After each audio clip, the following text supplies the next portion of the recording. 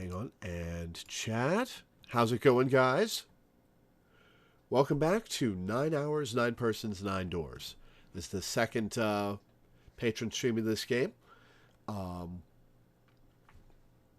going to be picking up where we left off. If I can... There we go. Okay. Recap of last stream for those who need it. Okay.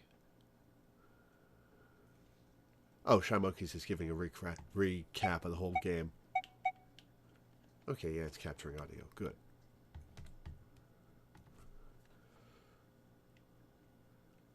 All right. Let's continue.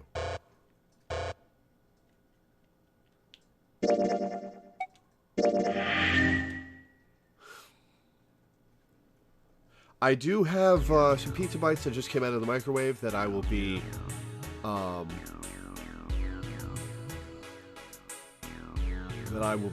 taking a break to eat once they cool off, but that'll only take me like a minute.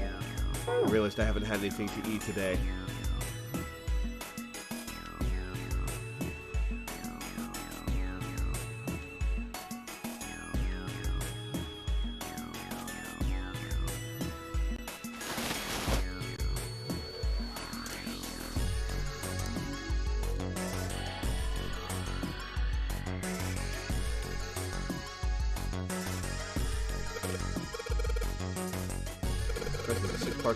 Mannequin, so the ones we've got must be for Lucy, right?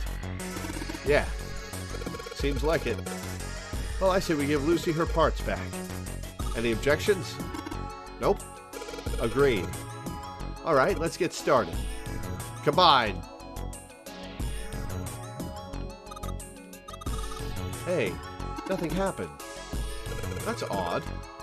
Maybe it's the wrong weight? Weight? Yeah, well, you know how there's a scale on the side of the bed? Maybe. We need to get the scale to a specific number. How are we going to do that? I think we're supposed to swap her body parts with John's. Oh. Let's give it a shot. According to instructions, the screen will display 2 medical mannequins. You can switch their body parts by selecting the part you want to switch out. There was a chart that said which parts were which.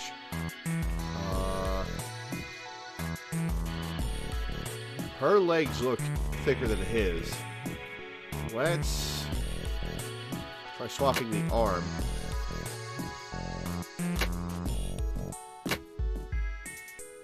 Try swapping the torso. Oh, not quite. Not quite.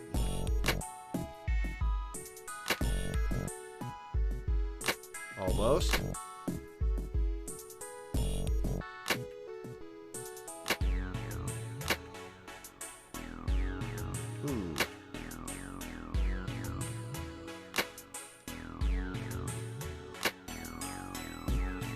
Oh, that's close.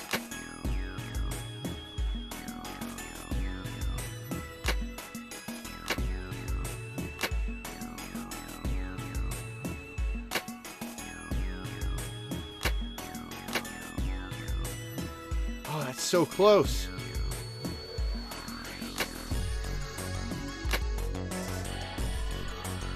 It keeps going to 52.2 and 52.3. God damn it.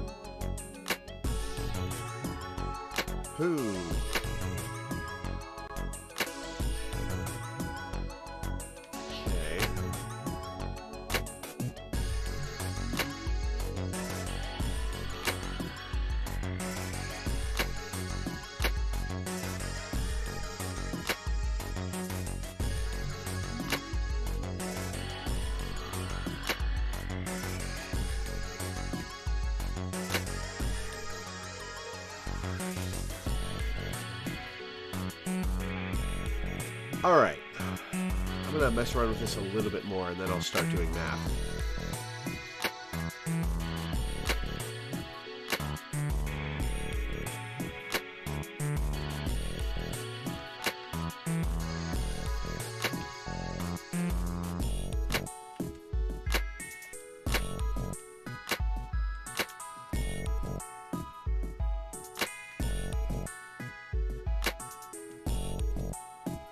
gets so close.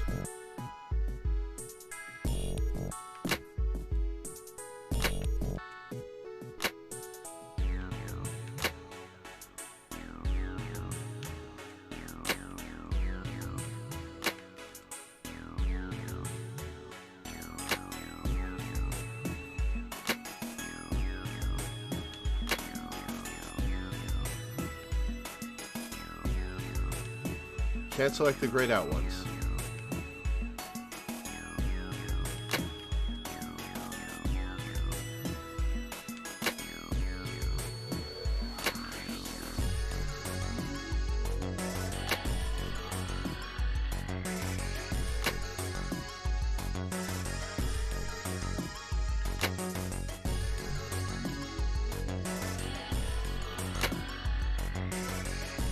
It keeps getting so close.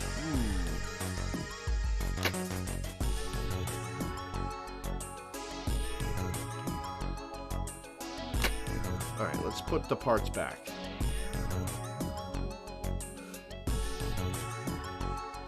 Swapping the male leg to the female leg drops it by 0.4 kilograms.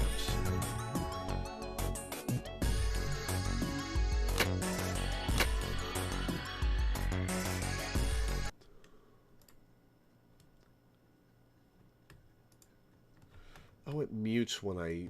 Okay, hang on. Leg 0.4 kg. Arm, stomach, chest. Okay. No, not aim, arm. Taking notes.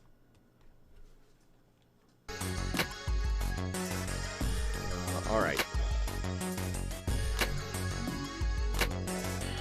Stomach is 0.6.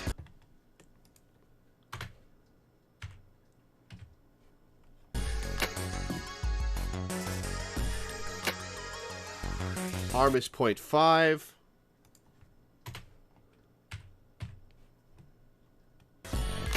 And chest.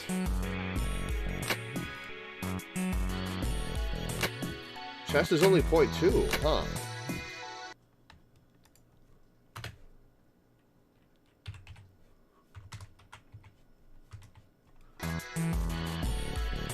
All right. One sec.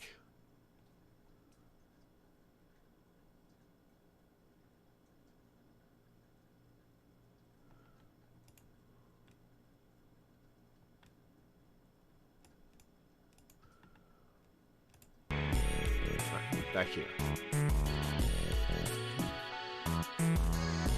Okay, so we've got a difference of 1.9 kilograms. Swapping the stomach is a difference change of 1.2 plus 1.7.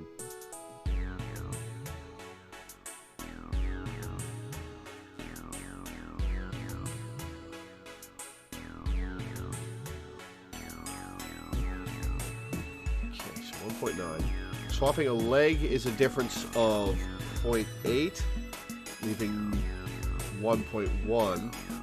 Swapping the chest is a difference of 0.2, leaving a difference of 1.5.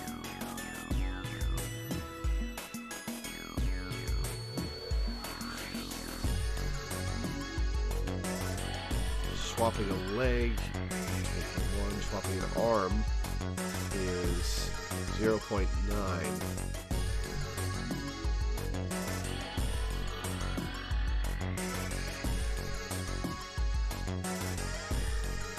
There's a difference of 1.9, but all the swaps are change that by a multiplier of 2, so it has to be an even amount.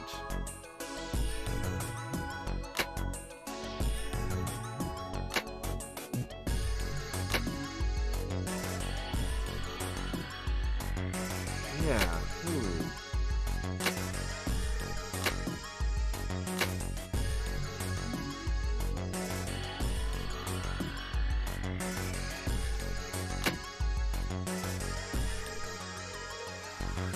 how do I do this if it's physically impossible to do this? Alright, I'm going to eat my pizza bites while I think.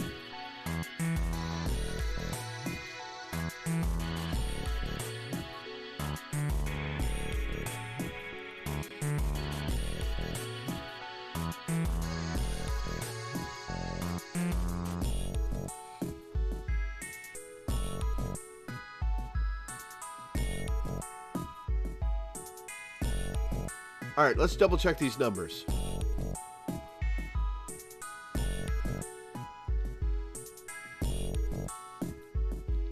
Okay, chest. Changes by... Oh, you can change the heart too. Ah.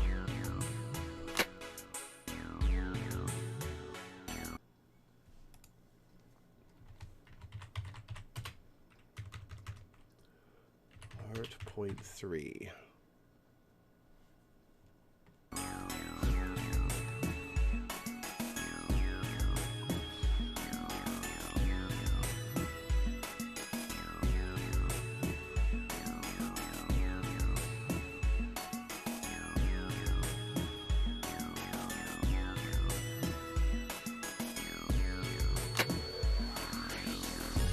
That still leaves the problem of it being an odd number difference when I can only have even numbered chunks.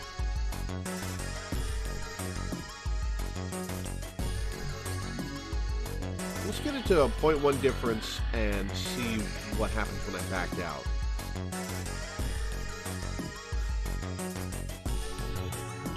Alright, so stomach is 1.2 and heart is 0.3.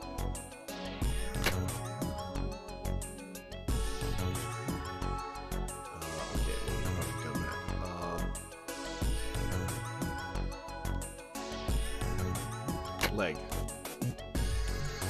Alright, so 2.2. Let's back out. No dice. I think we knew the weight of each part, we can figure it out. Well, I know the weight of each part.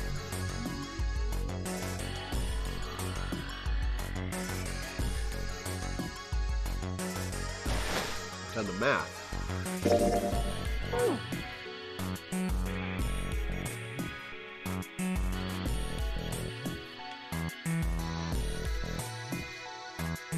There was a diagram in this preparation room.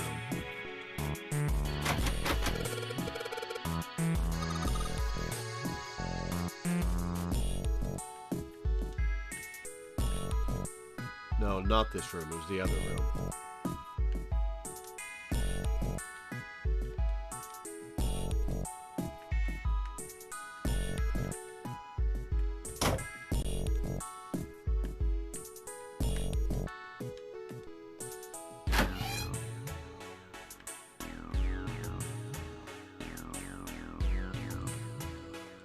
There's a diagram here somewhere.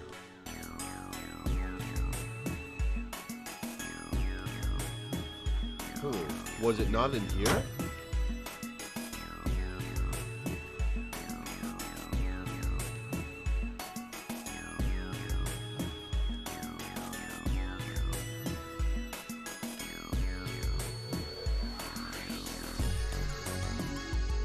It's a scale.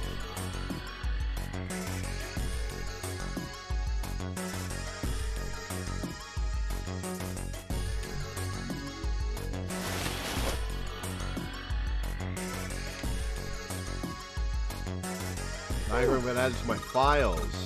Okay. Okay, are you looking at that medical record? You have to use your hints or we're never going to figure it out. You're right, maybe I ought to take a look at that thing. Which was what I was just about to do. Oh, that's the calculator.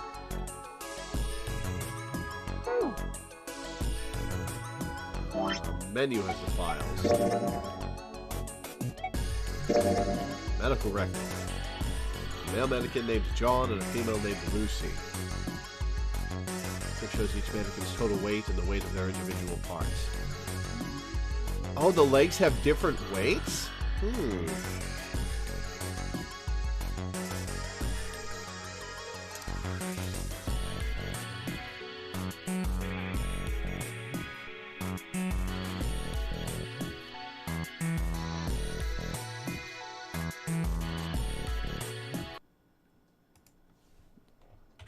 Left leg, 0.4.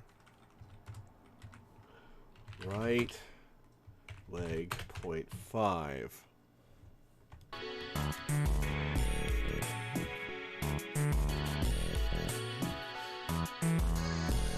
They have these weights backwards.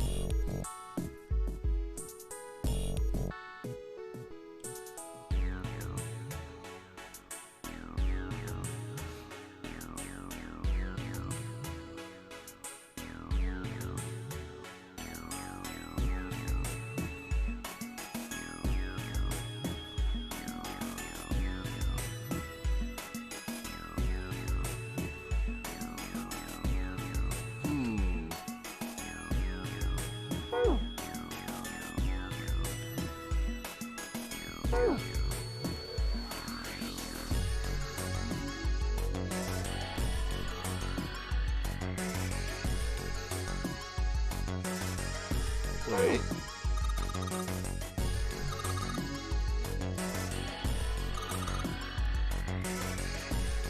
21 minus 21 is 30, so then that means the head and arms are 30 kilograms. Head and arms are 30 kilograms, huh? Okay, well that's a hint.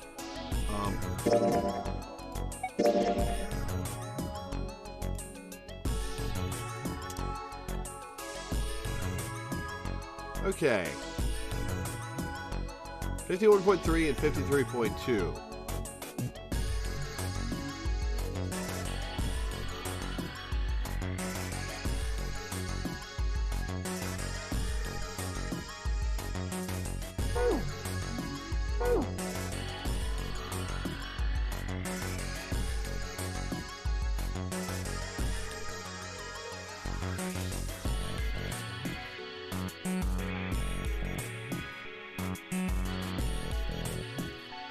Huh. These are not the weights in the diagram. Let's swap. Aha! Hey, Junpei, I just heard something. It came from John's operating table. We better check it out. Right, before I do that, I'm going to finish my pizza bites.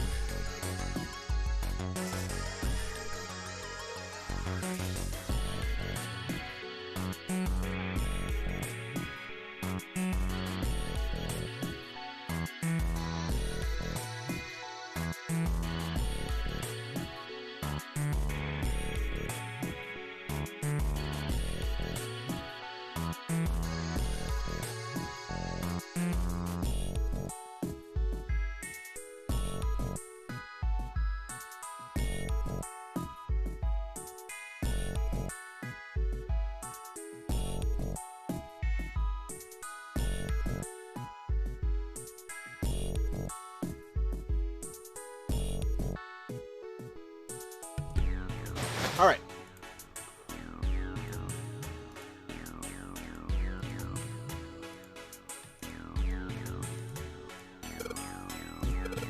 Huh?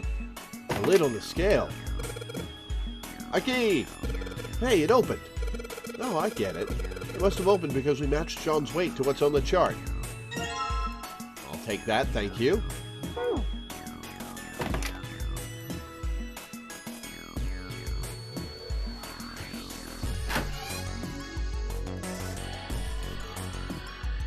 Hey, hold on. What's up? Junpei stopped, about to put the key into the door. What's up? Where's Clover? Oh, uh-oh. Junpei turned around. Clover was nowhere to be seen. God damn it. Where the hell did she go? Okay, just hold on a minute. I'll go get her. Sure thing. Junpei left Seven at the door and headed back to the operating room. He found her standing next to the operating table. She was staring at the mannequin. Clover, what's wrong? Come on, let's get out of here. She's thinking about her brother, or boyfriend. I can't be sure whether he's actually her brother. She didn't respond. If she hadn't been standing up and breathing, Junpei might have thought she was dead. What are you doing? Did you want to come back here and say goodbye to John? It wasn't the best joke, but it was something. An attempt to lighten the mood. Clover didn't laugh. She stood stock still and said nothing. Clover, can you hear me? Perhaps it was something he'd said, or perhaps it was something else. Suddenly, her mouth opened. She whispered in a dry, dead voice. My brother might be dead. That's the big question, isn't it? Huh? That's why we couldn't find him. If he's dead, I'm going to be next. Why do you think that? Suddenly, the operating room felt very, very cold. What are you talking about? What's wrong with you? He gave her a small shake, but she still didn't respond. The silence grew heavy. Let's just get out of here. We've got the key. Let's use it. That cool with you? Yeah. Clover nodded, almost imperceptibly. Still, Junpei was glad to see she was at least somewhat responsive. Then it's time to go. He put his hand on her shoulder, guided her to the preparation room. As they arrived at the door, she suddenly stopped. Sorry.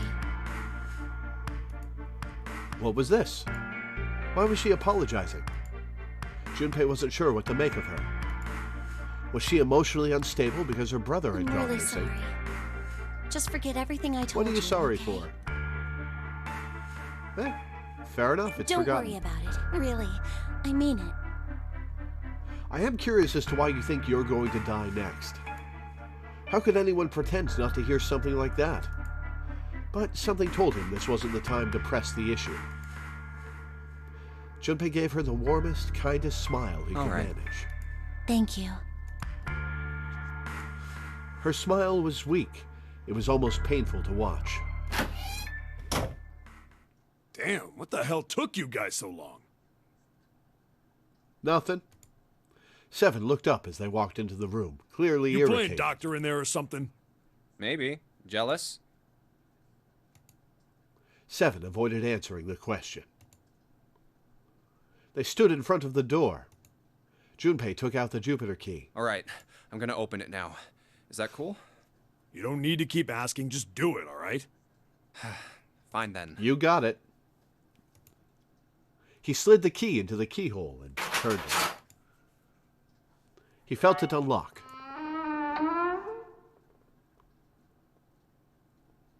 The door opened with a soft, melancholy creak. Beyond it lay a simple white hallway. There was no fanfare or confetti. Obviously, there was no one there to applaud them. They simply walked through the door. That was it. Well, this is an ominous speech about a door. Let's get going. Hey, man, what's up with you? You're so serious, you know? Can't you sound more happy, you know, get a little excited? I was cracking jokes earlier. Not really. Junpei turned away from Seven and took his first step down the simple white hallway. My brother might be dead. I'm going to be next. Clover had told him only a few minutes before that her brother was probably dead, and she was likely to follow him. Like hell I can. Not after hearing something like that.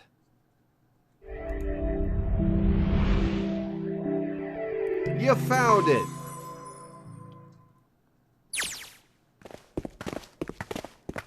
They left the operating room. The hallway took them around several corners and past several doors, but they were all locked. There too, huh? Every door in this place is locked up tight. How about that one? The final door was hidden in a corner of the hall. May as well give it a try. Junpei grabbed the handle. As he made to push it open, a voice stopped him. The voice came from behind him and belonged to neither Seven nor Clover. Jumpy! Oh! Huh? He spun around. He saw someone running toward him from the other end of the hallway. There were 3 people coming toward Junpei and his companion. June? And Santa. And Lotus, too. They pulled up short in front of Junpei, breathing hard. Oh! What the hell is this? It's us. Again. What do you mean? What are you doing here? What? But we didn't... Before he could finish, Hey Clover guys, spoke. could you come take a look at this? She was standing near the end of a small hallway that branched off to the right. The rest of them ran over to her, curious as to what Look she'd on the found. wall here. Is it portraits of us? There was something on the wall at the end of the hallway. A map of the ship's interior? Oh, a map. It says Nice. C deck. So it's the map for this floor then? Door 7. And... Door 8. Yep, they both eventually end up at this hallway. What was that room you guys had to go through? Interesting. So I'm guessing we're going to go down here. In fact... Yeah, isn't that what I said? We aren't going to be split up permanently till we find door 9.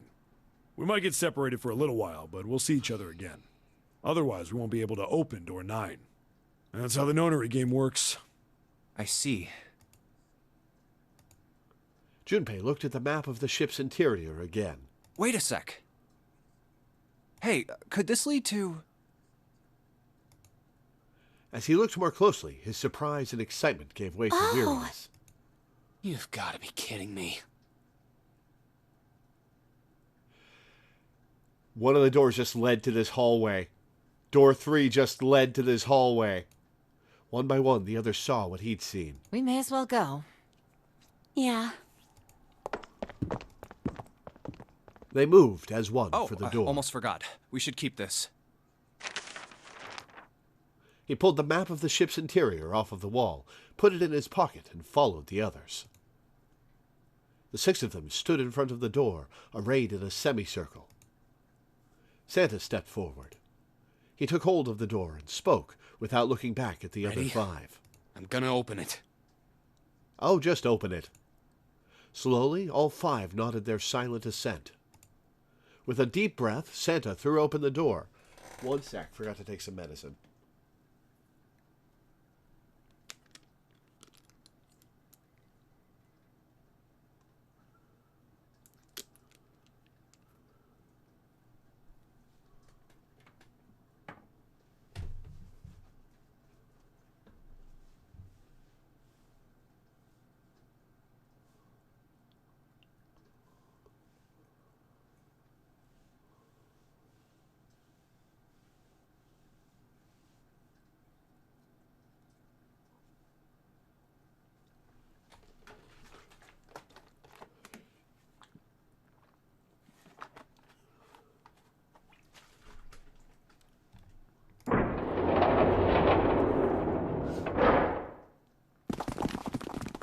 Not much throwing in that animation.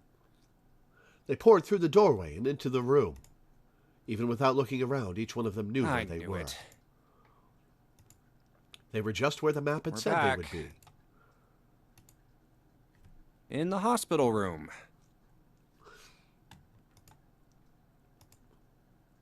I see. I believe I understand what you're saying. Oh, he's back. The 6 of you split into 2 teams and went through doors 7 and 8. You solved the puzzles in the operating room and the laboratory, and then met one another in the hallway after opening your respective locked doors. He looked like anyone might after only just waking up, and it seemed that his brain was working as well as ever. He had managed to grasp, summarize, and understand each At any team's rate, report. I feel a bit silly for my little show of altruism. I know I said I was sure you'd come back for me. I didn't think it would happen so soon, though. Ace shook his head with a rueful smile. Well, we saw each other again and we ain't dead, so I say that's good enough. Yeah, but only 5 of us can proceed from here, and there are 7. 7 Anyway, smiled. I say we get out of this creepy old place. We found the key we need. Oh yeah, we found a key to the elevator, I The think? key? Ain't that what I just said? I'm talking about the Jupiter key. We found it in the operating room. Right, Junpei? Yeah. Oh, Junpei the nodded. solar system keys. We found a couple more in the laboratory in the kitchen. Oh, which ones did you find? Here, the Earth key and the Saturn key card. Nice, well this is moving us forward. And with that, she pressed them into Junpei's hand. The metal key had the Earth symbol on it, and the key card had the Saturn symbol on it. I might lose it. It's probably better if you hold on to it. That way it won't be my fault if it gets lost. Oh, real nice. Yeah. Lotus. On it. Junpei felt slightly less than Now all. we have 3 keys that we haven't used yet. Yeah. The Jupiter key that we found in the operating room. The Earth key that Lotus just gave me. And the Saturn key card that Lotus said was in the kitchen. Junpei tucked the new keys into his pocket. June spoke up. The Jupiter key is supposed to be for the door at the end of that long, straight hallway, right? Yeah. If the map's right, then it connects to the central staircase. Then, next to the stairs, Wait! They were the first words anyone had heard out of Clover in quite some time. Her face suggested they weren't going to be very What happy about words. door 3? Oh, right. Oh, that wasn't door 3 we came look, back through. you saw the map, right? It's the same as 7 and 8. Just lead us back to the big hospital room. Yeah, but there might be a key in there. There's no point to seeing what's on the other side of that door. Unless there's There a is key a in there. point. At least there is for me. There were tears in her eyes, but she glared at Seven as hard as she could, just the same. She looked very much like a frightened puppy. There wasn't a man alive who could have resisted those eyes. Seven looked everywhere in the room except at Clover and muttered and coughed apologies under his breath. Yeah, you're right. I'm sorry. Snake might be on the other side of door 3. Clover nodded once. The next person to speak was Ace. Very well. I'll be coming with you then. I've had a nice long rest. I think it's time I was up and about again. So, Seven, you'll help me, won't you? All right, the digital route. Clover is 4, Ace is 1, 7 is 7. So, 4, 1, so that's 12. Okay, so the 3 of them go in door number 3. Huh? Me? Junpei did the calculations quickly in his head. 4 plus 1 plus 7 equals 12. 1 plus 2 equals 3. It looked like 7 was doing them too. At last, he gave up. Well, I guess that's how it's gotta be. So I'm going with you, huh? Yes, you are. All right, let's get moving. And so it was decided that Clover, Ace, and 7 would discover what lay beyond door 3. Okay, we're heading out. Be careful. Whoa, Didn't think I'd be hearing that from you, Lotus. Don't let it go to your head. I'd be in trouble if the three of you bought it. The rest of us can't open the 9 door. Ah, the truth comes out. 7 nodded, as if this answer made much more sense, and pulled the lever on the red.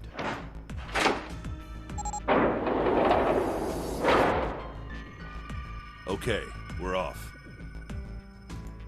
The door opened, and Ace, Clover, and 7 jumped through it. 6, 7, 8. After exactly 9 seconds, the door closed noisily. All right, we should get moving too. Or we can wait for them. Get moving. Where are we going? Everyone except Lotus seemed rather Well, it confused. would be a waste of time to just sit around, wouldn't it? You know, I suppose that's true. 7 could lead them back to the place we need to go. But we are going to wait for them, Lotus. You said it yourself, we need them. Also, Let you're me an explain. asshole. Oh, I get it. We're gonna see if we can get anywhere interesting with the Jupiter key. Yes. If we're lucky, we might find Snake. They were at the end of the hallway, lined by individual hospital rooms. And here's the Jupiter symbol on the keyhole. All right, Junpei, open it if you please. Yeah, on it. Yeah, sure.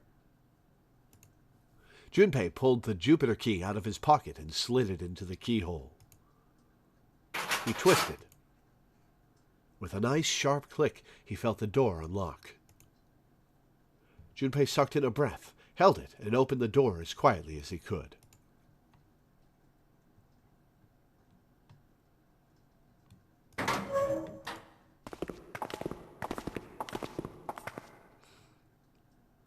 Inside was exactly what he expected to see from the map of the ship's interior. They were in a tremendous hall, almost like a ballroom, with a massive central staircase. Great, back to the beginning. You sure this is a good idea? Well, there was an Earth door. What do you here. mean? Well, we already searched every inch of this room, didn't we? I'm asking you if there's any reason we came back here. Of course there's Of course a reason. there's a reason. Man, sometimes I can't tell if you're smart or just lucky. Wow, you don't have to go in on him. Huh? Be nice. This. Junpei pulled 2 things out of his pockets. The Saturn key card. And the Earth key? I'm lost. Santa cocked his head to one side, like an inquisitive bird, and looked at them. After several long moments, during which it became apparent that Santa had no idea what the cards meant, June took pity on Don't him. you remember, Santa? On C deck, where we are now, there was a big elevator behind the stairs, remember? And next to the elevator, there was a card reader with the Saturn symbol on it. And on A deck, on the door to the left, there was a keyhole with the Earth symbol on it, I think. So the 2 keys that Jumpy has? Should let us use the elevator and the door on A deck. Huh. Welcome to the Yes, present. that's right. June smiled, pleased with herself. So All did right, Santa. I got it. Let's get started then. What do you say we split into 2 teams? Lotus and I will search the Earth one, so you 2 can search Saturn, all right? All right, fair enough. Glad you want her Sounds company. good. Then you guys should take this key. Junpei handed the Earth key to Santa, but not to Lotus, who I don't trust with it. They decided that their initial search We should have be no brief. idea what's on the other side of these. So don't go too far. Just search for 10 minutes and come back. Plan decided, the 2 teams split it up. That's not grammatically correct. Junpei and June headed for There's the a elevators. card reader next to the left elevator. Then let's try out the Saturn key card. A light on the upper left corner Great. blinked to life. It looks like it's working now. All right, now how do I call the elevator? With the button, presumably. There was a single button to the right of the elevator door. Oh, It only has the upside-down triangle on it. We're on A deck, so we can only go down. I guess there's no up button. Well, we may as well try pushing this one. The door slid shut, and they heard the grinding of the motor as the elevator car moved down. Oh, we're on the bottom. We're on C deck, right.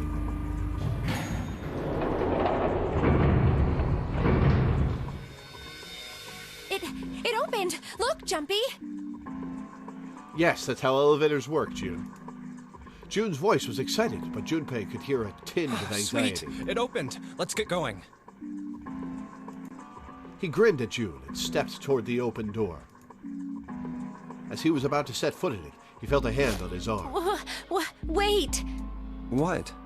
I'm not really, I just, oh gosh. I'm still suspicious of you. You could be trying to stop me from leaving the others behind if there's no way to come back from this.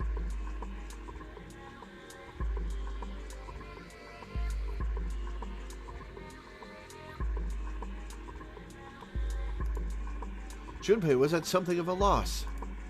What could she possibly be so frightened of? June was probably afraid of. They could only go down. She was afraid because the only elevator button pointed down. That meant, of course, that the elevator couldn't go any higher than the floor they were on.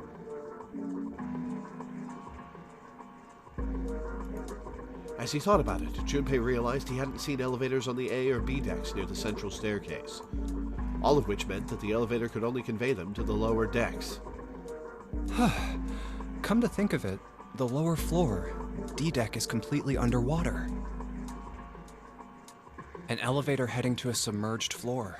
That is pretty scary. Hey, wait a minute. This elevator came up from somewhere under us, right? It wasn't full of water. Well, yes, I guess it did. It didn't open right away after you pressed the button. There was a motor noise like it was moving, and then it opened. Yeah, exactly. Yes. So, take a look inside. Junpei jerked his head toward the interior of the elevator. It's not wet at all, is it? The walls and even the floor are totally dry. Oh, you're right. They are. She looked around the elevator, slightly Well, embarrassed. let's test it. Test it? Yeah, watch this. Now, Watch this, presses the I'll just elevator put button. one foot inside the elevator and look over at the buttons. Oh, there's only two. E and C. E and C deck. Okay, so we can come back up to C deck. But it's E deck. Is E deck not flooded? D deck is flooded, and I guess it didn't go down to E deck? All right, I'll push E. He pushed the E button and jumped out of the elevator. The door slid shut, and they heard the grinding of the motor as the elevator car moved down.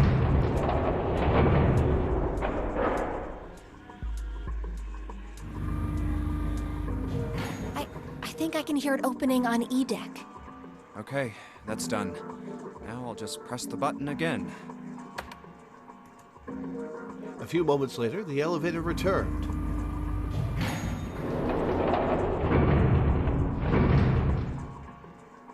Yep, not a single drop of water to be seen.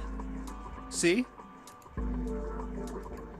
Junpei couldn't resist puffing out his chest just a little bit. Big Man pressed an elevator button. June, however, still looked confused. What does that mean? How can E deck be safe if the D deck is full of water? Probably sealed off. Here's what I think. The elevator shaft and E deck must be watertight and separated from wherever the ship's been punctured. Here, let me show you. He pulled out his notebook and pen and sketched out a rough illustration. I see. So is that why the ship hasn't sunk? The shape of the inside keeps it all from filling with water? Yeah, I think that's what's going on. Junpei continued talking as he closed the notebook and slipped it back into So I'm his gonna pocket. go down and check it out. You stay here, all right? Are you sure you want to do this alone, Junpei? Splitting up from the group is not the best plan. But Come on, just do it, all right? He gave June's shoulder a reassuring squeeze, then hopped onto the elevator. He pushed the E button, and the door began to close. June looked worried, her eyes darting back and forth as if she was trying to make a decision, when suddenly she jumps into the elevator. I'm coming with you. Huh? At the last possible moment, June dashed forward, turning sideways just in time to slip through the gap between the closing doors. Wait! Junpei jammed his finger against the open button, but it was too late. Oh, crap. It closed. The door had shut. He and June were in the elevator, and it was headed down to E deck. He was so surprised by June that he didn't even have time to think about what awaited him on the E I deck. can't just let you go alone, you know. We're also supposed to only be gone for 10 minutes. We've got to go down and come right back. Jeez.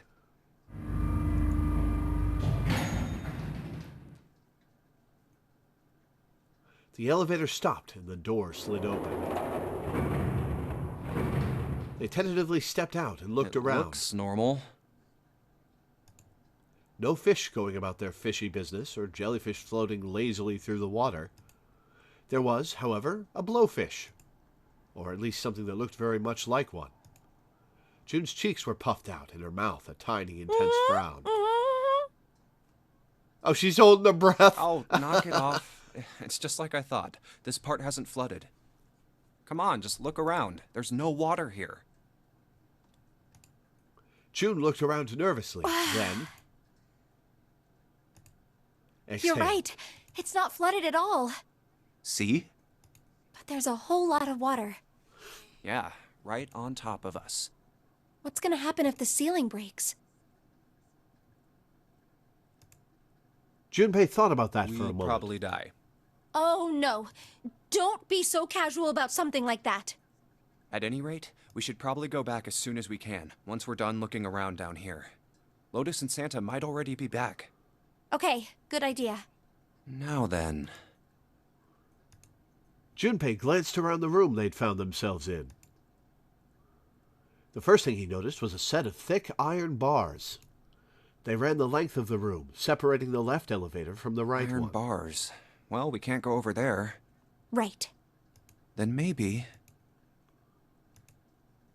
In the corner of the room that housed the elevators, Junpei found an opening. He walked up to it and stuck his head around the corner. It looks like there's a long straight hallway down this way. The number 6 door. We're missing 2, and we're missing 9. Okay. Something's written on the door at the end. Wait, is that... Let's check.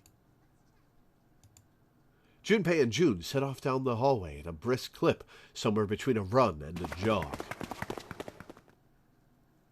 Before long, they found themselves in front of the door. On it was a number written in bright red paint. I 6. knew it! This is a numbered door. And indeed, there was a red bolted to the wall right next to the door. But we can't do anything with only the 2 of us. We gotta go back and meet up with the others anyway. We better head back and let everyone know. Yes.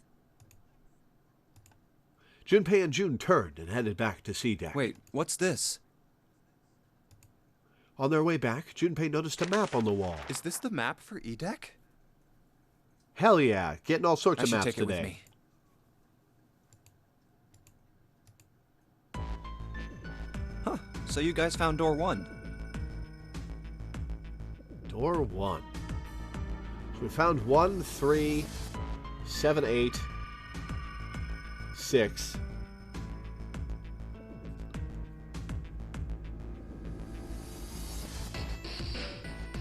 What was the first door we found?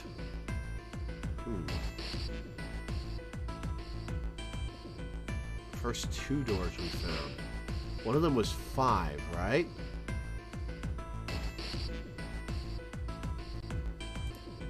They'd met back up with Santa and Lotus, who had explained what they'd found. Apparently, there was another numbered door on A deck, just like the one on E deck, beyond the door that the Earth key opened. According to Santa and Lotus, there was a 1 on the door. So now we've located 2 new doors, the 6 door and the 1 door. You know, it is interesting that E deck wasn't flooded.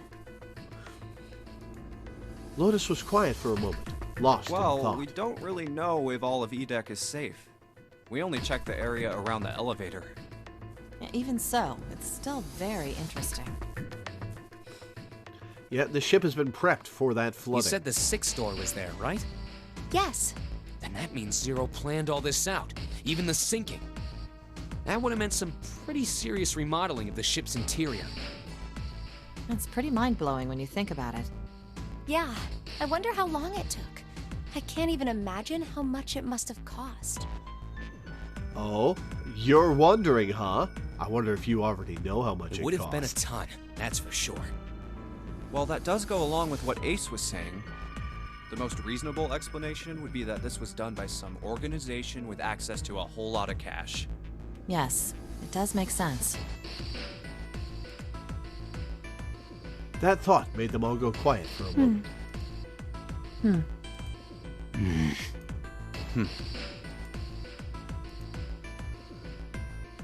June bit her lip while Lotus sighed softly to herself, and Santa cracked a stiff neck and stared off into the distance at nothing. Ah, now I have to do mine. Ah, that's better. Yeah? I don't think it's a very good idea to stay here. June looked up at Junpei with large, pleading yeah, eyes. you're right. Ace and his team might be back already. Well, Junpei and I should be able to open door 1. Huh? You guys leaving me behind? 8 plus 6 plus 5 equals 19. 1 plus 9 is 10. 1 plus 0 is 1. Just kidding. All right, let's go. Lotus's words were all the impetus they needed. Back to the large hospital room they went.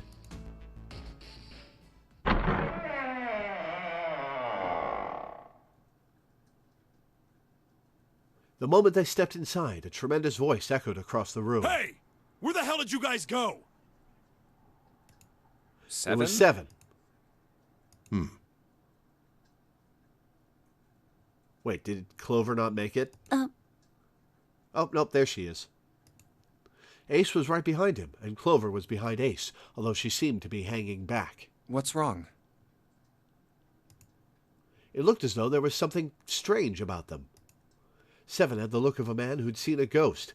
Ace was just as pale, and Clover looked as though she was only moments from passing out entirely. For a long moment, they simply stood there, looking at one another. Junpei looked around nervously, waiting for someone else to speak. No one did. He looked at 7. What happened? What the hell kind of question is that? Well, you sure are acting like something happened. 7 was trying very hard to be angry, but something had shaken him hard. His shoulders were trembling, and his voice was strained. Snake was... Oh, you found his Snake body, is- huh? 7 couldn't finish.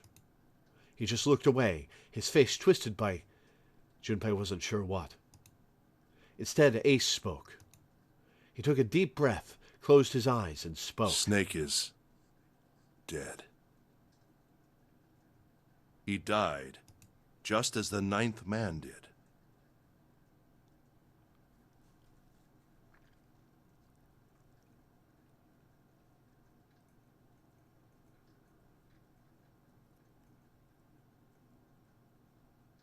Okay, so... we were all split up.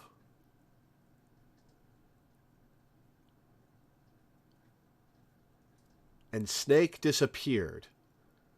We were all split up looking for the parts for the Reds, and Snake disappeared.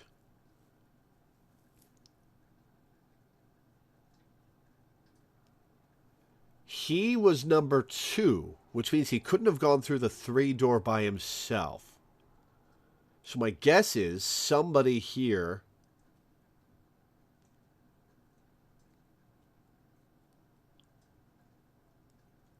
helped him open the door and then shoved him through. Or he couldn't make it to the dead in time. Or he couldn't have made it to the dead because everyone has to shut off the dead. A group of people. He can't survive by himself. So, what are the options? For door number 3,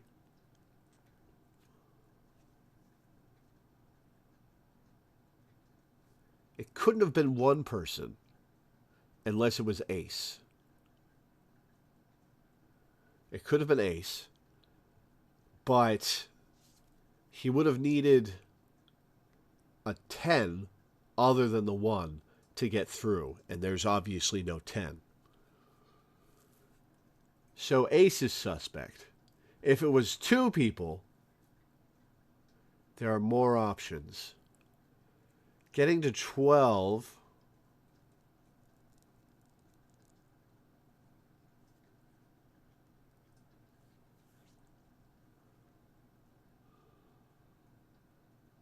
couldn't have been Lotus.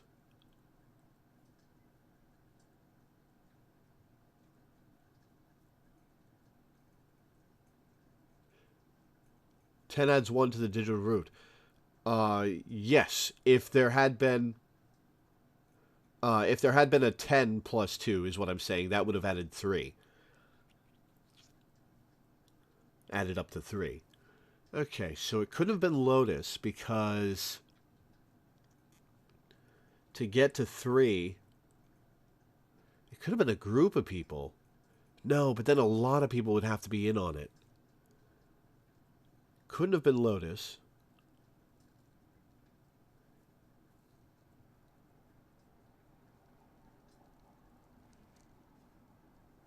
It could have been 7 and Clover. No, never mind. That's 13, not 12. I'm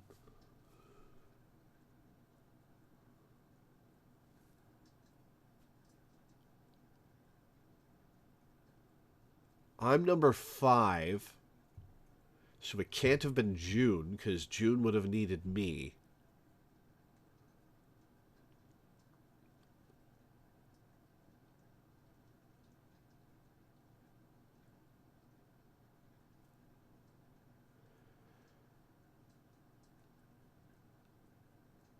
Santa is 3. 3 plus 5. It could have been 7 and Santa.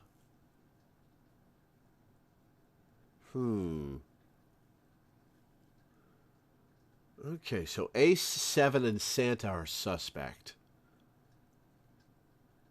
I don't think it was more than 2 people that killed him.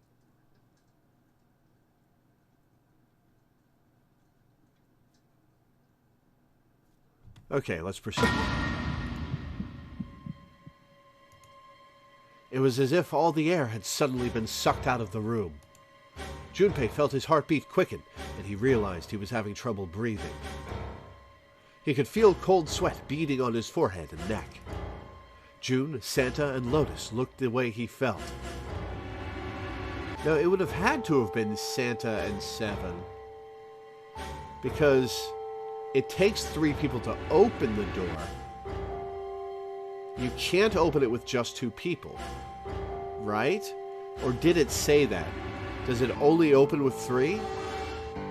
Or can you open it with 2, you'll just both die?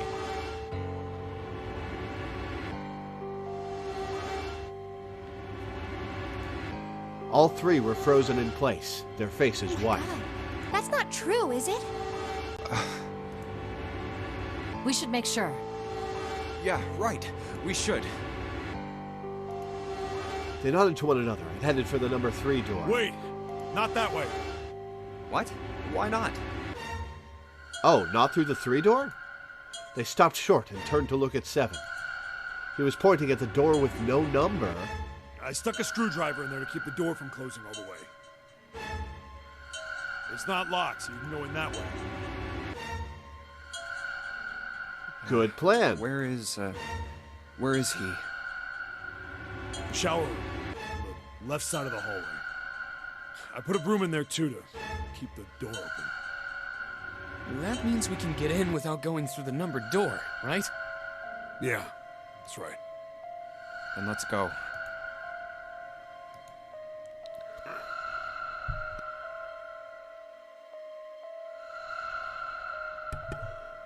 Their new destination clear, Junpei and his companions headed for the door with no number.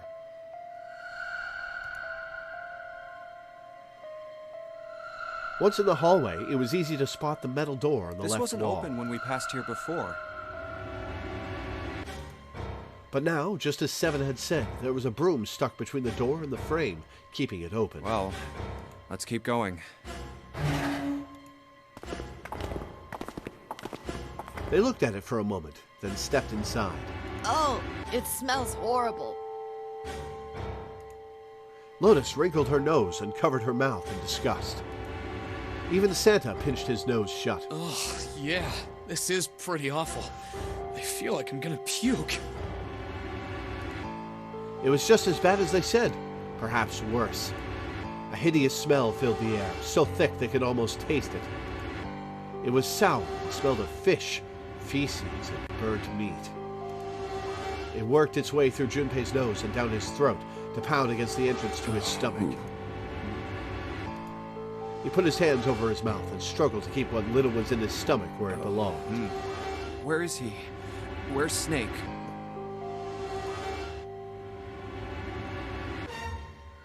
Someone wrote letters on the wall. LLR.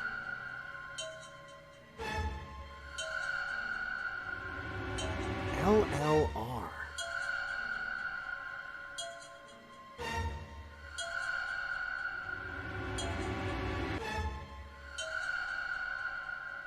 Leon, yeah. LLR.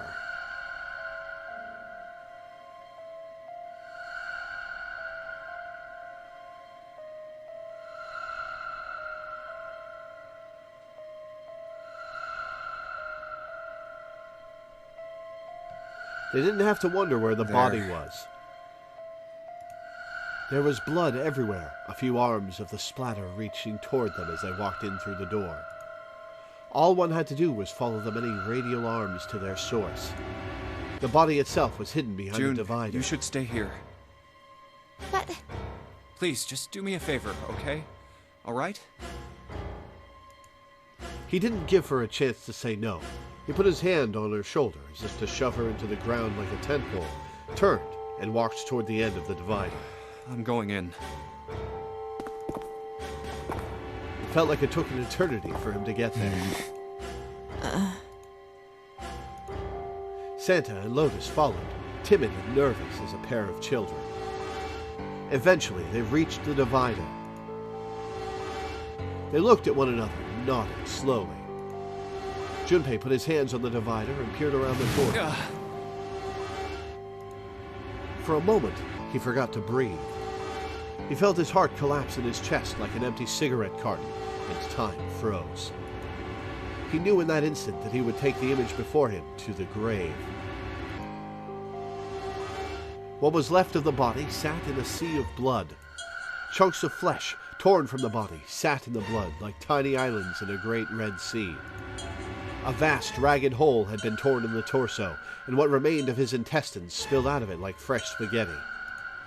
Smaller chunks of meat had splattered against the wall and become stuck there as they dried. Globules of yellowish fat had left trails like tiny slugs as gravity pulled them down the wall, even as they dried to it. Just like he said. Santa's voice was strained. Junpei suspected he was holding down some vomit of his Just own. like the ninth man. The detonator in his bracelet set off the bomb in his gut. It looked as though the explosion had been quite God. powerful. The bone is coming out of his left arm. Who wrote the letters on the wall? I can't imagine Snake survived this. It's definitely an open fracture. His legs were both bent in an odd, unnatural way, and his left arm had split open, exposing the painfully white bone of his ulna. His bracelet lay next to him. It seemed to have hit the wall hard enough to have shattered the display, which lay on the ground in pieces. Oh, the face. It's horrible. Yeah, you can't even tell who it is.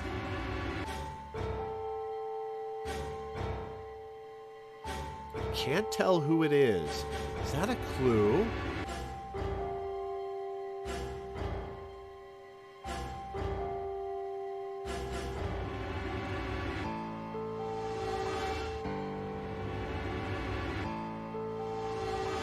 I mean, Snake could have gone back and dragged the ninth man here.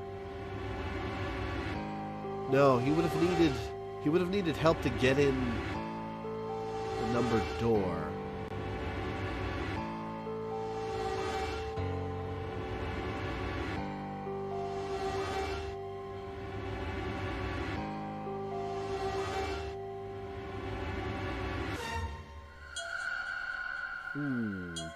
Alright, let's operate under the assumption that this is Snake. Half of his head had simply collapsed. The blood coating almost made it look like raw pizza dough covered in tomato sauce. Ugh. His clothes, too, were covered in blood. The burgundy tie, the white shirt, the jacket with the yellow piping, and the gray slacks. But the clothes are... They were all familiar to No Junpei. mistake about it. It's Snake. Lotus's voice was unnaturally deep and strained, and Junpei heard it catch in her throat.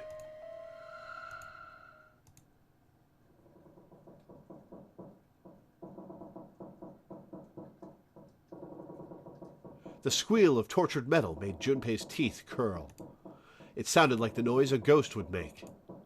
No matter how many times he heard it, he never got used to it. Every time it put him on edge. It didn't help that there was a girl nearby who looked far more like a ghost than a living human should. It was Clover. She sat on the edge of the bed, her head drooping listlessly onto her chest. Her eyes were blank and stared across the room at nothing. Her breathing was slow and mechanical. Aside from the rise and fall of her chest, she didn't move. Junpei felt as if even a nudge might cause her to shatter into 1,000 pieces. Snake was probably murdered.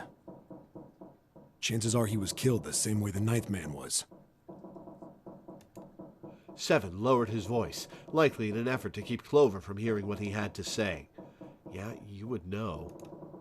There were 4 other people in the room with Junpei and Seven.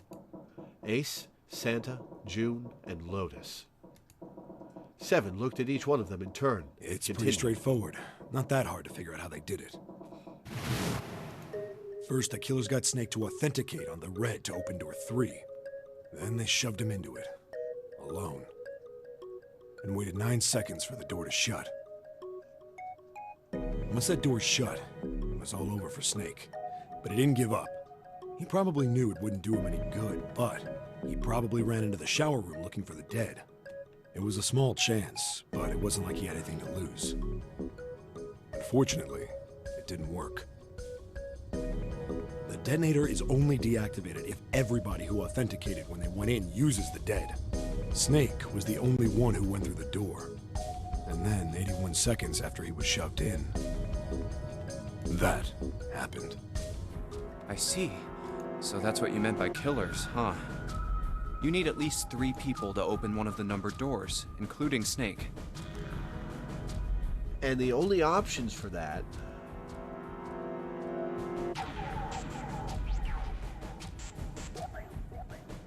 It could have been June and Clover, or it could have been Seven and Santa. But I'm very suspicious of June.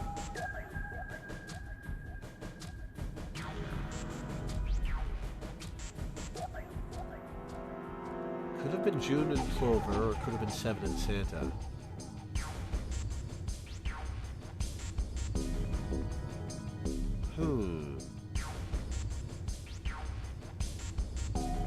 It wouldn't open for Snake and a single killer.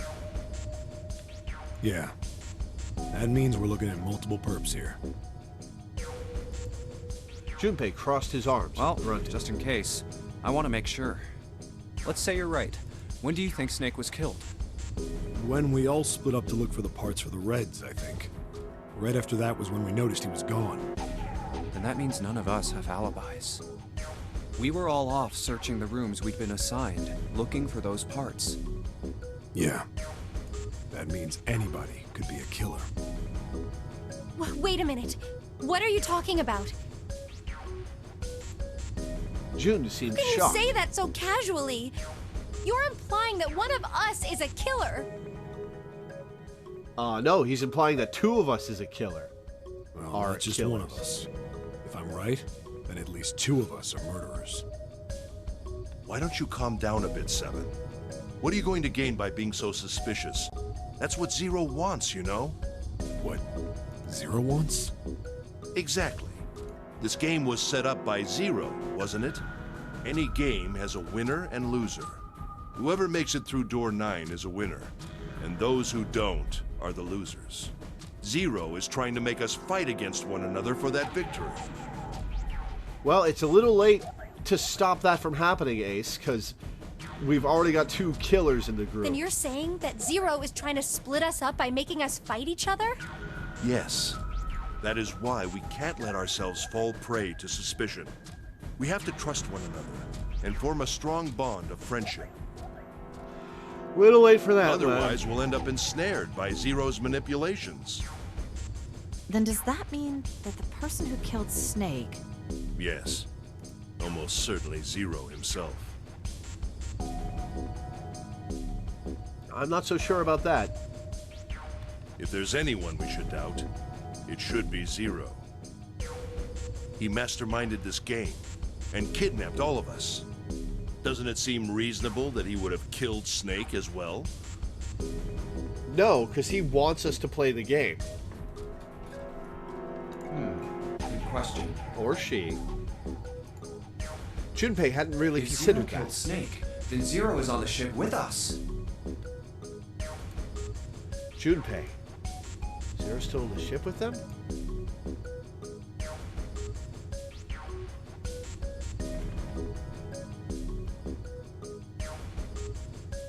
Got some corpses getting in the way of our social links here.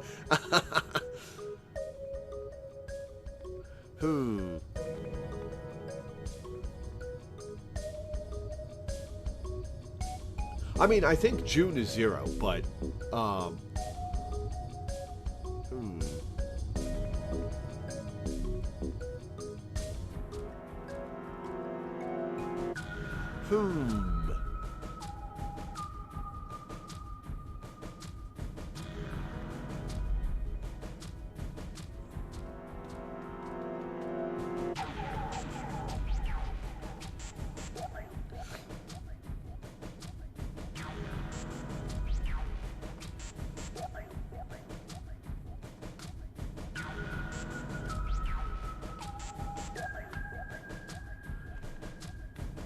I'm not sure Zero is on the ship with us.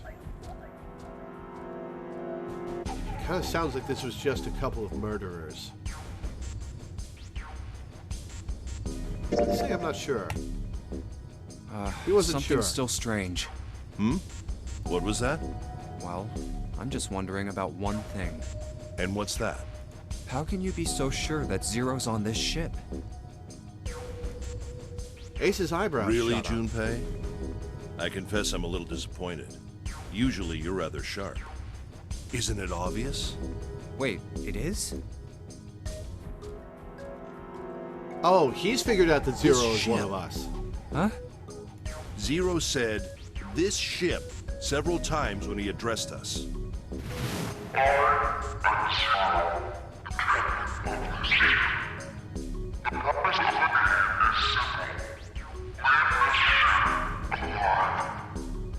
That doesn't mean anything. Like, I would call it this ship if I were off the ship, talking to people on the ship.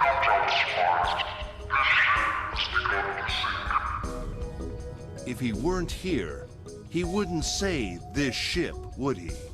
He'd be saying something like, that ship, or the ship. I suppose that's a little flimsy. I guess that makes sense. Ace's explanation made perfect sense. Junpei felt a little foolish that he hadn't seen it himself. Still, he was left with a question, and it was one of no small If importance. Zero's on the ship, where is he? Yeah, June, where is he? Suddenly, everyone went very quiet. The silence was cold and clammy, and Junpei could feel it crawling across his back and around his throat. Imagine that the phrasing was tighter in Japanese? That's a good point. Again, he heard the ghosting moaning noise. And moments later, a person who looked more ghost than human appeared. It was Clover. She looked at the floor as she spoke, and her voice was a cold monotone. I think Zero is One of us, right? Yep.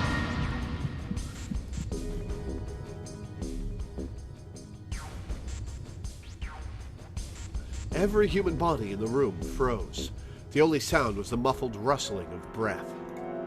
Eyes darted from face to face. One of those faces was the face of their jailer. But who? Was he one of them? That's possible. Well, that's possible. Huh? Like Clover said, Zero might be one of us. What are you saying, Jumpy? Didn't you hear what Ace said? Exactly. I said we shouldn't suspect one another for no reason. No reason. I've got a great reason. And what's that? The bracelets. He held out his left Why arm. are the bombs in our bodies connected to the bracelets? You're all thinking Zero's hiding somewhere watching us, right? If he's doing that, then he could just detonate the bombs by remote control if someone did something they weren't supposed to. It would be a lot more precise and a lot easier. But if that's the case, then why is the bomb set off by the detonator in the bracelet? Who?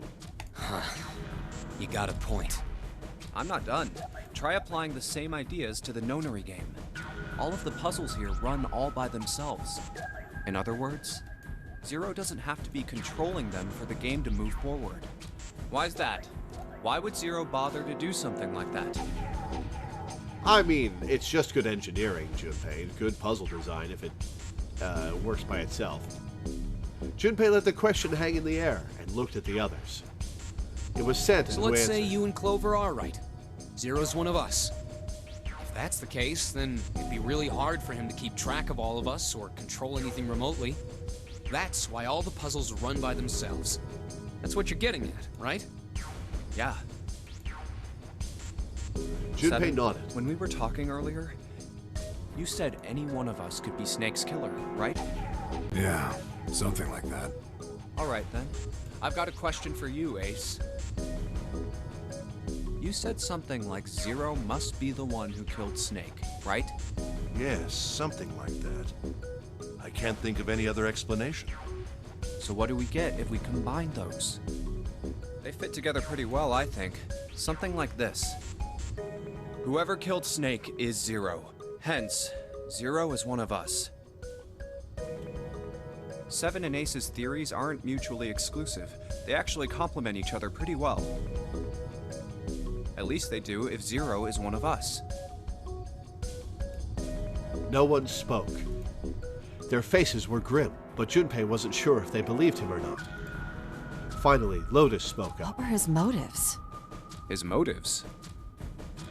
Yeah, why did he kill Snake in particular? Yes, isn't that pretty important? Why would Zero want to hide as one of us? Oh, well, that's because,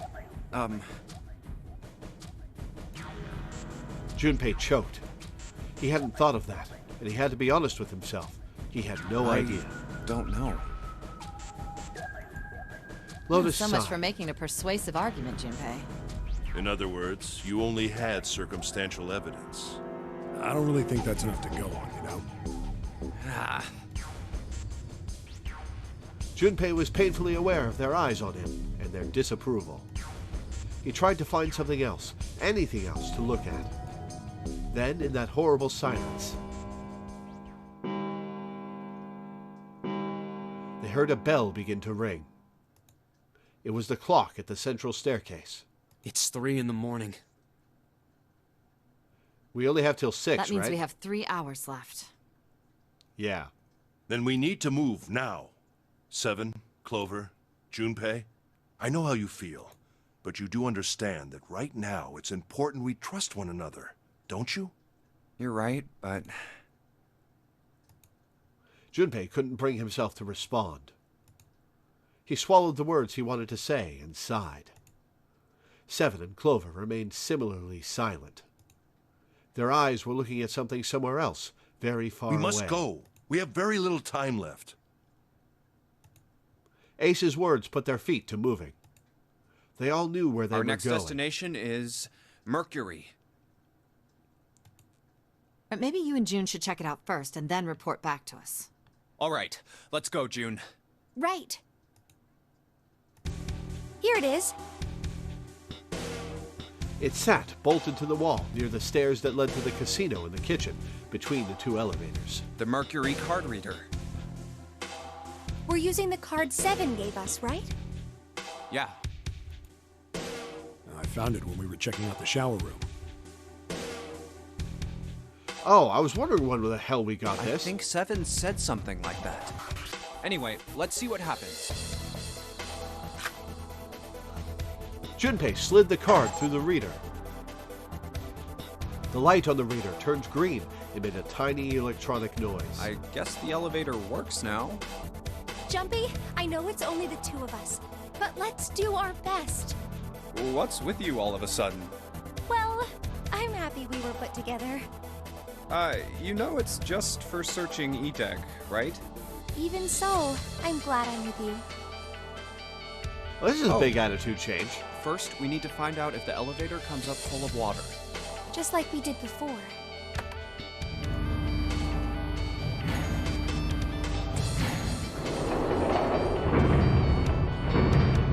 Nope.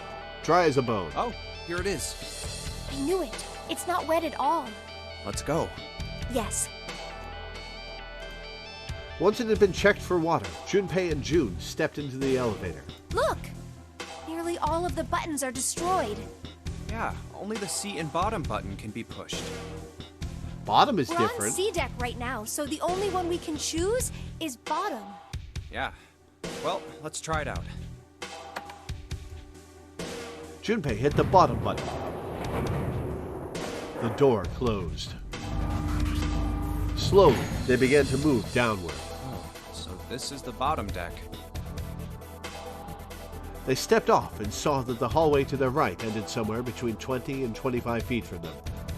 The hallway in front of them was a dead end. But not a regular dead end. Another Hey, numbered door, over right? there. This is a numbered door. Door 2. This is the 8th one we found.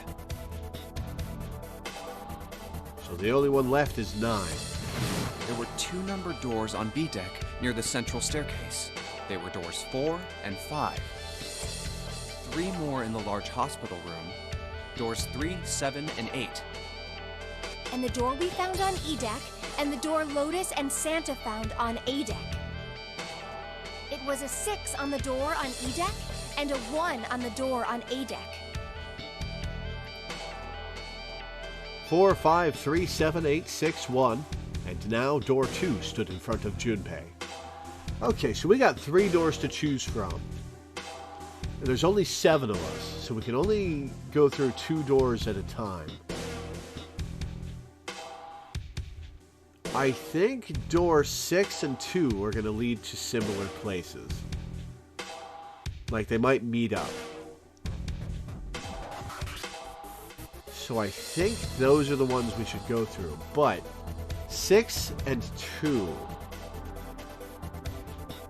Which groups of us will have to go through those? 6. I go through 6. 5 plus, let's see.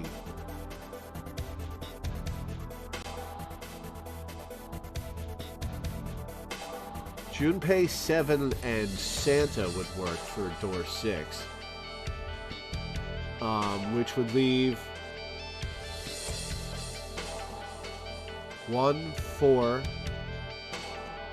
6, and 8. 14, 18, 19.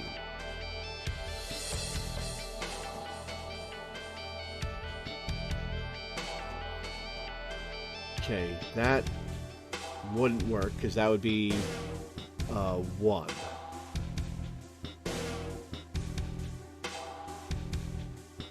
Okay, so Junpei into door 6. No, we'd have to go through doors 6 and 1 and then come to 2 later. So Junpei, Santa, and 7 would be door 6. And Ace, Clover, June, and Lotus would be door 1. Okay, so we're going through 6 and 1 first, I think. That means... Do you think the next door we find? Yeah, I think so. The next one's gonna be door 9. Despite himself, Junpei felt excited. There was something about that excitement that frightened him as well. Finally! Yeah. You don't look very happy about it, though. We're going to have to make a decision about who lives and who dies when we get to door 9. That. I just hope nothing goes wrong. You're right. We should keep our fingers crossed. Let's head back. Okay. He did his best to put it from his mind and headed back to C deck with June.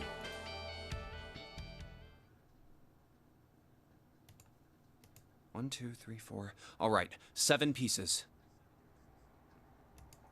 The pieces of paper they'd folded up lay on the ground next to Junpei's legs. Everyone had written on paper pulled from Junpei's notebook in an effort to pull together a blind Just vote. double checking, but everyone wrote their code name and a door number they want, right? Yes, just like you told us earlier. Can't believe we're voting here. Why had they decided to vote We that need to way? make the whole thing fair, blah-de-blah. This is a complicated plan, you know. Hurry it up, Mr. I have a brilliant idea. They decided it wasn't fair to simply ask everyone at once.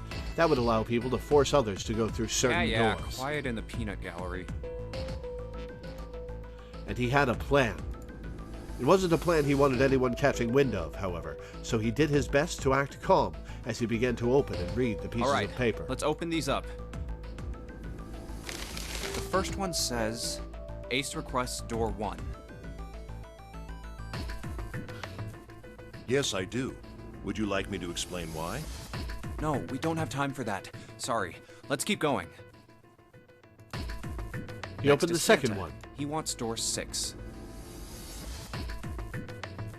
Yep, Junpei, Santa, and 7 are going to have to go through door 6. Yeah, that's what I wrote.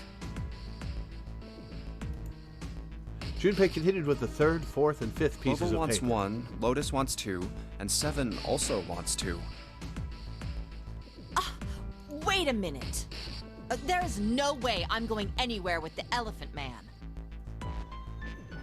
No, You there'd suck. be no point to the voting if we let people change their choices because of stuff like that. But... Just give it up, Lotus.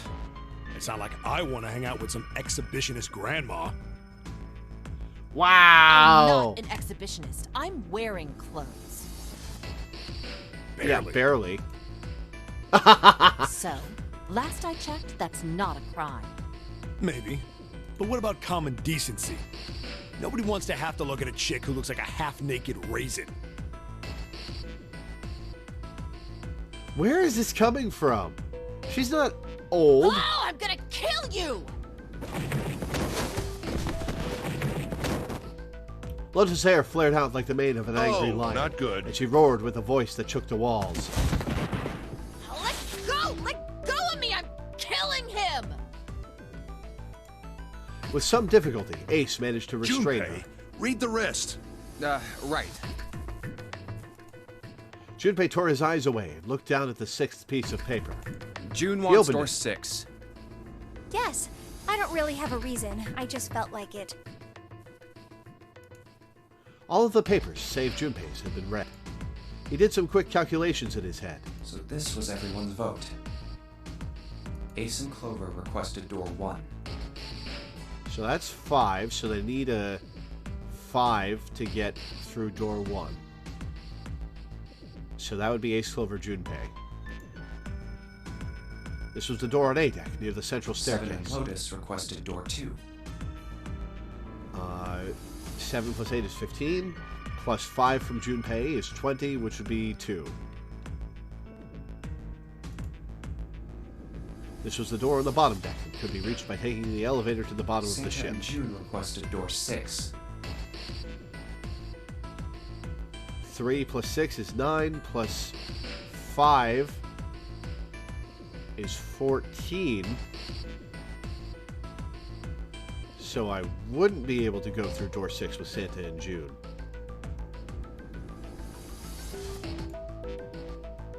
This was the door on E deck. It could be reached by taking the elevator near the central Then staircase the door I down. should choose is... It took him less than a second to run the numbers. He opened the 7th piece of paper Okay, and spoke. the last one is mine. I want to go through... Well, I can't go through door 6. Oh, someone should probably keep 7 and Lotus from killing each other.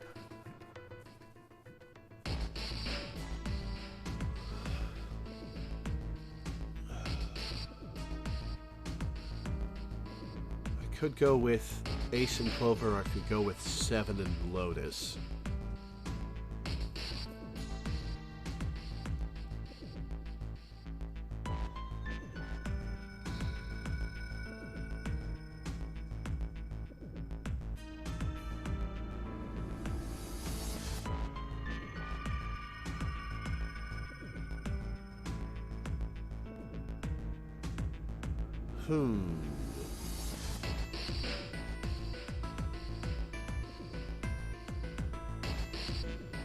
I'm gonna go with 7 and Lotus. Yeah. I haven't spent any time with Lotus, really.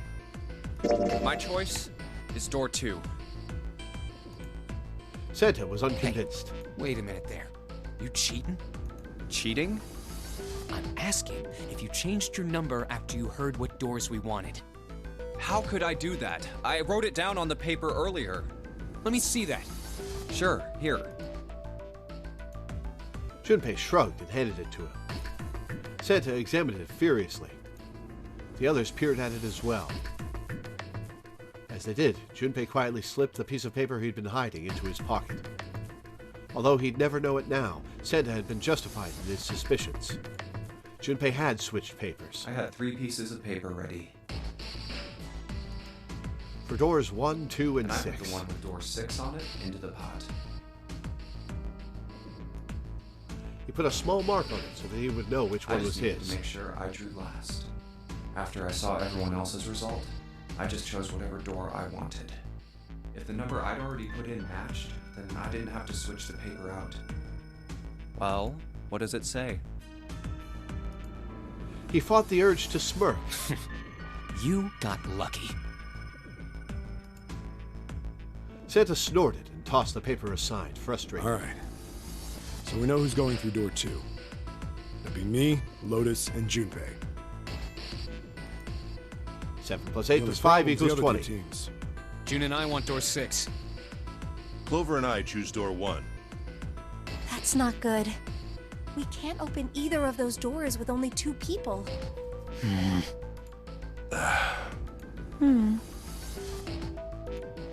Everyone was silent. Then, suddenly, Clover spoke, her face blank and cold. Why don't Santa and June go into door 1 with Ace? So 3 plus 6 is 9, plus 1 is 10. Ow! Ow, my knee. Huh? Well,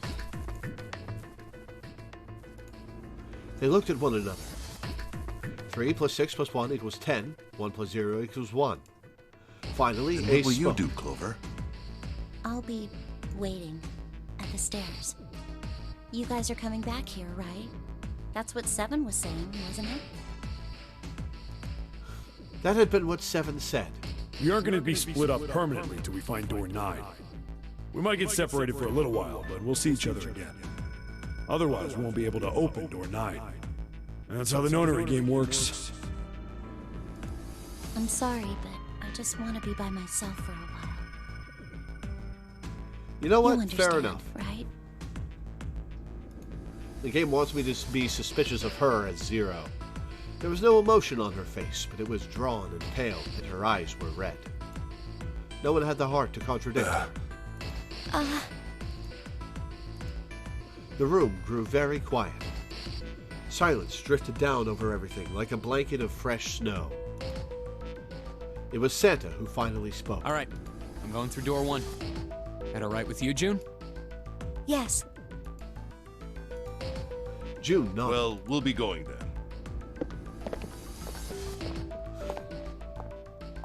Let's move too. Yeah. Right, let's go.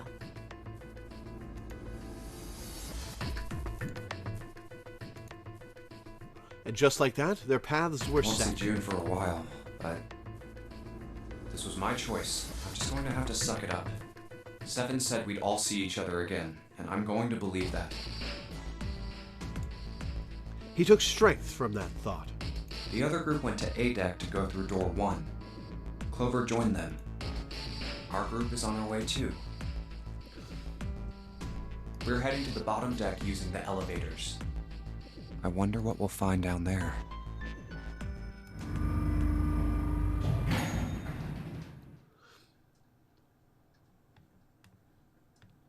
They stepped off the elevator and headed for door 2. 1 second, guys.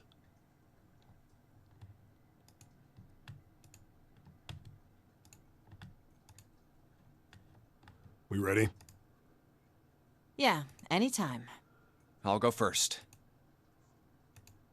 One by one, they put their palms onto the recognition device, and 3 asterisks blinked to life on its screen.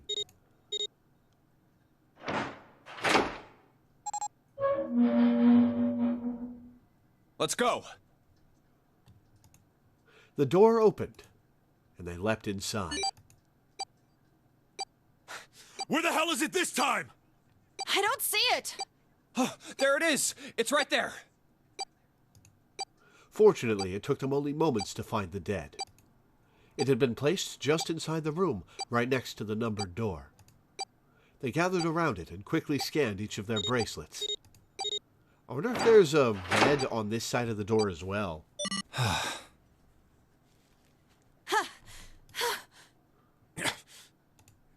It stopped. Yeah, it stopped. Junpei could feel his heart pounding against the inside of his ribs. Seven and Lotus were breathing hard and fast.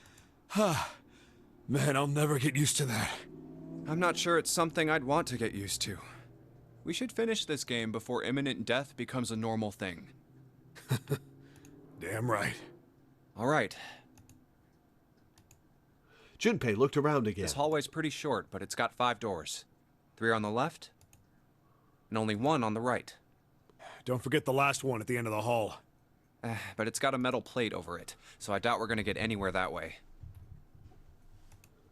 After taking a look around the room himself, Seven spoke. All right, let's get started.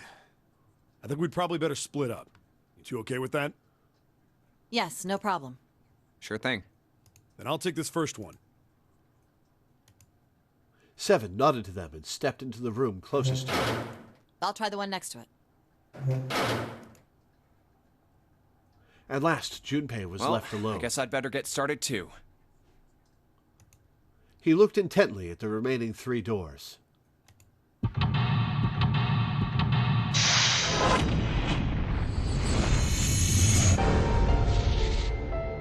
Seek a way out. Puzzle time. Find a room far front hallway.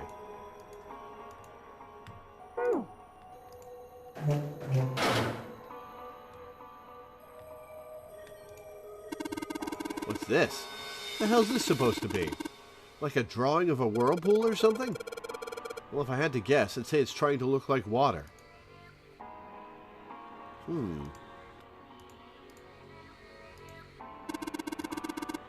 There's a little tile in the drain. Doesn't look like we're going to be able to pull it out of there. Might have to use our heads on this one.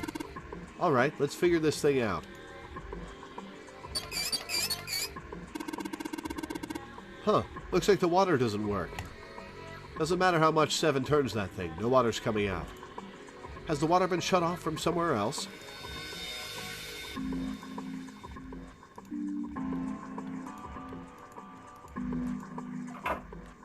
Oh, what's in the toilet?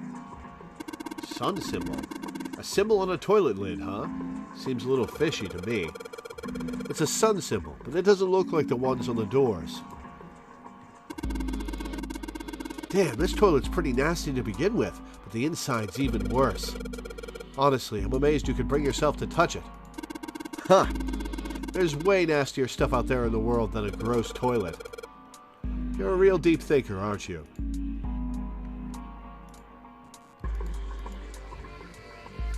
No toilet paper. Best not use the toilet. Toilet paper tube, huh? I seriously doubt I'm going to need this for anything. I took it? Why did I take it? There's a dirty blanket on the bed. Man, this is a mess. It's not even a bed anymore. Can't say I'd want to sleep there.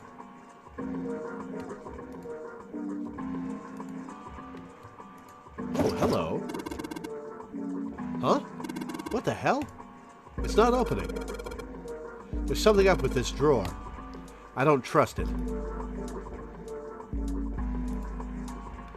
I need a screwdriver. What happened to your screwdriver, 7? It's a pair of screws screwed into the desk, right on top of the drawer. Doesn't matter how old this thing is. We're going to have a tough time if we just try and break it open. It's probably going to be a pain, but I think we need to figure out a way to get those screws off. What happened to your screwdriver? Alright, second door. You'll notice a river on this mirror. Alright. Somebody made some wavy blue lines on this mirror with blue paint. Is that a drawing of a blue scarf? No, maybe not. No tile in this one. This drain is kind of a weird shape for a drain. You think they made it that shape for a reason, or just for fun? There's no knob on this faucet. There's no way we can get water out of it like this. If we can find a knob or something that'll work as one, then we should be able to get water to come out of this thing.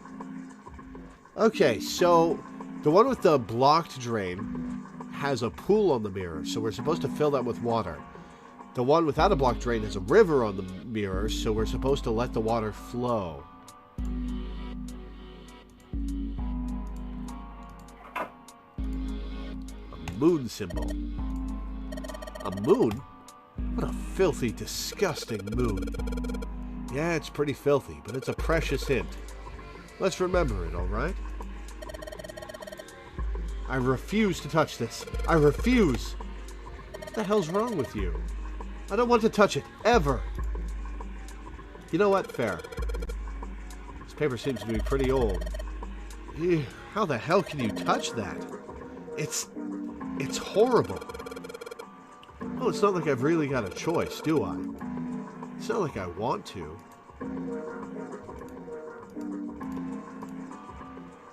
Okay, nothing suspicious about that. Oh, wait. What is this? It's just hanging from the wall. Well, if we're pulling the string, then it must be a toilet that flushes. Pull it to flush the toilet. This toilet is disgusting. You don't expect me to touch that thing, do you? If you don't want to, then I'll do it, alright? It is vile and surprisingly, you'll just refuse to go anywhere near it. Alright. So flushing the toilet did nothing. Ooh. A towel with that pattern on it. Alright. That looks cold. Pretty sure you'd freeze to death in the winter. No kidding. If I tried to sleep here, my skin would dry out in no time. Well, it's not like you're that young anymore. That shouldn't really matter. How old is she? She's very pretty.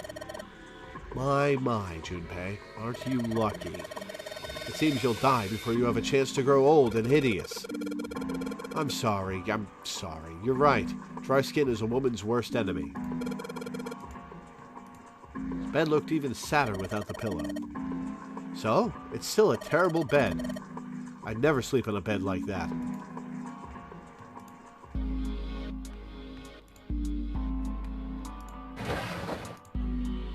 Can open that one. There's nothing in the drawer. Yeah. Something's not right, though. That handle in that drawer doesn't really fit, you know? It just looks messy. Oh, that's the knob for the faucet, I bet. Why don't you take it out? Enter room drawer. So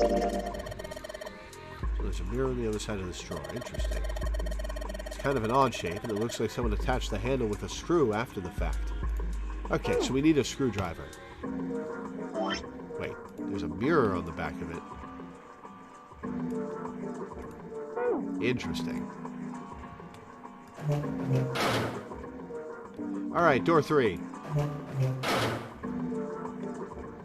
There's a light coming from above. You just barely see a mirror from the light coming through the ceiling. Sure would be nice if that mirror was a little lower down. It looks like it's the same height as the mirror on the right. Wonder if that means anything. Are we supposed to reflect light in this place? This mirror seems really high. In fact, it's so high that it's kind of hard to see a reflection in it. Nice typo. It's a sink, but there's no light shining on it. It's hard to be sure because it's so dark here, but I don't think there's anything going on with this sink. This faucet is too hard to turn.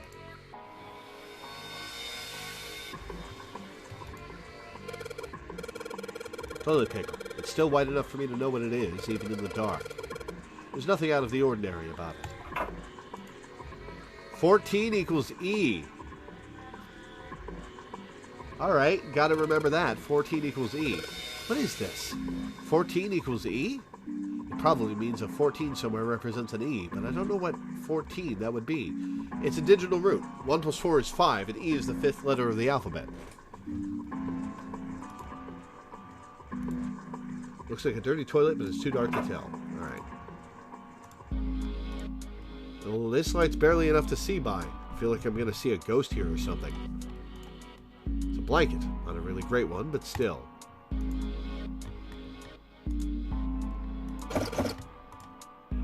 Ah! God damn it! No matter how hard I pull on this damn thing, it won't budge. Guess I won't be opening this anytime soon. It doesn't look like it's got a keyhole, and there doesn't seem to be anything stopping it. How the hell am I supposed to open it? Alright, time for the other door. Emergence. Emergence! There are a bunch of tiles on the door that spell out emergence. Oh, that's not a typo. Emergence. Maybe it means we need to emerge out of here. To emerge or to escape from here. Do we need to do something with these tiles to open the door? I wanna do something with the tiles. There's a door in the back. I wonder where it goes. I thought of that, and I tried a couple things, but yeah, same result. Guess 7 wasn't about to do anything. Oh well.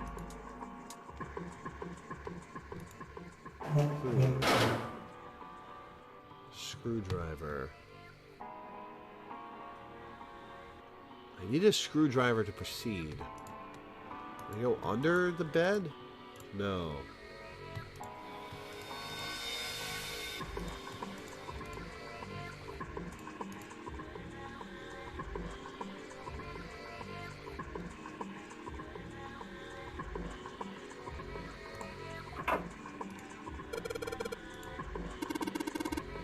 Looks like a toilet. Pretty old school toilet. Guess that makes sense though. The ship seems pretty old too. Let's flush it. Hey, this handle's pretty loose. Loose? You think it'll come off if you pull on it? It fell off. Huh. Look at this. That handle doesn't really fit on the string. Maybe it wasn't meant to be attached to it. That's part of a screwdriver, I think. Look at this handle. The inside of the hole's threaded, like you're supposed to screw something in there. You seen anything that might fit in there? We have not.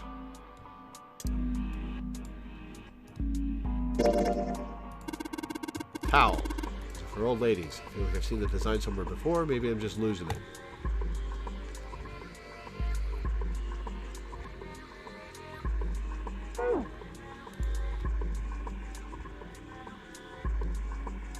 Okay, so flushing the other toilet did nothing.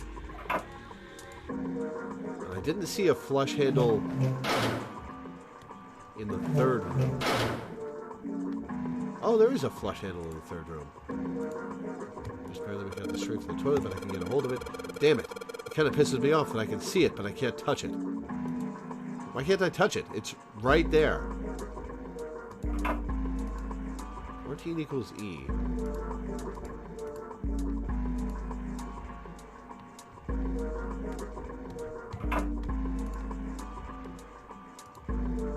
Yeah, this is the first playthrough.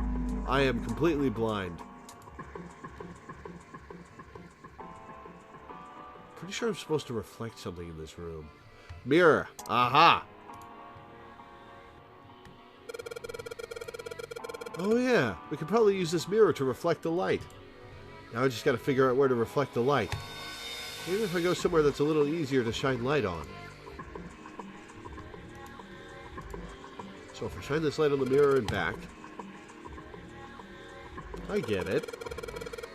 If I shine light on a mirror, symbols appear. The left side has a sun and the right has a moon symbol. I'm gonna remember this. And this one, I shine light on the mirror in the back. 4 and 7 is 11. E is 14. 4 and 7 is E is 14, which is the digital root, and it goes to 5. Digital root of 5, which is the 5th letter of the alphabet, is E. 4 and 7 is 11, which is 2, which is B. Or it's D and G. So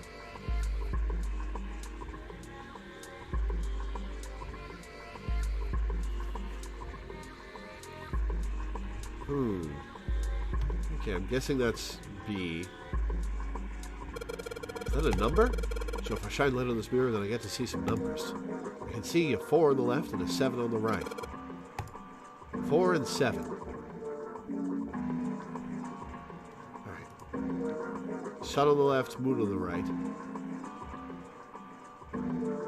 Sun 4, moon 7. E equals 14. E equals 14 might be a clue as to digital roots, and to not be something I have to do something with. Alright, let's go to the sun and moon toilets. The sun right has a moon. It's just like the sun symbol we saw in that dark room. Yeah, that's right. There's some kind of number hint there, too. You think maybe the number was how many times we took a piss? No, 7. I don't think that. No, it's got to be how many times we flushed.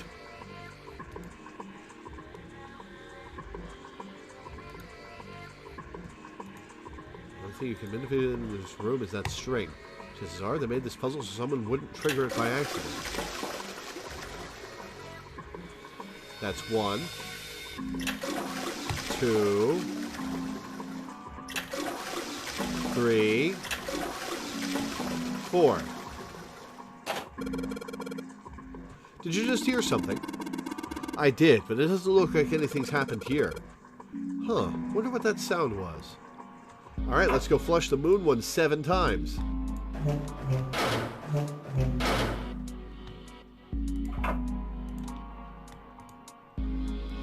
Symbol was pointing to, huh? They probably made it so someone did an accident. It's 1, 2, 3, 4, 5, 6, 7. There's that sound again. It happens whenever I pull that string a couple of times. Junpei, did you hear something from the other room? The other room? You mean from the dark room?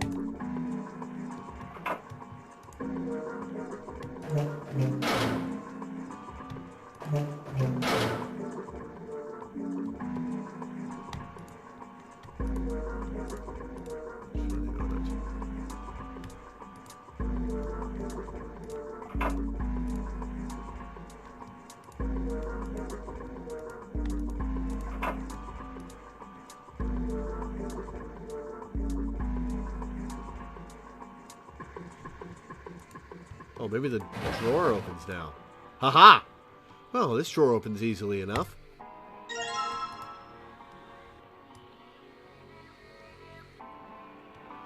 Oh, this is a puzzle. Alright.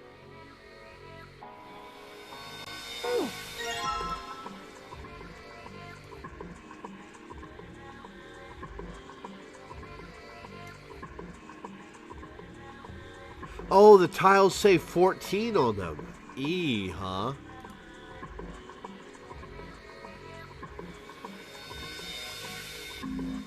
Weird thinking about the trend of escape rooms happened considerably after this game came out.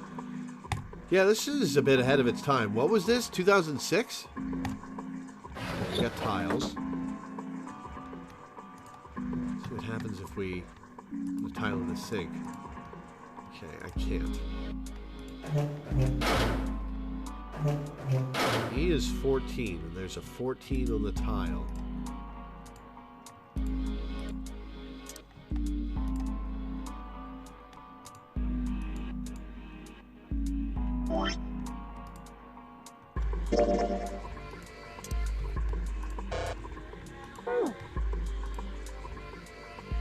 Why do I have the towel? Is that just a hint for merging them together? E is 14.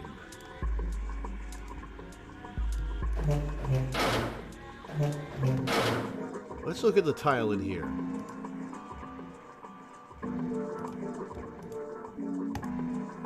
Okay, so 14 to the side like that.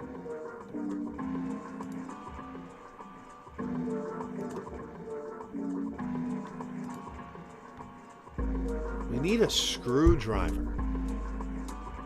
December 2009 was the original release. Then it was localized November 2010.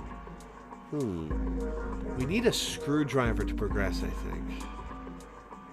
Where do we find one? Whoops, my Facebook hasn't been muted. I'm going to mute that real quick.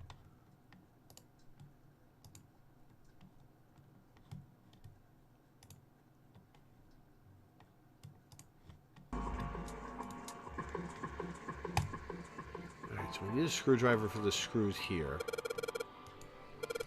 Chair's pretty old. 7 sat on it, it'd probably break. Huh? You say something? Nothing at all. Okay, let's look at this mirror again. Right in the mirror, it looks like a spring. Okay. Ooh. So there's a spring at the bottom of the river. Yeah, I guess I can see that. Are you talking about that towel you've got? Yeah, I guess it does look a little like that thing on the mirror.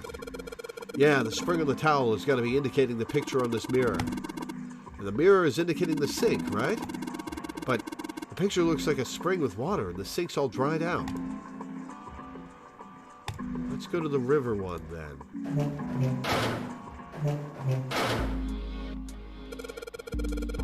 This looks just like part of the design on the towel. Do you think that means anything? On the towel, it looks like water is flowing from the river to the spring. Do you think that means we need to make water flow from here?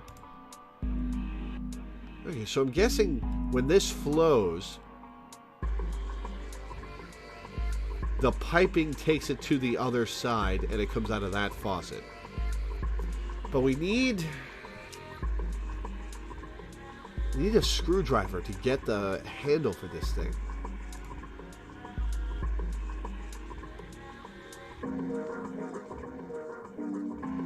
Wait. I took the empty toilet paper roll off of this thing. That's a screwdriver. Well, this part is thinner than the rest. In fact, this doesn't really look like it's part of the rest of this thing. This rod feels loose. Maybe if I give it a couple turns. Here we go. Screwdriver shaft. So if I just stick this metal rod into the handle.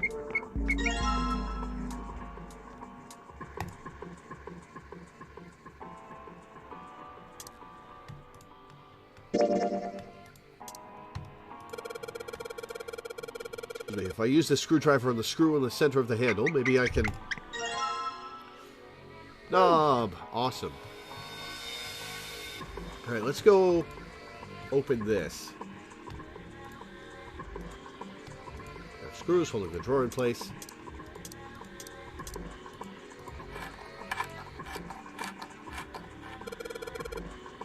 Sweet, got the screws off. Now we can open the drawer. There's nothing in here. Well, maybe the drawer is what we need. The drawer, huh? Alright, let's yank the thing out.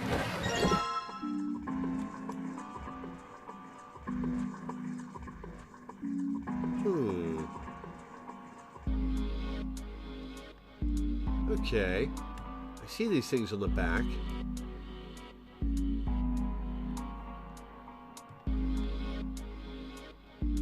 Wait, I no longer have the screwdriver. I used it up as much as I needed to. Alright.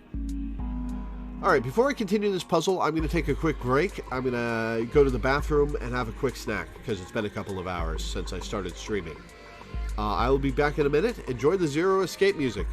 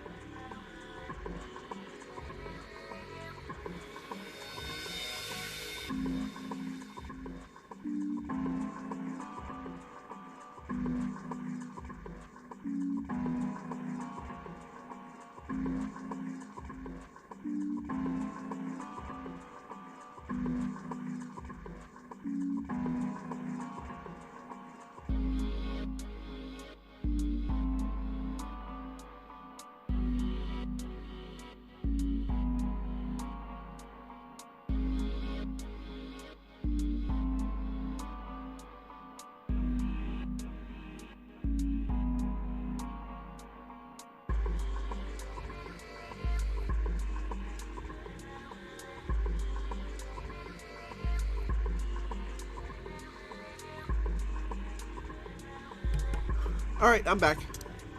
Let's try putting a drawer without handle in here. Took the drawer out of this desk. Okay. Can't put the drawer back in. Let's examine the drawer without a handle and see its backside. Backside has nothing. Okay.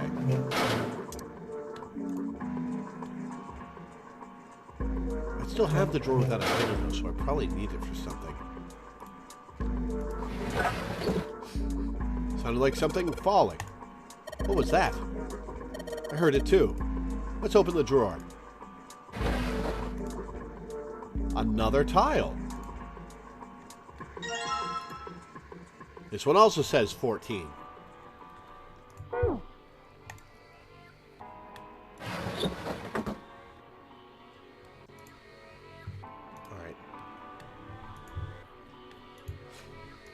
Doesn't have a handle, doesn't have a knob. Whoops. Okay, there we go. Sweet, the handle I got off that drawer fits onto the faucet perfectly. Now I can turn the water on.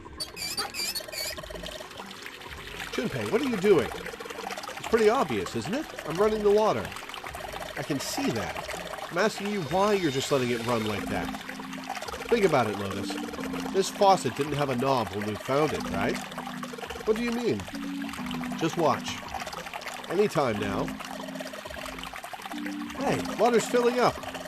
Doesn't that just mean the pipes are clogged? Whoops, let's turn it off for now.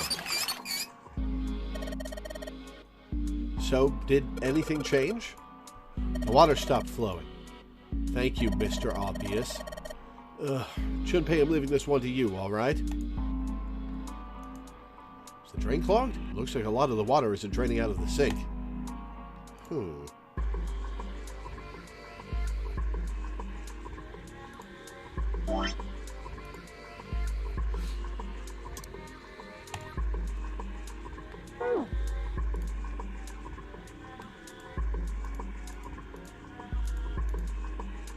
Can't do anything with the towel.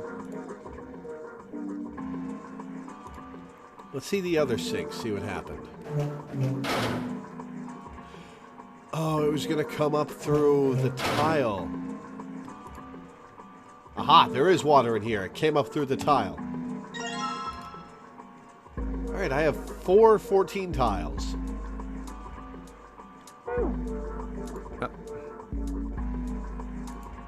Junpei put the wet tile into his pocket. He was about to turn away when there was a noise behind him. He spun around to see Seven kneeling on the floor. His face was rigid and pale. Droplets of sweat covered his forehead. Hey, what's going on? Are you okay, man? Well, he's got a bomb in his guts, so no. You're sweating like crazy. Are you all right? He was concerned. He'd never seen Seven like this before. Slowly, the other man lifted himself to his feet on shaky legs. Yeah, I'm fine. Just got a little dizzy, that's all. His face was pale and his breathing was heavy. Sweat was pouring off his face and staining his shirt. That's definitely more than just a little dizzy. Are you sure? You don't look so good. Seven didn't answer. Half of his face was twisted, as if distorted by extreme pain, and his eyes were glazed. Bomb's probably making its way through his small intestine. Finally, he spoke. What am I doing here? Huh? His words made no sense. What are you talking about? We opened the number 2 door and walked in here. Don't tell me you forgot. No, that's not what I mean. He shook his head several times, as if trying to clear something. It ain't much, but I think some of my memories came back. I think I've been here before. Ooh. So you're the one from a previous Notary game. Maybe? Or maybe you've just been on the ship before it got converted? Huh? I said I've been in this room before.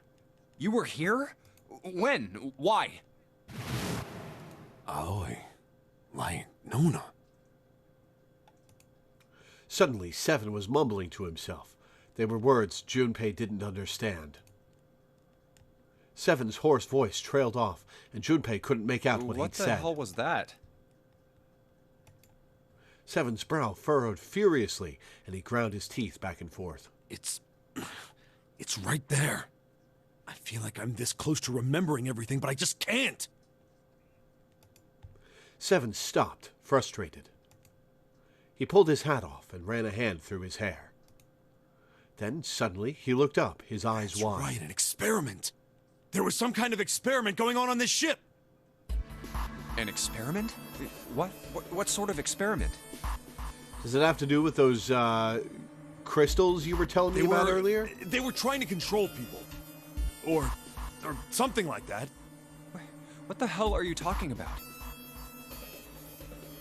Junpei didn't know what to make of Seven's story. Instead, he simply stared as Seven continued. Light, and Nona. Those were their names. Well, some of them. The kids that were in the experiment, I mean. I think there were 4 or 5 more, but I don't remember all their names. Oh, excuse me. Yeah, that's right. That's why I'm here. Seven began to mumble to himself and wander aimlessly about the room. Were you one of the kids? Or is Zero one of the kids and you were his jailer? He looked confused. So far as Junpei could tell, the man was simply rambling, and there were odd twitches to his movements. Experiment. Cradle Pharmaceuticals. Those kidnapped kids. Was I working that case? Or were you a cop? Seven continued to mumble to himself about things that meant nothing to Junpei. Junpei didn't have any answers for him, of course. He couldn't understand what was happening to Seven. All he could do was wait. After a few minutes, Seven finally stopped. Under this bed. He crouched down and looked under the bed. His face registered mild surprise, and he began to mumble to himself again. The hole's gone? No, maybe it was a different room. A hole, There's gotta be a ton of rooms on this boat that look just like this one. At last, Junpei could contain himself no longer. What exactly do you remember? Maybe you could stop talking like a crazy person and tell me what's going on here. Seven stood up slowly. Well, it's not like I really remember everything. Yeah, but tell me what you I've do only got remember. bits and pieces, and scattered and don't make much sense. I don't care. Tell me the bits and pieces then. Junpei could feel it. Whatever Seven had remembered, it was important. Very important. Okay. Seven drew a large, muscled hand down across his face. As he wiped the sweat from his brow, he spoke. From what I can remember, I think I was a cop. A cop? Yeah. I was looking for that group of kids that got kidnapped 9 years ago. 9 years, of course. You remember that, right? It was all over the news. Yeah, I was still in school. I don't remember all the details, but I do remember some of it. I think it was a bunch of kids right around my age. They all just disappeared. Nobody knew why. 16 of them, huh? It was all over TV and the newspapers every day. So you're saying you were investigating it? Yeah, that's what it looks like. I guess I found something. There was this medical company called Cradle Pharmaceuticals that had something to do with those kids. After I figured that out, I managed to get some information out of somebody who worked for them. I think it was... Tonight, a ship is set to take the children to a large passenger liner docked offshore. Yeah, that had to been it. That's why I went to the wharf.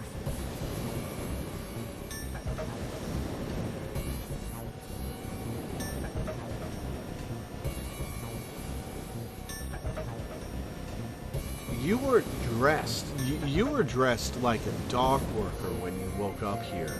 Did you screw up this case and lose your job because of it? Shadows, I searched the harbor until I found the ship he was talking about. There was a bunch of movement there. Men in black suits, many of them carrying large bags. Bags. There was something about the way they moved as they were carried. No doubt about it. There were human beings in those bags.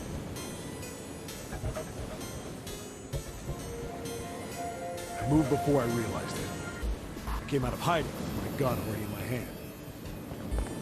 Don't move. I felt metal touch the back of my head. Drop the gun. He kept digging the cold metal thing into my skull. There was nothing I could do. Did what he said and laid my gun on the ground. Then suddenly, there was a sharp pain in my neck. Needle. A drug? That was my last thought. My face hit cold concrete. I was out like a light after that. They didn't just kill him.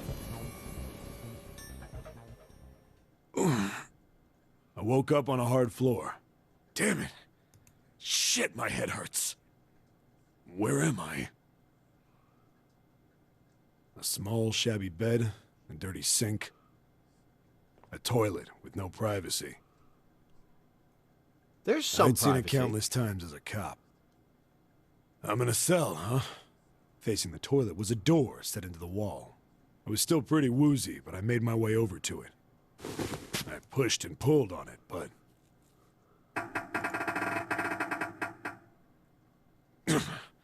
it won't open. Not like I expected much else. Would be dumb enough to put me in a cell and leave it unlocked. Threw myself against the door a few times, but it wouldn't budge. I knew it. I gave up and made my way back to the bed, and sat down.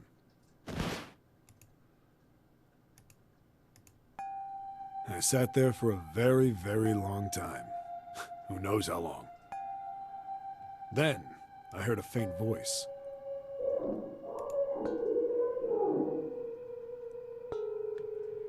Zero was number 9 of the The kids. voice was far away.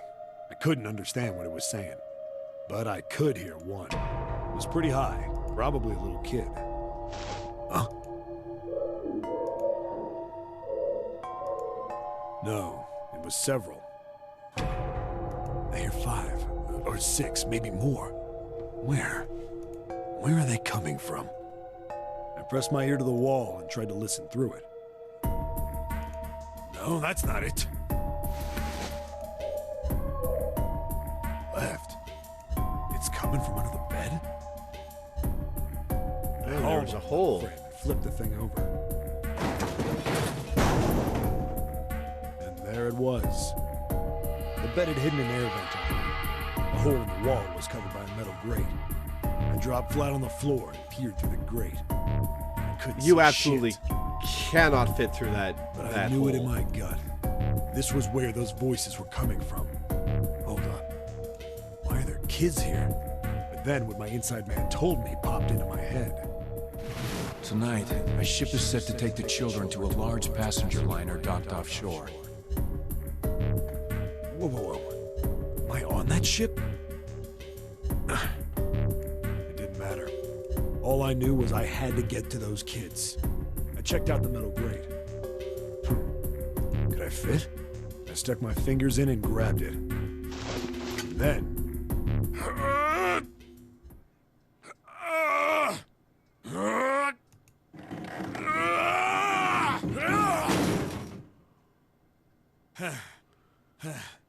Yeah! How do you like that, you son of a bitch? It's a great 7. Calm I down. finally got the damn thing off. Sweat was dripping down my face, so I wiped it off and crawled inside. I doubt you can fit through there. Press X to doubt.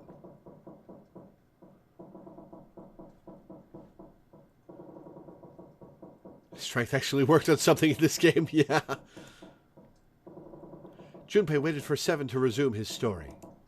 The longer he waited, however, the clearer it became that 7 had no intention of doing so. He had gone silent and simply stared off into the air, his eyes blank. Hey. What happened after that? He'd waited long enough, but 7 shook his head. I don't remember what happens after that. I think I found some kind of door out of the duct. And I think I found some kids, too. Not good. Why can't I remember what happened next? Ah, man, what happened to the kids, Seven? Don't Did be you an save asshole, them? Junpei. I don't know. I don't know if it was me. I've got this feeling. I think one of the kids died. A girl, I think. Huh? Deep in his heart, Junpei felt something very cold. Seven's head dropped, and Junpei saw on it a look of sadness, the likes of which he had never seen on the man before.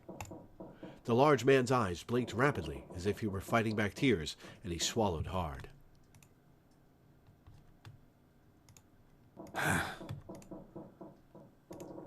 His sigh was like the melancholy setting of an old, abandoned building. He shook his head and Anyway, spoke. just please don't ask me anymore, okay? I really don't remember anything else.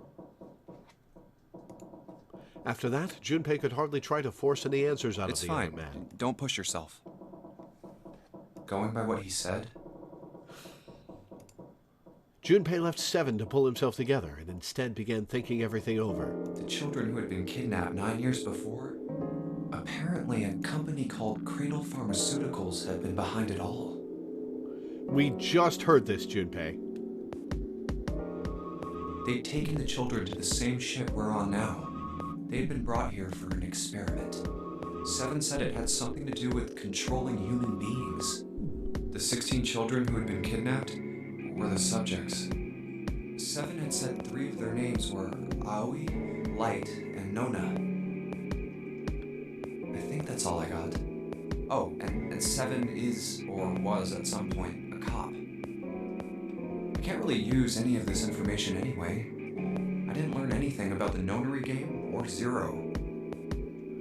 Well, I wouldn't go that far, Why were we Junpei. brought to the same ship where they'd done those experiments 9 years ago. Presumably because Zero was one of those kids.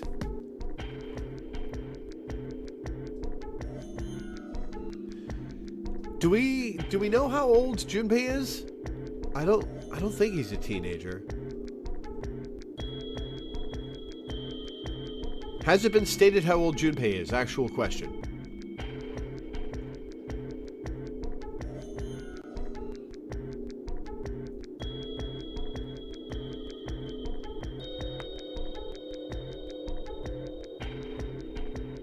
Said he had a job. He did have... Junpei is a college student, a job in an apartment. Okay. Okay. So Junpei and June are approximately the same age, since they knew each other as kids. Kids covers a lot of ground, a lot of years. Anything from, like, these kids would have been 9, or to these kids could have been, like, 14. He's a college student, so he's probably a college student who's fresh out of high school. So if Zero is one of those kids, June might be one of those kids too, which would lend credence to my theory that June is Zero.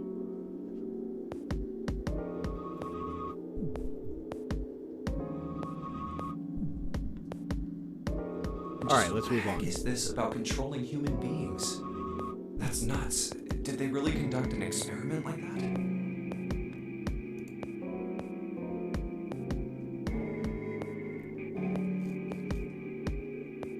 I didn't want you to go to the wiki for outside information, Quiet Man. The question was answered by the other people in chat.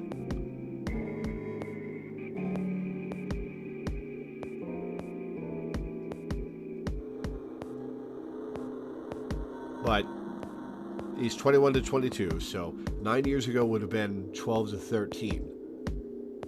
So,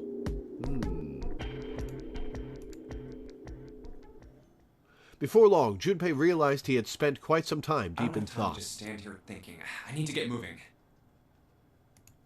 Junpei shook his head quickly to clear it and returned to his investigation, thoughts swirling in his mind. The hole there is gone. We've got the tile out of the sink.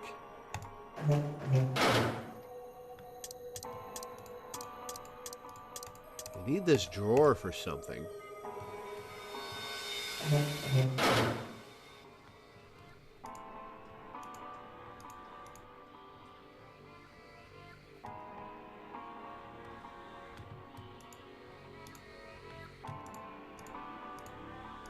Don't need to shine light on the hint anymore. Okay. Can I look under the bed? I cannot. Okay, I got these tiles. I've got the towel, and I've got the mirrored drawer.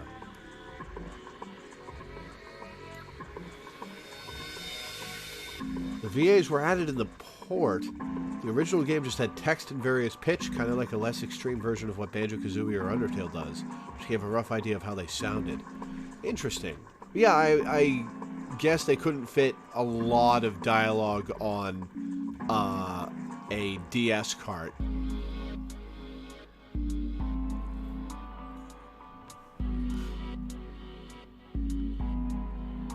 We've got the mirror that we still need for something. We've got the towel. We've got 4 tiles.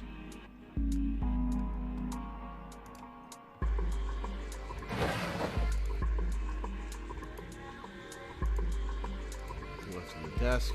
Okay, I can't pull the drawer out.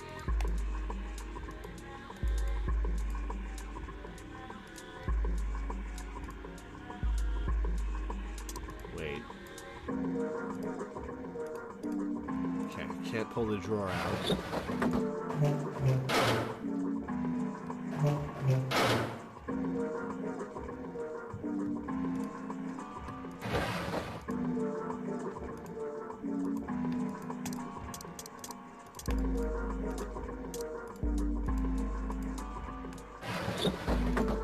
Okay.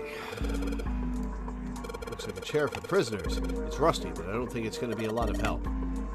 Isn't that obvious? Look, I don't want to touch anything unless I have to. Lotus is not having this. Does she really not want to be in this room that bad?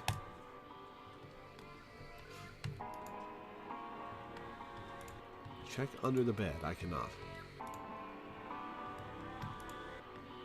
Sink's full of water. Wait, what was that noise? How many times did I pull this thing? Maybe I shouldn't pull it anymore. Okay, so I can't do that. It's vile. It's surprisingly just going near it. Let's be gross. Let's use the towel. Nope. Can't use the towel for anything.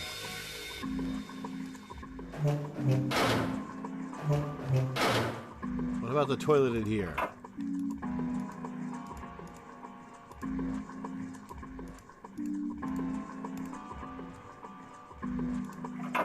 Okay. I need this towel for something. Let's check the emergence door again. Okay. Well, it looks like we've investigated all the rooms. The only mystery left is that door. Alright, let's crack that mystery then. We've got 4 tiles. There are a bunch of tiles that are the same size up on the wall there. So if we replace 4 of the tiles on the wall with the ones we've got, that should open the door. So we replace the 4 E's with the 14 tiles. Well, there's only one way to find out.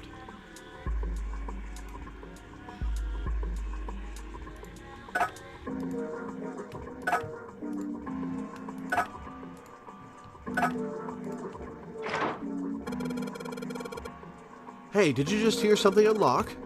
Does that mean we got it right? Yes, it looks like we did. The 14 hidden on the tile. If you convert that to hexadecimal, it's an E. Basically, the E's in emergence are the 14s from the tiles. Not hexadecimal, the digital root. Keep with the theme. So if we replace it, that gives up the answer. Do you really care why it worked? Let's just get out of here. Yes, let's go. You found it!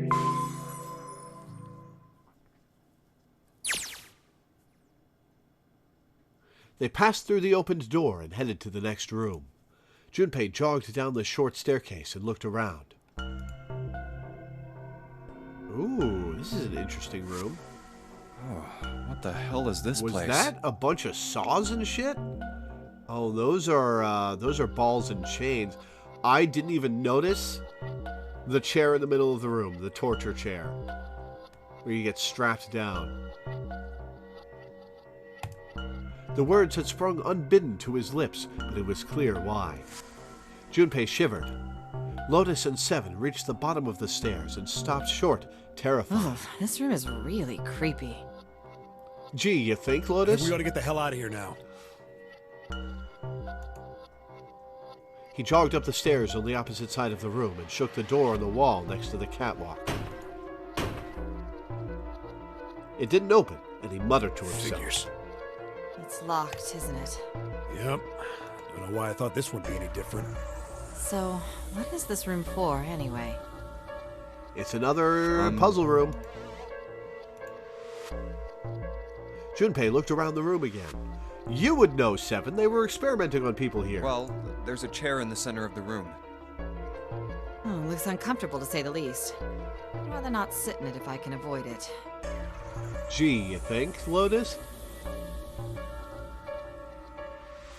The back of it was covered with electrodes connected to a nest of Looks wires. like it's placed over some kind of glass panel. Too dark to look through it, though. Junpei turned to look at the right side of the room.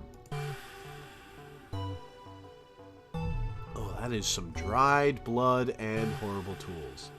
There was a table covered with a piece of cloth. Dried blood on the tablecloth, is it? On top of the table were a number of metal instruments. Junpei didn't know what they were for, and he had a feeling he didn't want to find out. Oh, what the hell is this? That's straight up an axe? Are they chopping kids' fingers off? And some springs. What are these tools for? Gee, That's I not wonder. something I even want to think about. Junpei shook his head in an attempt to clear it and tried to focus on something else. No doubt about it. This room's dangerous. Let's make our search quick so we can solve the puzzle and get the hell out of here. Come on. Yep, another puzzle room.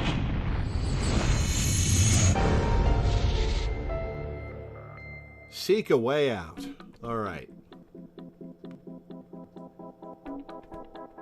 We don't have to wander from room to room.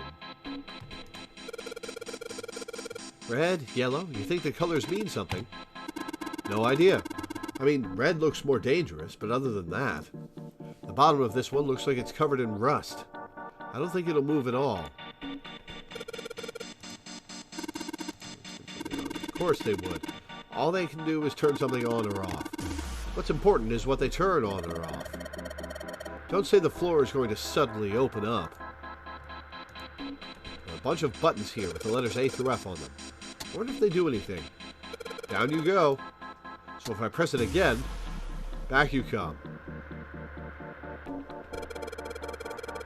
I guess these buttons switch something on or off when you push them. Gotta push them in a combination, I assume. And these dials? All of the dials are pointing in different directions. Maybe something will happen if we turn them. Ha! Shoot. They're all rusted. I guess turning them doesn't really do anything. And these gauges? The needle on the gauge is at 0. It doesn't look like it's going to move. About this. There are a ton of knobs here. Doesn't seem like any of them do anything, though. Do you think it's broken? Alright. Looks like this catwalk goes across about half the room. I think it's made like that so you can get around without standing on the floor.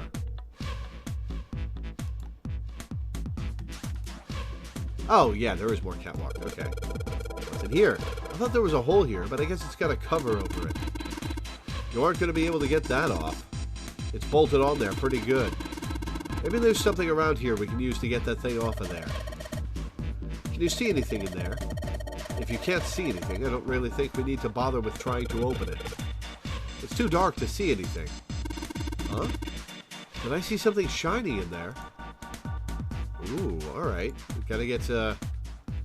Oh, the tools will have a wrench. Okay. Wrench. Number of rusty torture tools are lined up here. I don't think there's anything else here we need. Alright, so I got the wrench and that's it.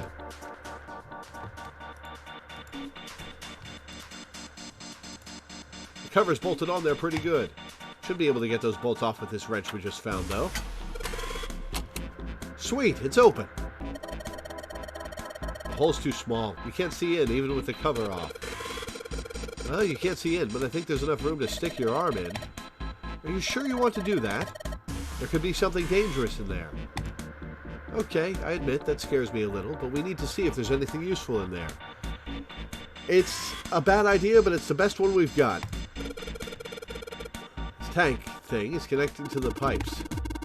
This looks like it's supposed to split a pipe or something, you know? But this one just connects a pair of pipes. You could have done the same thing with more pipe. It doesn't really seem like they need it here. I wonder if there's a reason for it. Alright, here we go. Arm into the hole. Hey, I think I can feel something. It's small, cold, and hard. Doesn't feel like there's anything else in here. Alright, let's see what this thing is. Hey, a key. Awesome.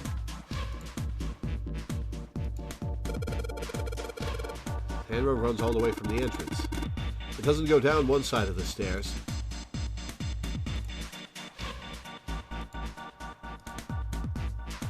Alright, let's take a look at this. This sun key should fit into the keyhole in these manacles. Oh! Wasn't expecting that. Alright, sun key, in you go. And yes! Great, they're open. I don't think we're going to need the sun key again in here, though. Just seems unlikely. Alright, sun key, you've done your job. Into my pocket with you.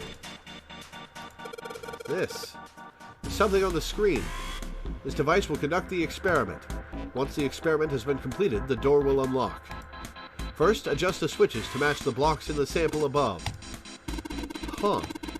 I don't know what this thing is, but we've got to figure out this puzzle. It's right next to a torture chair. Whatever it is, I don't think it's good. Anyway, we just adjust the switches to match the blocks up on top, right? You adjust the switches shown at the four corners of the screen, then press the check button. Junpei, we don't know what this thing does. You can always come back to it later. There are lots of other things you could do.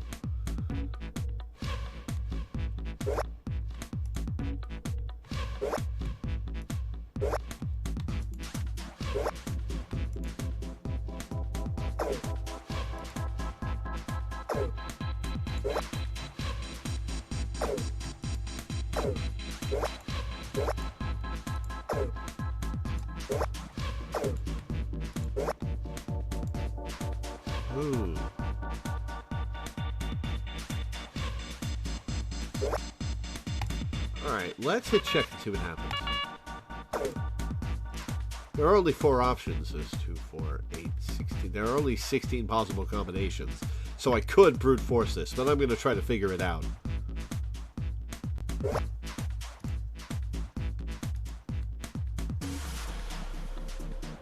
Oh, we gotta make the ones in each one equal. 6, 5, 5, 3.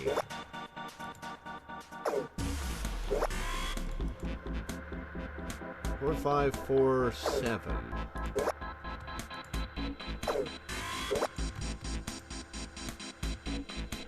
2, 4, 5, 5. No. This puzzle is completely screwed up in the port. DS porting issues. Leave the hint on?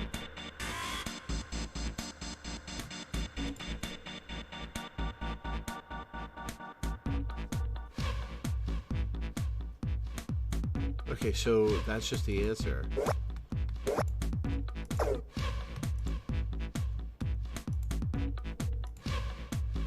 Yes, you used both screens, but I don't think there's anything you can do in this version other than use the hint. So, what is the actual puzzle? Like, what is the puzzle supposed to, how are you supposed to solve this puzzle without brute forcing it or using the hint?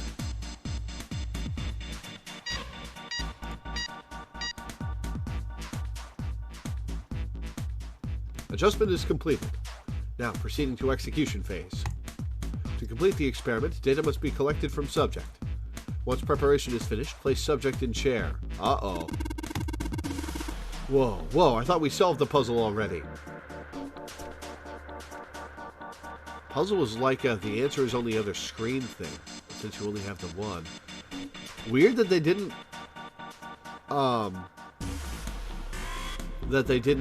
fix that in the port.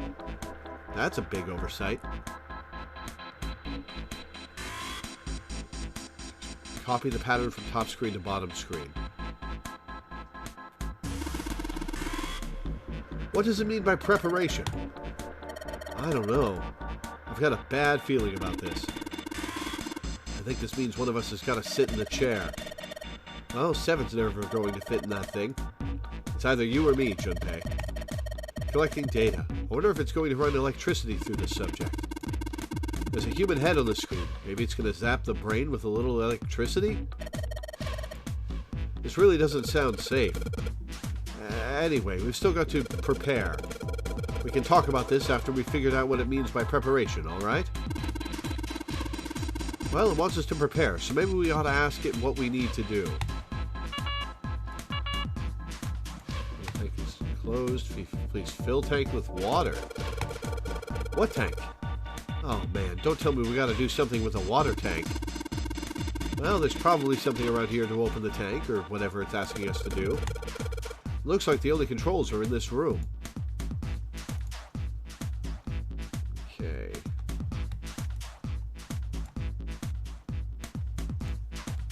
There's some oil or something down there at the base of the lever. Yeah, feels like it's got some movement to it. I should be able to pull this one. Alright, let's pull the lever. Is that water? What the hell? What's going on? Will you calm down? It's just water going somewhere. It sounds like it's underneath us. That means the floor... Oh! Junpei, look! What's she... Oh, damn! I can see through the glass now. It's green. I wasn't expecting it to be green.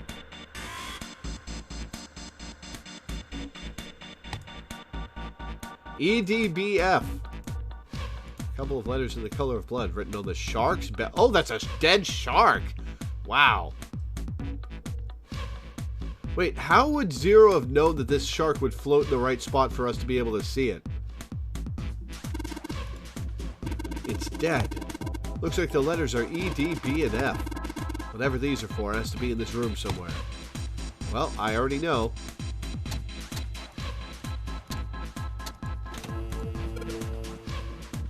What? There's a strange noise coming from the chair. It looks like it's been turned on. I guess the puzzle here was that the power had to be sent in a specific way.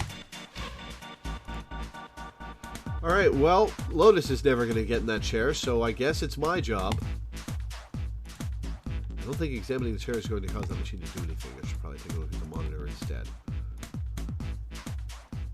The restraining device is unlocked. Please, seat subject in device. The message on the screen was disturbingly detached. We thought it's not going to work unless someone sits in it. How ironic that this would be the situation in which this slim, beautiful body is useful.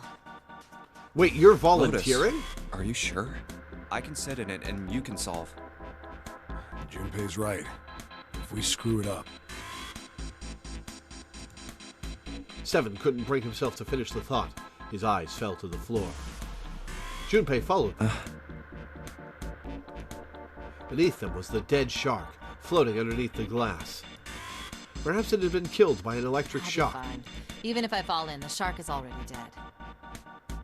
That is not what we're thinking about, Lotus. No one likes an indecisive man, Junpei. I can still give you advice from the chair too, you know. I just don't want to stay in this room any longer than we have to. Go over to that screen and let's get this over with. After her words had made it clear that Lotus would brook no argument, she turned and walked toward the chair without hesitation. But she did not sit down. Despite what she had said, she did indeed feel hesitation.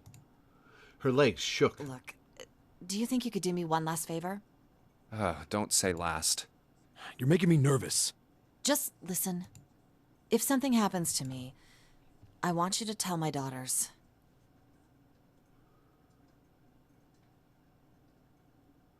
Trui also had to be altered when it got ported to mobile and Switch, though Trui suffered more because it's an action game.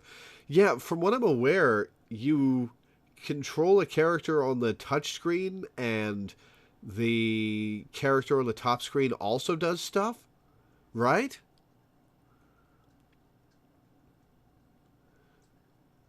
I don't know how they would port that to mobile and Switch. Well, mobile I can see, but Switch, no idea how they managed that. Tell them that I loved them very much. How are we supposed to find your daughters? Tell them that I will always love them. Daughters? You've got kids? You're the one who's been telling her she's old. I suppose they're about your age, Junpei. Control bottom screen with touchscreen and top screen with D-pad. Huh. They're twins. I had them when I was young after... well, some things happened. Oh, hi, Coco. The cat's here. Hi, Coco. I'm busy, little kitty. So I can only pet you for a minute. Because I can't resist you. Oh, kitty. It's cool that you keep coming up to see me. Nope, don't pull my headphones off of my head.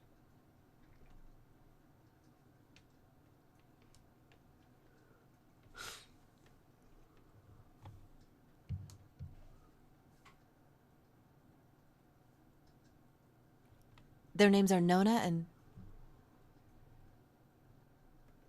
Wait, that was one of the kids Seven talked about. Wait! Nona? Junpei's words shut out before he even realized what he was saying. He remembered the story Seven had told him. Hoey, Light, and Nona. Those were their names. Well, some of them. The kids that were in the experiment. But what the hell? What's wrong with you? Lotus took a step back from Junpei. Oh. Yes, I will pay attention to you eventually, but don't claw my pants right now. Seven looked just as shocked as Junpei. He blinked his eyes rapidly, as if he weren't sure if he was completely awake. No, it couldn't. Lotus, is your last name Kashiwabara? Lotus's eyes went wide. Do you want to know a non-plot relevant detail that was revealed by the writer about this?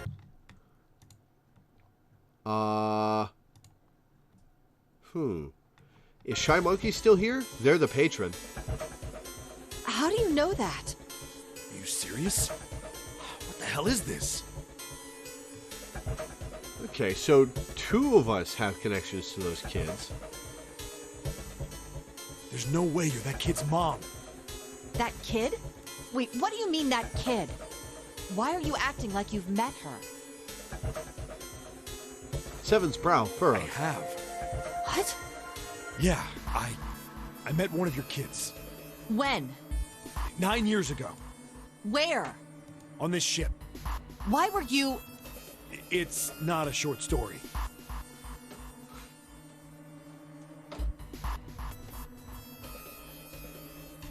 Why are you chewing on that plastic case, Coco? I love cats. Look, I don't care how long it is.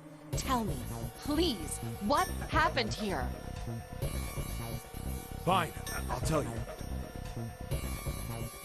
Seven glanced at Junpei, then turned back to Lotus and began to speak. It was the same story Junpei had heard only minutes before. Every detail.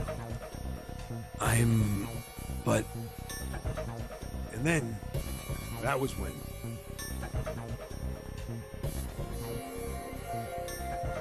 Yeah, Seven and Lotus were in different rooms. From there, it looked like just as if finally. I'm That's glad all I I picked remember this from 9 years branch. ago. At last, 7 finished. Lotus shook her head. Everything I've been looking for the last 9 years. The person who had all the answers was right here. Looking for? Yes, that's right. 9 years ago, my daughters disappeared. Then 9 days later, they came back. They never told me what happened to them over those 9 days.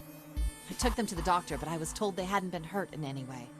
Still, I was sure that they had been through something terrible. Okay, so at least 2 of us have connections.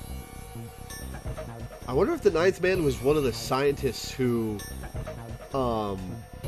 experimented on the kids, because he was set up to die by Zero. Zero lied to him about what he could do and set him up to die. I wonder if that was revenge, as well as a demonstration of what would happen.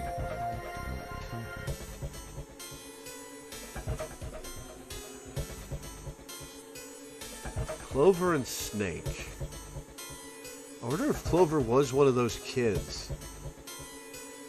Clover's pretty young.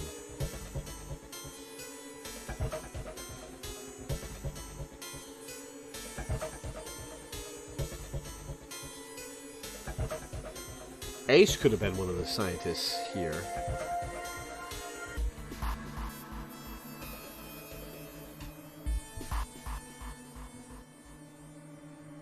I still suspect that June is Zero, but at minimum she's going to be one of the kids, which means Junpei is connected to the kids via June.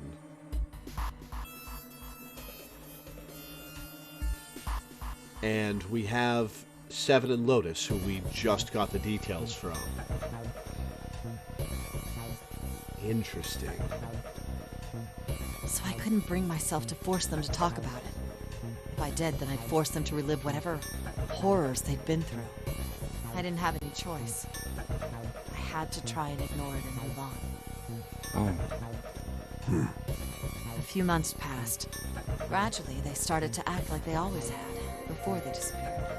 They smiled and made jokes and did all the silly things kids do. It got harder and harder for me to ask them about what happened. How could I ask them to remember that? Eventually, I knew there was no way I could do it. But I'm still a mother. I couldn't simply forget that something terrible had happened to my children. So I decided I would investigate what happened on my own. I would find out what happened during those 9 missing days. What did you find out? Nothing. The police pretended to be concerned, but they didn't do anything. Once the 16 children who'd gone missing came back, things were just... Even the media didn't talk about what had happened.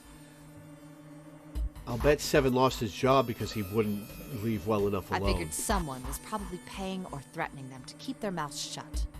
Cradle Pharmaceuticals. No, probably something even bigger than that.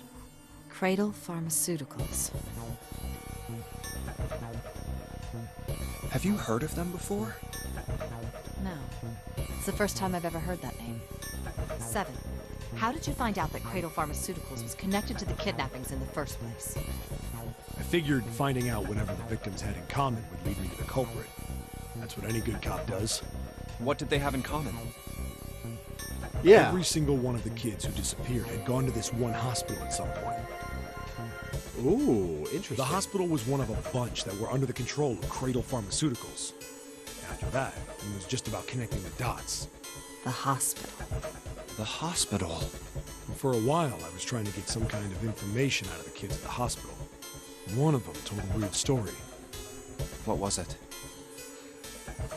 Have you heard about the Gansfeld Experiment? I guess all these kids had to go through it while they were at the hospital. I think it was passed off as some sort of counseling. What did you call it again? Oh, the Gansfeld Experiment. This is how it's set up. First, Subjects Q and A are put into separate rooms, far away from one another. Then a series of video images are shown to Subject Q, who is told to send the images to Subject A by thinking about them.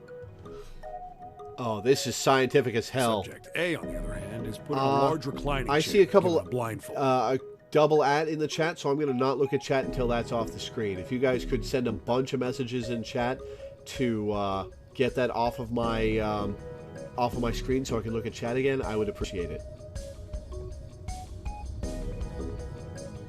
With their senses cut off, A is asked to guess what images Q is looking at. I haven't read the message, so I am unspoiled on whatever it was.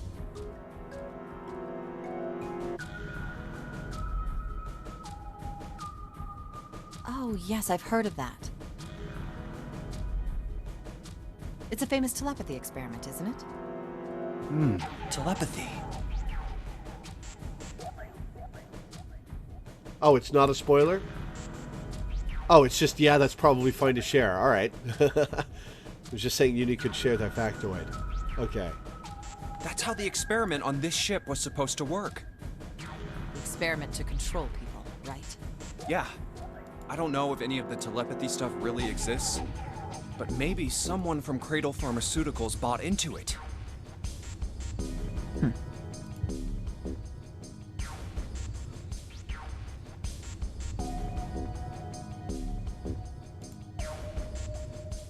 Lotus grunted. Seven had been thinking hard for the last several minutes and finally spoke. Even if that is the case, I still don't get how that has anything to do with any of this. The notary game, Zero, why we were kidnapped. What does any of that have to do with telepathy? I know I brought all this up, but I have no idea. Maybe none of this stuff is connected after all. Ryder later revealed that the daughters are named Nona and Enya. In other words, both are named 9. Interesting. Ryder really likes that number theme. Then, in that moment of silence, a cold voice echoed down from the ceiling. Has been detected. Unless a subject is detected within 60 seconds, all power will be shut down. System recovery is estimated to take 1 hour. If you wish to proceed with the experiment, please seat subject in the restraining device. Whoa, that doesn't sound good. Yeah. Okay, I'm going. Oh, no, that's not what we... Just hurry up and get it over with. Junpei, I'm All right, well, counting you're on you. volunteering. I like you a lot more than I did a little while ago. Lotus sat down on the chair. Junpei looked at her one last time, then made his way to the monitor. Lotus, please, tell me right away if you feel anything weird. You worry too much. Now get on with it and be a man, or June's gonna leave you. Oh! Lotus's first name was revealed to be Hazuki, aka August, for 8.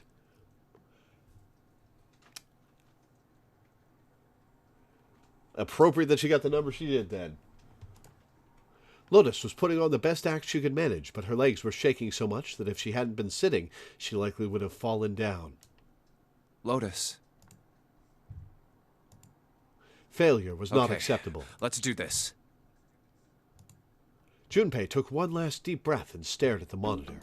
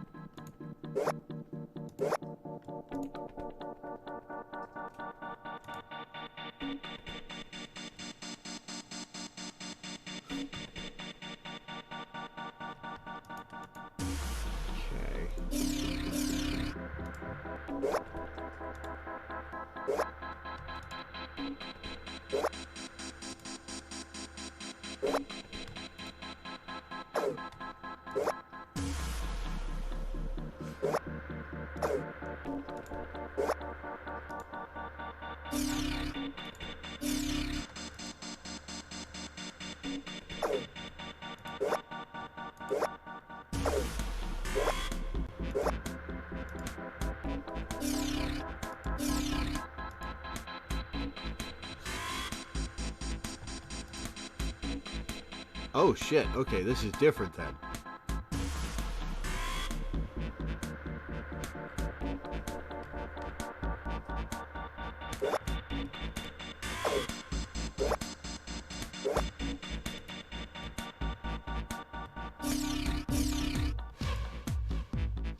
Okay, we've got this correct.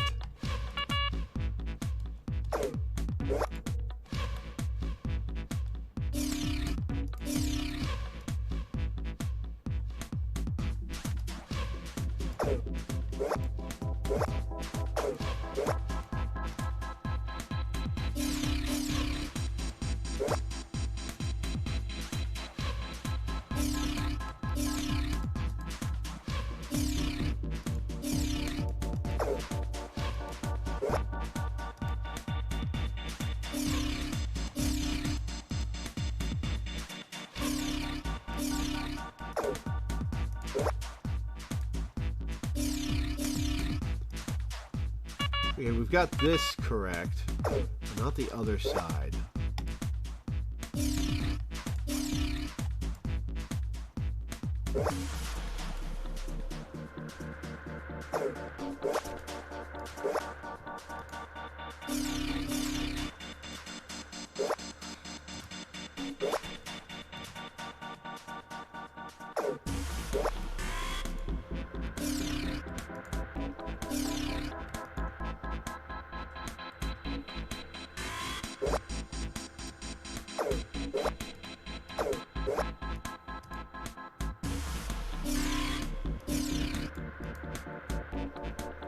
Alright, this side is correct.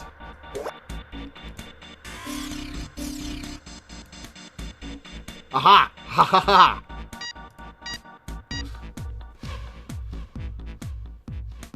The experiment has concluded. The door will now unlock. I can hear the door unlocking, and now we've got a new message. Release subject from restraining device. Lotus, are you alright? Yes, I am. I'm glad nothing bad happened, but I do think my life just got a little shorter. Hold on, I'll get you out right away. Shouldn't take long for Seven and me to get her out of here. Let's get out of here now. Being a guinea pig is not for me. Damn straight. I don't ever want to see this thing again.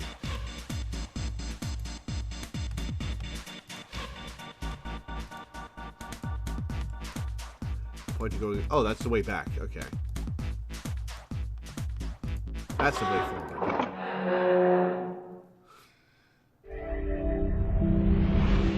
Well, that was a little anticlimactic. The end of that with nothing happening. The I hallway guess Zero goes to the wouldn't left. force us to sacrifice somebody. Yeah, but I don't see any doors. Yes, we just need to keep going. Right. Let's go. We're back in what looks like inhabitable areas of this. It turned left twice before they saw the elevator. An elevator. Just what we need. Let's take this to C deck. In silence, they jogged up to it. Junpei pushed the C button.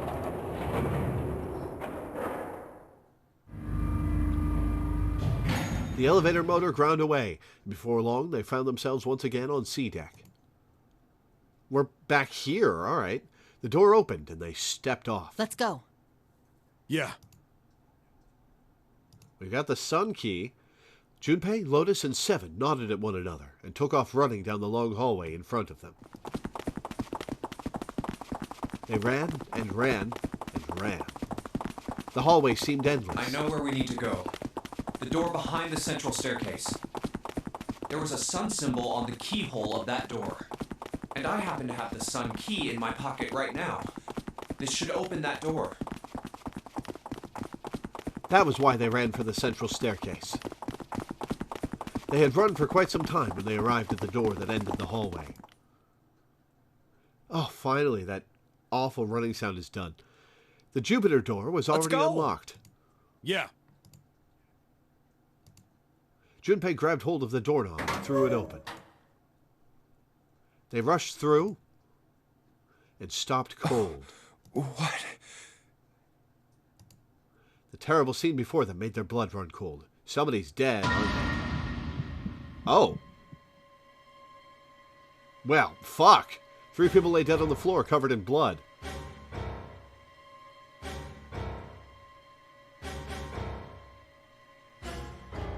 What? Okay, this is a twist. So if I had gone with the other two, then Seven and Lotus would be dead, as well as whoever went with them. But, interestingly, June is still alive. You're saying about anticlimax, yeah. Interesting. So there are only 4 of us left.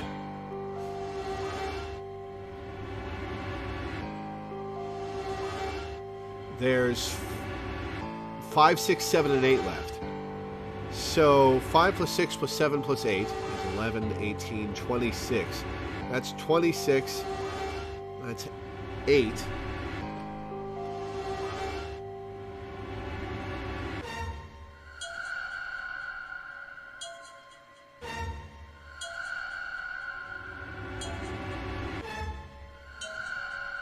Three people lay dead on the floor, covered in blood. Why?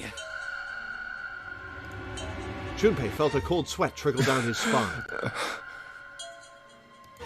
He couldn't breathe. His legs shook.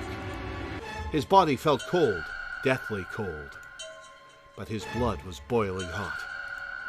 He could feel his mind begin to fade. He couldn't think. He couldn't concentrate. His mind was blank. What the hell? What the hell happened? Yeah, that's my question. Seven's voice was weak and broken.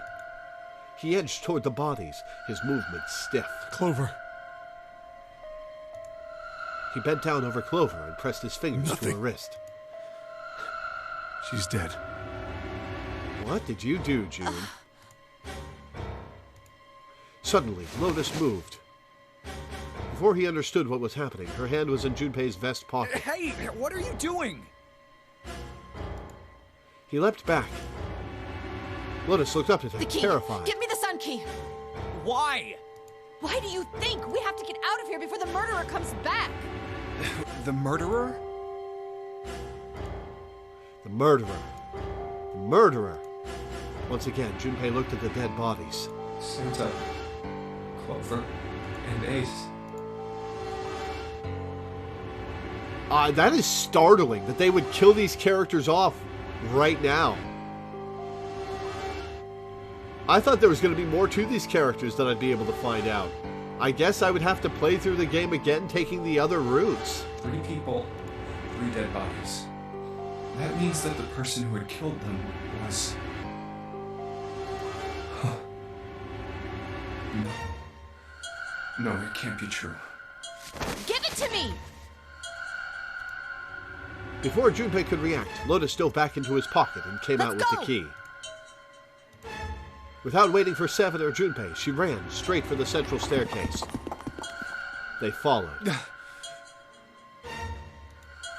Junpei shut his eyes and swallowed his emotions. Morning would have to wait. Soon they stood in front of the door. Lotus shoved the sun key into the keyhole and twisted it hard. But... Why? What happened? Nothing. Nothing happened. I didn't feel it unlock. Oh no. Is it the wrong key? I don't know. Maybe. Lotus sighed, defeated, and leaned against the doorknob. She felt it twist. It was already open, huh?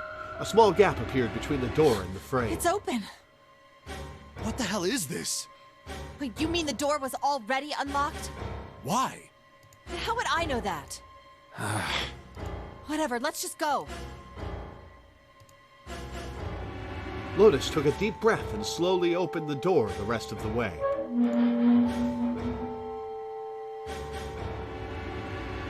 They stepped inside. In front of them was another hallway. It stretched out toward the bow of the ship. They began to run. Faster and faster they ran, trying desperately to reach the end of the hallway. Okay, so June, assuming she's 0.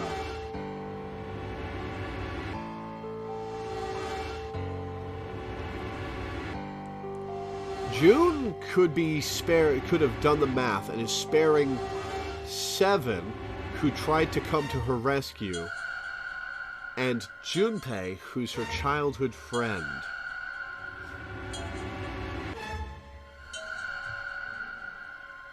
Because if you take out Lotus, you get 9, right? 5, 6, 7, 11, 18. Yeah, 5, 6, and 7 gets 9. In front of them stood a massive metal door. They were all breathing heavily as Junpei spoke. What the hell is this door? I can't see anything that looks like a doorknob or switch or lever or card reader or anything. How the fuck are we supposed to open this? Wow, Junpei, language. We don't have a choice. We're gonna have to go back. No, I'm not going back there. There is a murderer back there. There was more stark terror in Lotus's voice than authority. She was almost But I don't begging. see any other doors. As he spoke, 7 stepped toward the door in front of them, as if to illustrate that it was the only door. Oh, automatic door, all right. No way. It opened by itself. It's an automatic door? Look, guys, I've got a really bad feeling about all this. The other doors were already unlocked, and this one's automatic. Yep, June has already We come haven't this seen way. anything like this before. Bad feeling.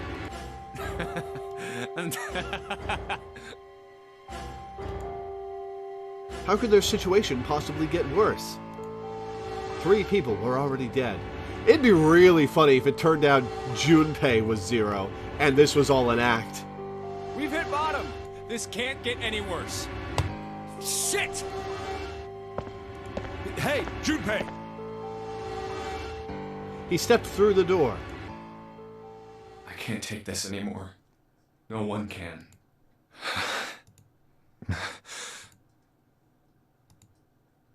And whatever hope Junpei had managed to summon disappeared.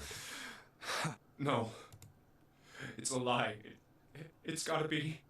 This can't be real. No. It's impossible. If it's a dream, just wake up already. Someone please tell me it's all just a joke. I'm imagining things. He sees June covered in blood, doesn't he? That's it. This is all obviously a lie. It's a big, elaborate trick. An illusion or something. Or a dream. It's made up. It wasn't real, right? June. No, the code names meant nothing now.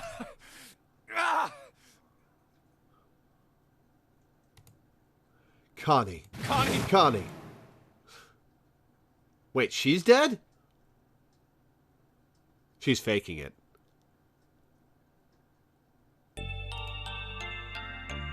Junpei cried out and leapt through the door. He flew to her side, his heart like a stone in his chest.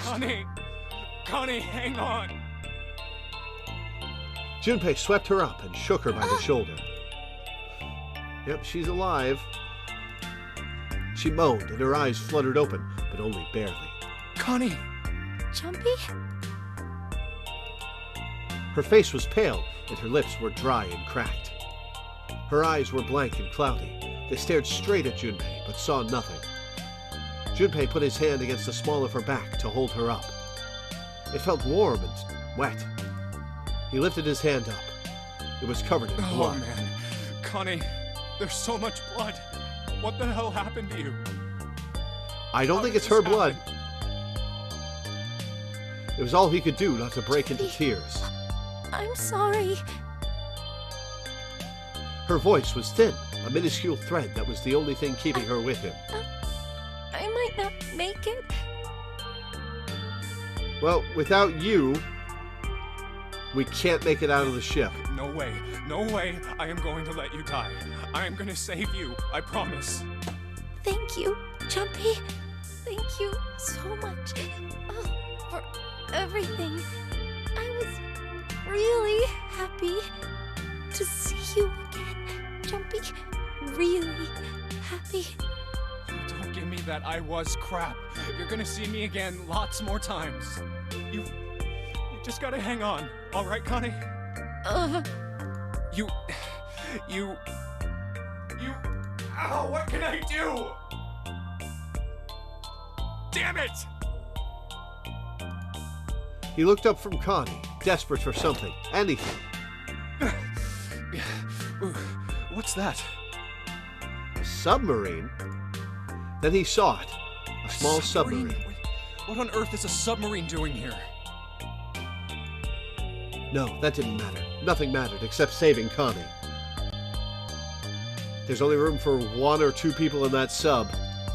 That was the only thing he wanted. Junpei turned his head back down to look at her. All right. There's a submarine over there. I'm gonna go see if it works. No! Don't go! Please, don't go! Please, just stay with me, okay? I want to be close to you, Jumpy. When Connie. Jumpy, did you know? You meant a lot to me when we were kids. I've liked you for a long time, Junpei. A really long time. I don't believe this at all. Junpei's vision had gone blurry. It took him a moment to realize his eyes were filled with tears. He could feel a piercing point of heat deep in his heart, like a white-hot flame. Do you remember? We hung out a lot when we were kids. We went to the pool and to the fair. Do you remember playing snowball at the school? They're all memories I'll never forget. All of those moments are treasures to me. Man, if you're dying, you're taking a long time to die. I also wanted to go to a lot of other places with you. A lot more. But that won't happen now. No. I mean, yes. Yes, it will happen. We'll go all sorts of places, Connie. You hear me? I promise. We'll go wherever you want. Really? Yeah, really. I swear. That makes me happy. Really happy. She said it to herself, over and over, a weak smile creasing her tired face. I feel sleepy. No, Connie, don't fall asleep. Thank you, Jumpy. Thank you so much. Her eyes were slowly closing. Junpei screamed even as he felt his throat go hoarse. Connie! Connie!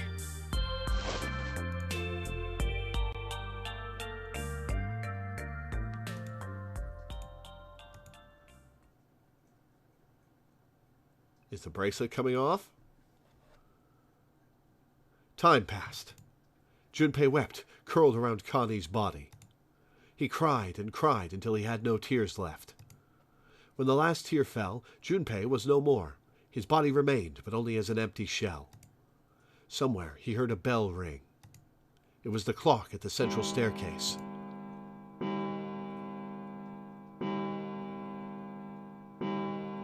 4, 5. 1 hour left. It rang 5 times, then 5 faded. o'clock. Quietly, gently, softly, he set Connie down on the floor. Slowly, Junpei stood. Only then did he realize that Seven and Lotus had not followed him. Where had they gone? Slowly, he looked around the room. There was nothing, no sign that they had ever been there. It felt as though every part of Junpei's body was made of lead. Slowly, he made his way to the door he'd come through. As he approached it, it opened, sliding apart with a sound like grinding stone.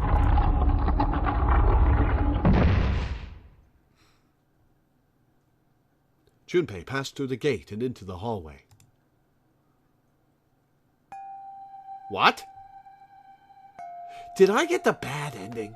His heart rattled in his chest, an empty, lifeless thing. It had been so utterly broken that there was nothing left to feel. When he saw their bodies, he simply stared. It was a lake, a sea of blood. 2 bodies lay in it. There was no need to check. There was no breath left in them. His eyes lit on Lotus's wrist. Her bracelet. It was gone. He stared. It meant nothing to him. He didn't care anymore. He couldn't care anymore. Junpei's body felt numb. A part of him knew the lump of lead in his chest had once been a heart. He couldn't quite remember what it had been for. Tears poured from his eyes in great streams. He wasn't sure why. He gave up trying to make them stop. He turned around.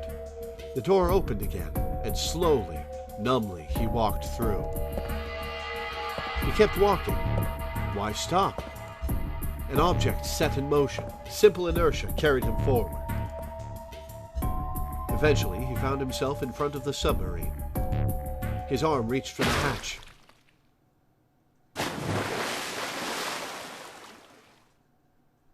And then he was floating in water. His eyes stared down into it. He couldn't see the bottom. His back was hot. Dimly, he felt the blade of a knife in it. Who? One dead body lay behind door number 5. The body of the 9th man. Another lay in the shower room. The body of Snake.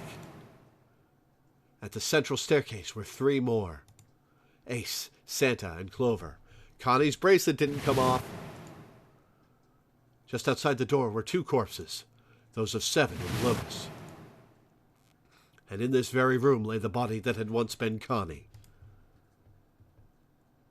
And now Junpei would join them. Who, then, had killed them all? Who? Junpei let out one last breath. Faintly, he felt the bubbles creep up the side of his face. His consciousness faded quickly, dissolving away into the cold, gentle lapping of the water.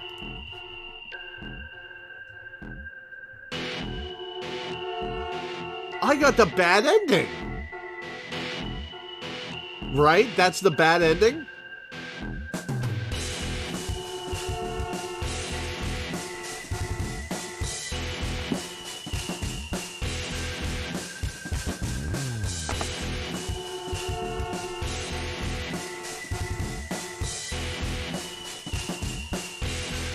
Oopsie doopsie. Do I have to replay the whole game again?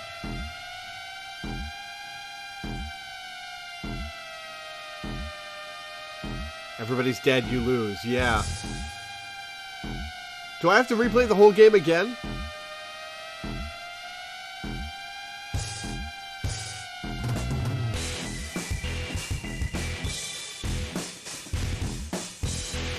They let you skip stuff you've already seen. There's a flow chart. Original, yes, this port has a flow chart. Give it a sec. Alright.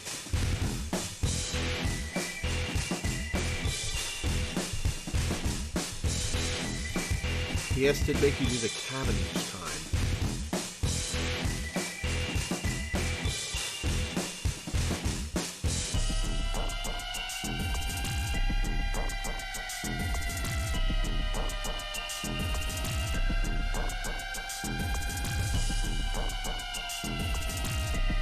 Wait. If Akane was in the room with Junpei, she couldn't have killed Seven and Lotus. The end, or is it?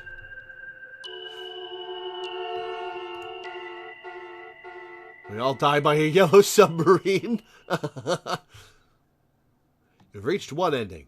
This game has multiple endings. In order to experience all the endings, you need to play through the game multiple times. Make sure to save your progress now to retain all information you've acquired. Memory of Escape has been added to the title screen. Memory of Escape enables you to replay the escape rooms you have completed.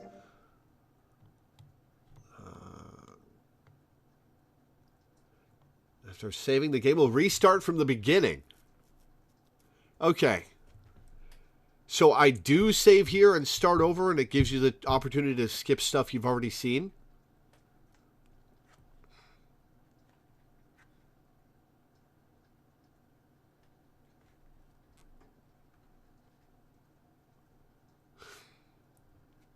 Right? Yeah, okay. Access the flowchart or return to the title screen to start from the beginning.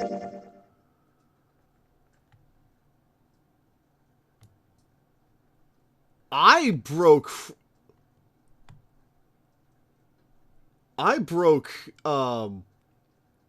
from the successful escape a while ago. Damn. I'm guessing these are the 3 doors. And I went through door number 2. Door number 2 ends here.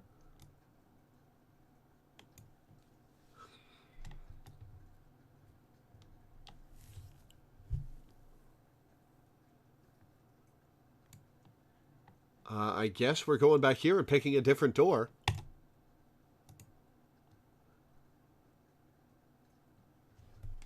Start right before the first door choice.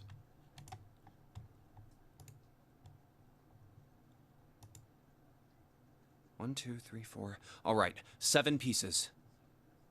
All right, let's pick a different door. Just double checking, but everyone wrote their code. Yes, just like you told us. Can't believe we're... We need to make the whole thing. Hurry it up, Mr. I have a brilliant idea. Yeah, quiet in the peanut gallery. All right, let's open these up.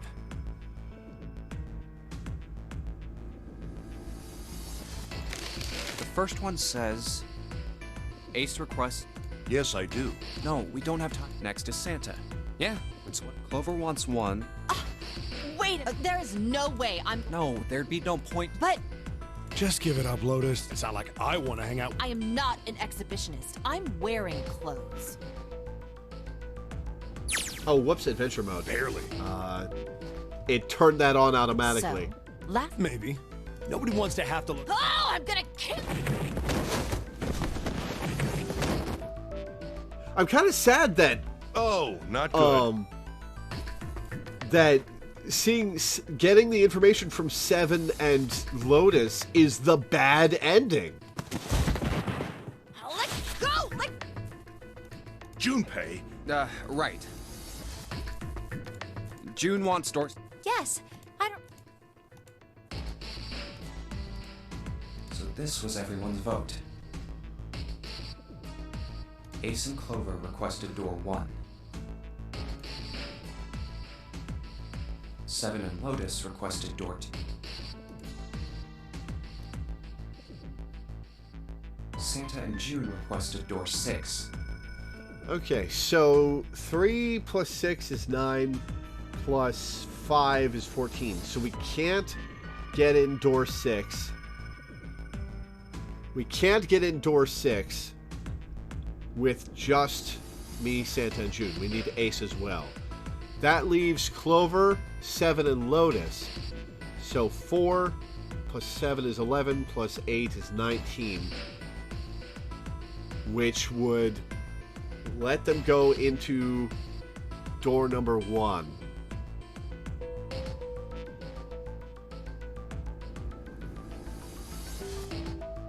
Shy, if I get the good ending here, do you want me to go back and play the other branch?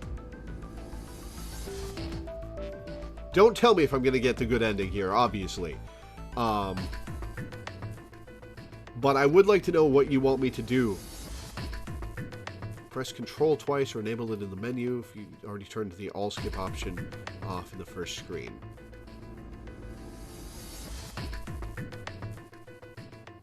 Alright, Control twice. Definitely recommend trying to get everything. Okay.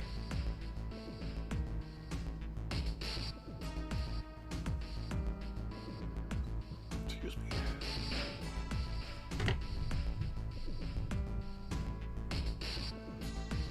Watch as it turns out it's Santa that did all the killing there. Not Santa, Snake. Alright, we're gonna try door 6. Then the door I should choose is... It won't let me pick door 2. Interesting. Oh, it's just... I can pick door 2. It's just grayed out because I've already picked it. Let's go with door 6. I want to go through door 6. Junpei flipped open the piece of paper. It read, Junpei, door 6. Of course it did. He'd written it, That's after all. a problem. June spoke barely above a whisper, but they all knew None what of these she'd said. teams will be able to go through the doors they want. Clover and I chose door 1. Lotus and I chose door 2. That's not enough people to open a numbered door, however. The digital routes don't match up either. We've got similar problems. Junpei and I want to go through door 6, but our digital route is 5. If we're gonna open that door, we need a 1. Damn, what are we gonna do now? What are we going to do? Junpei crossed his arms and did his best to put his thoughts in order. The others followed suit, but with little result.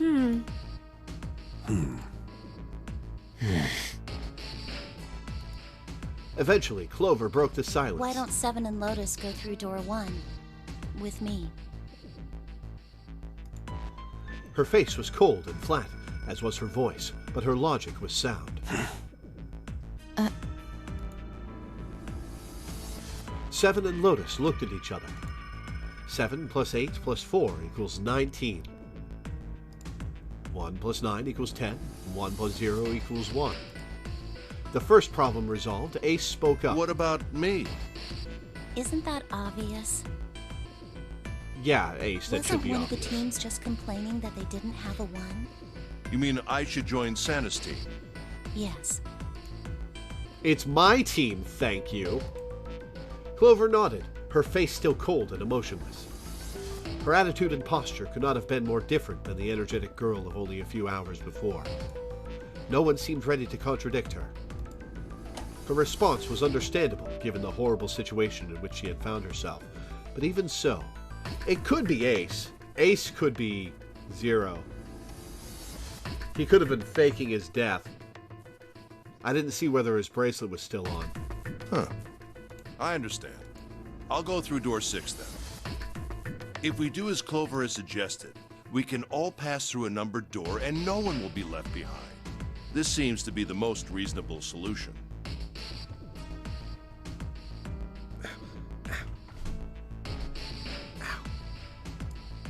Three plus 6 plus 5 plus 1 is 15. 1 7, plus 5 is Lotus. 6.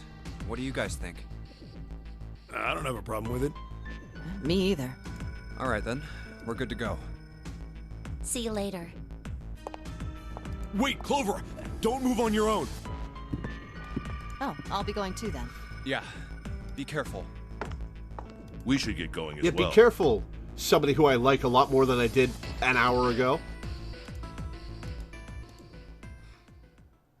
At last, Junpei and the other 6 had managed to separate themselves into 2 teams. Clover, 7, and Lotus headed to A deck, where door 1 was, near the main staircase.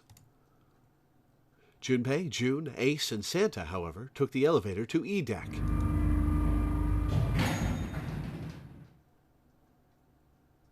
The ride to E deck was a silent one. This is E deck. There should be a door at the end of the hall. All right, let's go. Santa's words jolted them to action, and they stepped out of the elevator into a long, straight hallway. Before long, they arrived in front of door Here it 6. is. You guys ready? Yeah. Be interesting if each of these had the experiment Let's get room. to it. One by one, they put their palms over the red. With a soft electronic noise, it authenticated each of them.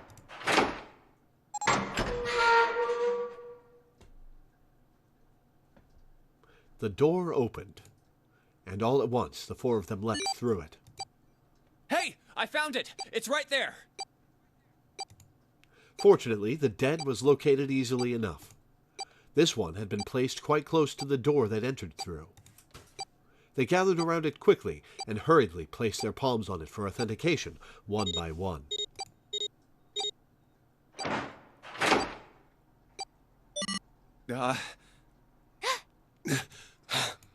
It stopped. Yes, it stopped. The countdown had ceased, but Junpei's heart was still pounding in his chest like a frantic, thunderous drum. It felt as though it might shake itself up and out of his throat. I don't believe I'll ever get used to that. I'm not sure it's something I'd want to get used to. We should finish this game before imminent death becomes a normal thing. You got that right. Once I'm out of this hellhole, I'm taking a nice long vacation. I agree. With that, the doom and gloom from before was done, and the moods turned All somewhat right, lighter. let's go. With that attempt at good humor, Junpei took a deep breath and began to walk. He jogged down the stairs at the end of the hallway and found himself staring at a large door. This door looks heavy. But it's not locked. I'm opening it. He took hold of the bar that served as its doorknob and shoved it down. The room beyond stopped him in his tracks. It was gargantuan and made entirely of metal, none of the accents of wood or tile he'd seen in the rest of the ship. This room was purely functional, but utterly tremendous. Whoa, what the hell is this? Santa got out a few words before awe stole the rest of them. The rest were too stunned to offer anything more than This has gasps. to be the biggest room so far. The ceiling is pretty high, too. Huh. Could be 2 stories, maybe even more. This space could be utilizing the entire length of the ship. What's that huge Kamaboko-looking building in the middle? Kamaboko? June pointed to the massive building in the center. Well, I guess that's as good of a description of it as any. Junpei and the others were standing on scaffolding that crisscrossed the whole area. The proper term was catwalk, Junpei thought, although that didn't seem particularly I see important. stairs, so we may as well head over to them. Yeah, but this section's barely wide enough to fit 1 person. You're right. Nearby was a long iron staircase that made its way, eventually, to the floor beneath them. Whoa, you can't even tell the shape when you're this close. Let's check out the other side, too. They moved around toward the opposite side of the massive building, following the catwalk. They hadn't said much as they walked, but as they approached the building, Ace suddenly spoke up. This looks to be the steam engine room. The steam engine room? Yes, that thing that looks like a cross-section of a mushroom is the boiler. It's a steamer? You see the 3 round doors near the bottom? Coal is put into those and burned, which heats the water, producing steam. The same thing that drives a steam engine. This one is simply somewhat larger. I see. It doesn't appear to be running right now. The entire room was as silent as All right, the grave. let's split up. Then all of a sudden, Junpei heard a noise behind him. He turned, just in time to see June collapse to her knees. Hey, what's wrong? Are you all right? He dashed toward her and wrapped his arm around her shoulders to steady her. Hey, June. It was then that he Junpei. noticed. Oh, you're really warm. Is your fever coming back? Yes, it probably is. But I'm fine. Please, don't worry about me. I just need to rest. And I'll be fine. Her voice was weak and forced, and it said a great deal more than her words did. Okay. Here, sit down. Careful. Junpei carried her to the nearest wall and propped her up against it. She let her head fall back against the wall, as if she no longer had the strength to support it, and drew a ragged breath. Thank you. Her eyes were empty, as if she was having trouble focusing them, and even speaking seemed difficult for her. Junpei felt his hand ball itself into a fist and clench tight, his knuckles whitening. He had to find a way out, and quickly. He turned and looked at Ace and Santa in Ace, turn. Santa. Yes. Right. They might not have shared the depth of his emotion, but they certainly shared his All right, concern. let's get started. Hang in there, June.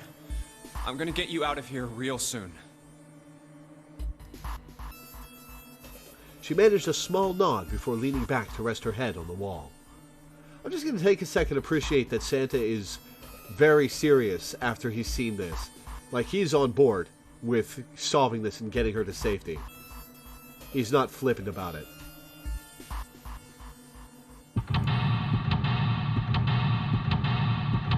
Oh, this is going to be a big-ass room I got to navigate.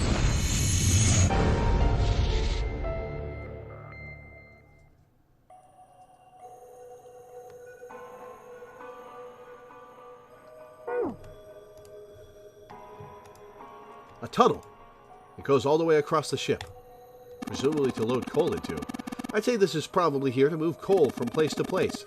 It probably comes from over there. And then the belt carries it down the tunnel and out here. So if the conveyor belt was moving, yes, the coal would almost certainly come out here.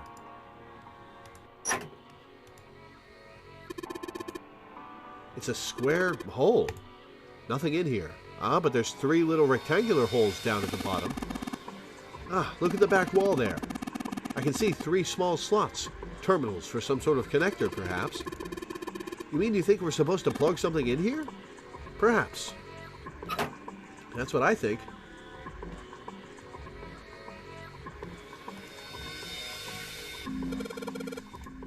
Man, this thing is huge.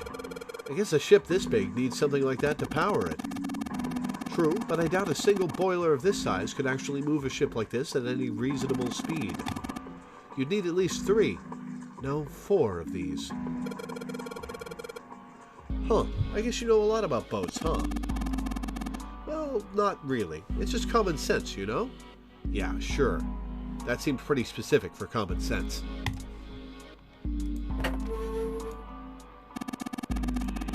I believe this opening is for fueling the furnace. If we were to put some coal in here and ignite it, then the steam engine might start working. It's certainly possible.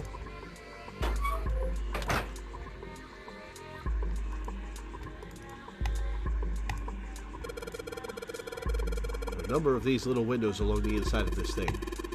I think you're supposed to put coal in through these, but they're welded shut. I don't think we can get these open. Alright, so that's a dead end. Let's go this way. Huge oven for this boiler. There are 3 open areas in it. Each of the open areas has a gear in it. Where the coal goes, or would go if all 3 of these things hadn't rusted shut. There's a bunch of wooden boxes over here by the wall. I already looked through those. There's nothing there. Fair enough. How about the trash? Let's see this way first.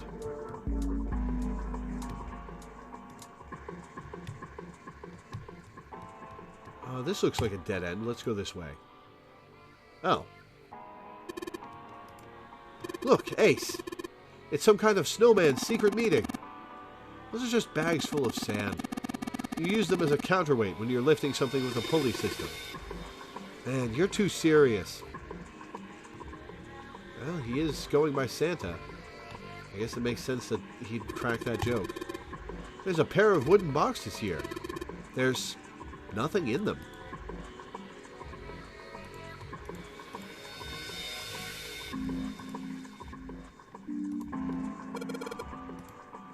What is this? Looks like something I gotta slot something into. Given its placement, this must unlock the door to the left. There's a weird indentation on the top of this thing. You think that means you have to insert something here? Yes, I would imagine so. There's a thick iron door blocking our way. You think this is... Yes, it looks like the exit.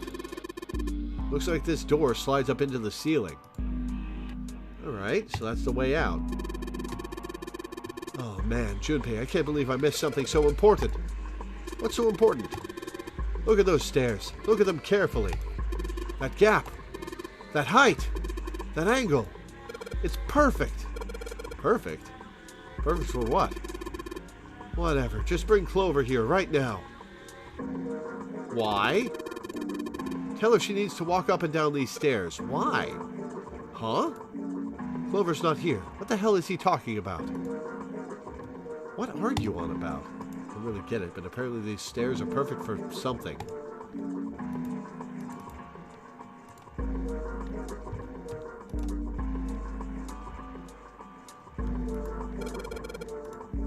It's a silver gear. Do you think it's made of pure silver? No way. Silver's way too soft to use for a gear. It's got to be steel or iron gear that's been coated with silver. Ugh. Shouldn't have called it a silver gear then. Shouldn't have got your hopes up. Were you thinking you'd haul this thing back? Nah, but I think 7 could probably carry it, don't you?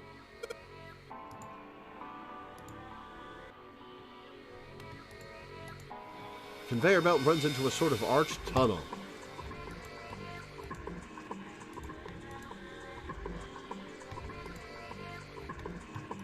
What is this? The 3 sliders on the left are down, but this one is up. There are a number of lines engraved in these. I suspect we are meant to do something rather specific with them. Junpei, why don't you move that slider down? Well, there's no harm in trying, I suppose. Just move it down and the entire room erupts in steam, frying us instantly. Nothing. Nothing happened. Maybe it needs to be prepared somehow. You're saying if we did something somewhere else, that it'd respond somehow? Yes, I suppose that's one way of putting it. Off we go. One of the doors on the furnace. There's an A on it. There's a circular wheel in the center of the door.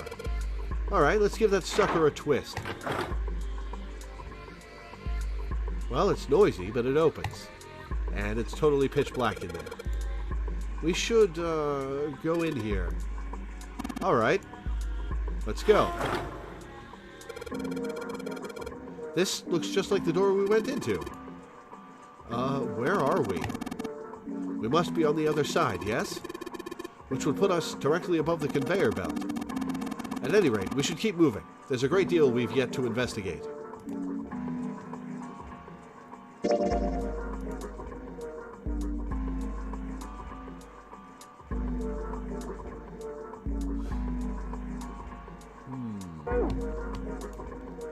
Alright, I'm going to take a quick break, guys. I will be back in a couple minutes.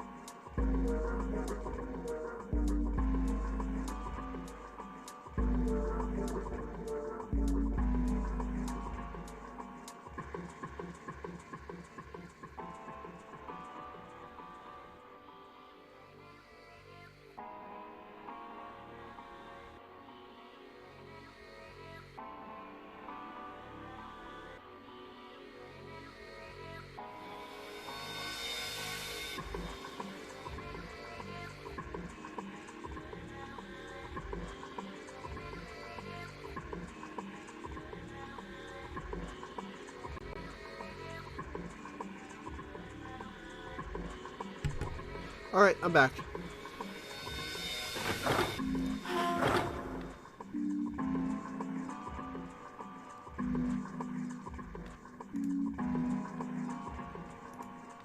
There's a bunch of stuff in our way. Hey, Junpei, where are you going? The only thing in there is a closed numbered door.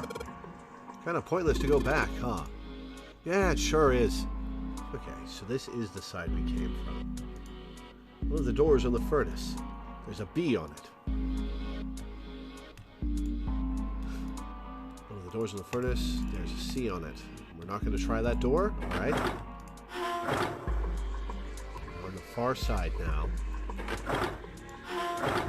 We can go in on C and come out here. I see. This damn pile of boxes is blocking my way. Looks like a hand-operated winch. And it doesn't look like there's any way to operate it. We gotta find a lever. That means the wheel isn't attached. Or I guess we gotta find a wheel.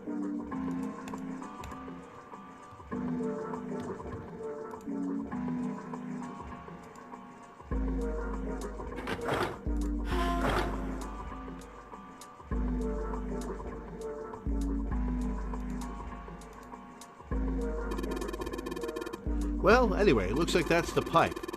Looks like the bottom connects to the conveyor belt housing. Then coal must come out of this pipe onto this conveyor belt. In other words, there must be a great deal of coal in that pipe.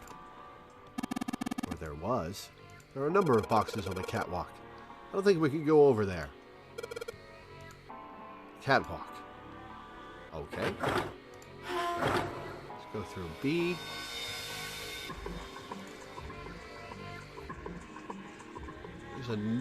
This one has a wheel on it. Alright, let's give this wheel a spin. What? That's weird. I don't feel any resistance. Shit. I guess we have the wheel now. Cool. Good job, genius. You broke it. I didn't break it. It broke all by itself. Alright, well, I guess we're going back to the other,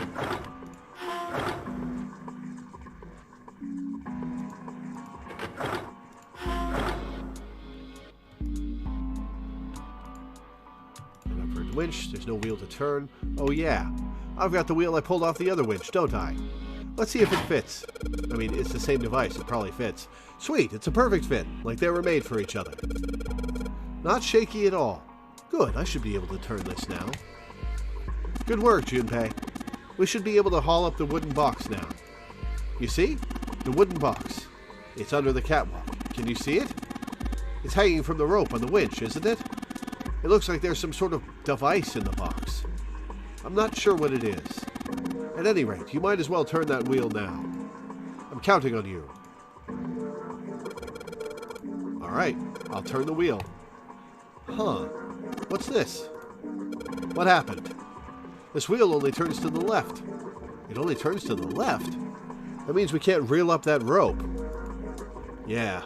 Well, we can drop it down and go get it from below. We can only let the rope down. Interesting. I don't think that will be a problem. We will simply need to go downstairs after letting the wooden box down. I will be counting on you, Junpei. Sure thing. No sweat.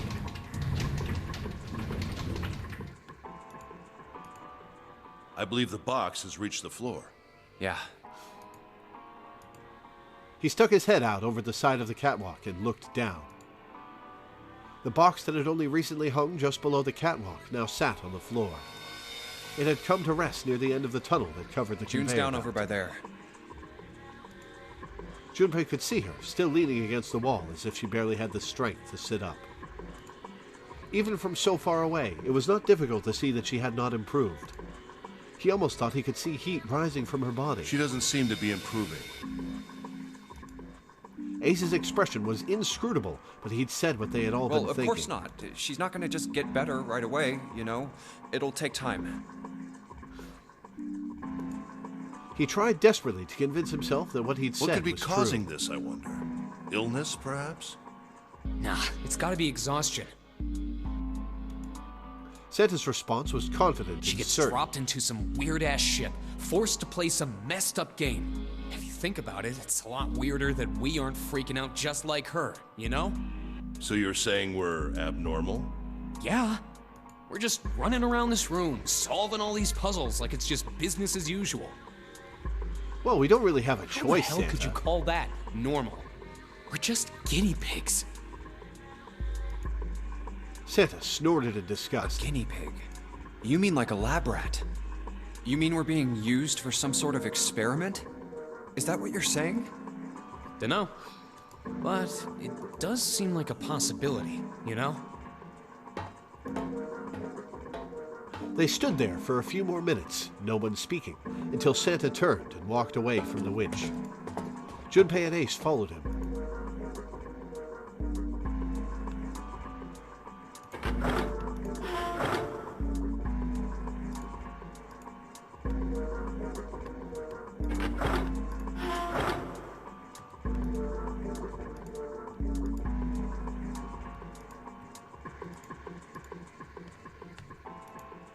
There's a pair of boxes here.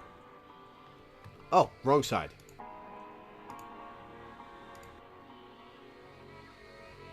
Is it?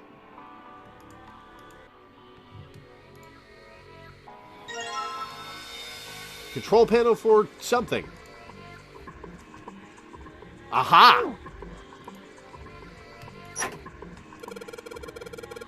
Maybe this hole is where the control panel goes. Well, there's only one way to find out. In you go. Dude, you did it! Everything looks alright. Okay, but what do we do now? Why don't you press the button next to it?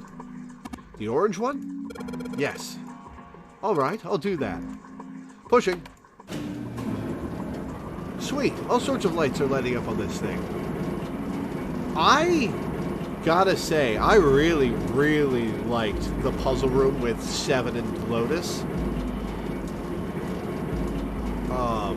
It's the most fun puzzle I've had over the course of this whole game. And I'll be a little sad if nothing tops it in the other routes. And, oh, yes, I think I just heard something turn on. Oh, what's that? What happened?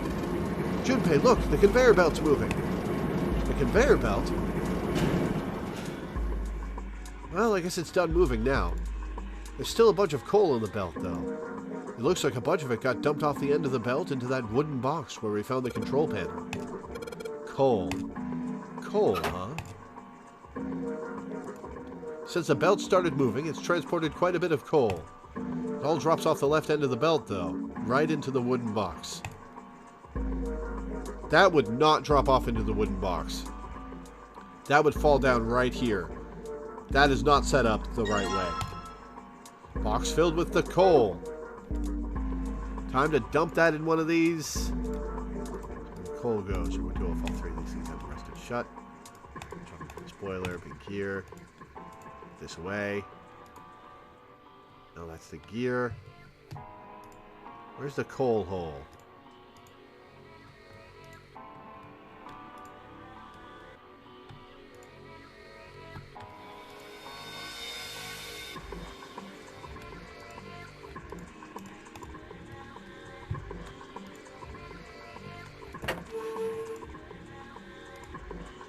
Hole that'll let us put coal into the furnace.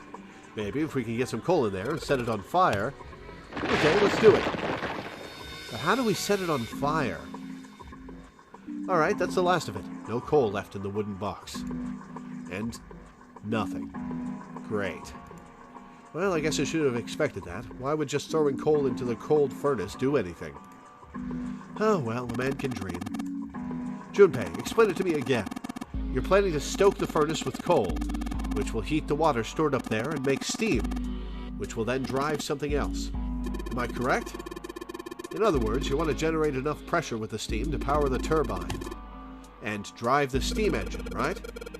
Yeah, I guess that's the gist of it. Well, in that case, this isn't enough coal. This furnace is enormous, so we're going to need a whole hell of a lot more coal than this. Very well then, if the three of us work together, then we should manage to fill it much faster. I want to help too. Man, I totally didn't even see her walk up. Are you feeling up to that? Yes. Yeah, right. You look like you're one stiff breeze away from falling over, June. I think you'd better rest some more, all right? But no arguing. You need your rest. So, you just stay there. We'll handle this. Okay. I understand. All right, time for some manly work. Let's get this coal into those furnaces.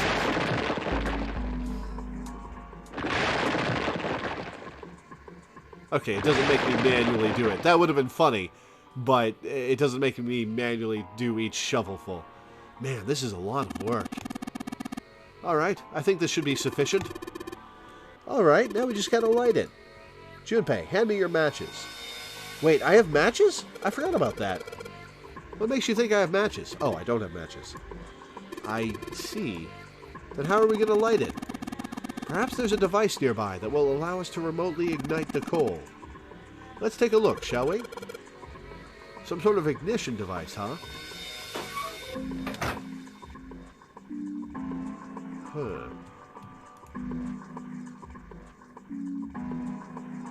Ah, I know. Nope.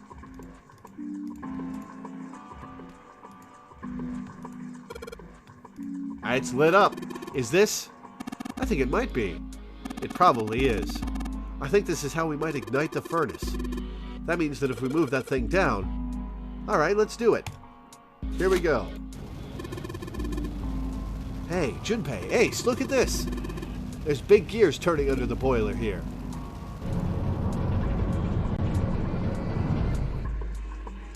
It is so... Oh! Ho, ho, ho, ho. All right.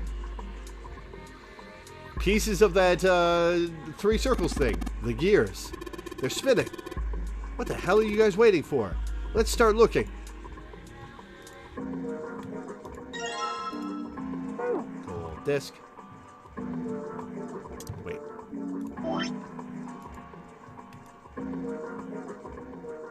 Okay, so it's got red, blue, and black pattern on it. Okay.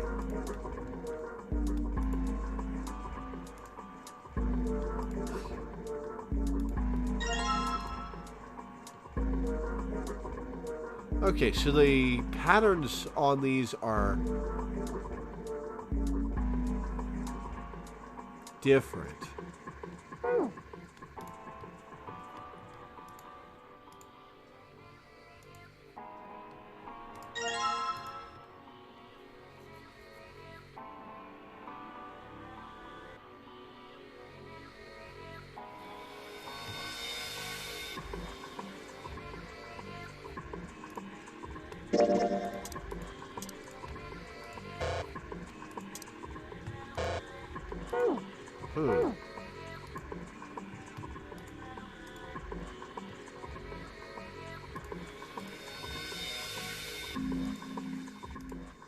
Looks like this thing unlocks the door. There's a depression here that looks like it's the outline of three circles laid on top of each other in a triangle. Maybe if we put those three discs we found into this thing. Well, there's only one way to find out. Let's stick them in. Huh? That's odd. Nothing's happening. Well, you gotta align them correctly, doofus. Maybe you're, I don't know, putting them in the wrong places. Perhaps you have them facing the wrong directions. Perhaps you should rotate the discs to make some of the lines connect to one another. Well, no harm in trying. Instructions for operation. When the disc is clicked, it will rotate a certain amount. When the white arrow is clicked, the discs are switched. Please note when the discs are switched, the angles for the discs are reset.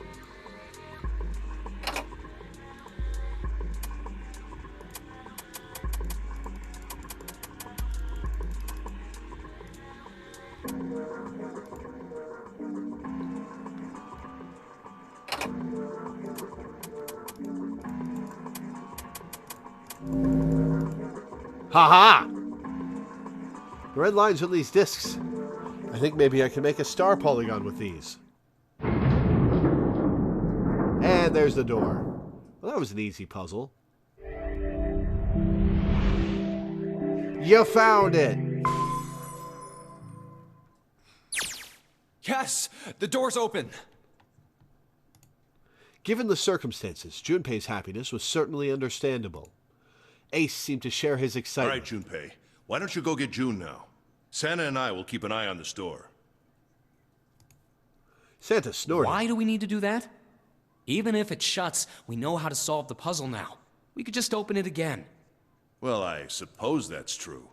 Shall all three of us go and collect June then? Nah, I'm cool. I'll let Junpei handle it. Why'd you object then? He still seemed irritated by something, however, and sat down on the stairs petulantly. So are you only interested in being contrary? Apparently so. Ace sighed, with the air of a long-suffering parent. All right, I'll go get June. I'll be right back. He gave a quick nod to Ace and Santa and dashed off down the stairs. Before long, he was back on the first floor, next to the conveyor belt and June. Oh, Jumpy! As he drew closer, she stood up slowly. He did his best to sound calm and nonchalant, but there was no hiding the genuine concern in his voice. Yes, I'm fine now. I'm sorry I made you worry. June blushed. He wasn't sure if she was embarrassed or still feverish. Let me check. Just to make sure, he reached out and put his hand against her forehead. Good. You're feeling a lot better. She was feeling far less warm than she had earlier, but still wasn't down to what seemed normal. Are you sure you're all right? He had to be sure. June gave him a Oh, look. you're such a warrior, Jumpy. I think you mean worrier, not warrior. Oops, I mean, warrior. Oh, okay, that was intentional. All right. June giggled. He wasn't sure if she just made a joke or not, but seeing her smile again made Junpei feel at ease. If she was well enough to smile and laugh, then she really was feeling much better. He gave her a friendly poke All on right, the forehead. let's go. Go where? Oh, right. I didn't tell you. We got the exit open, so... Great! Let's go! June clasped her hands and nodded urgently.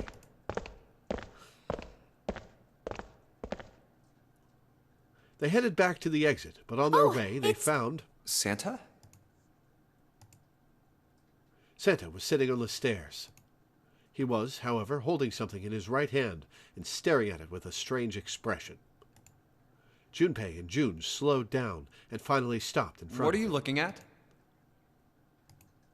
Santa answered without looking up, his It's voice a photo. quiet. It's my sister. Sister? Santa, you've got a sister? Santa simply Yeah. nodded. Kid was cute as a button.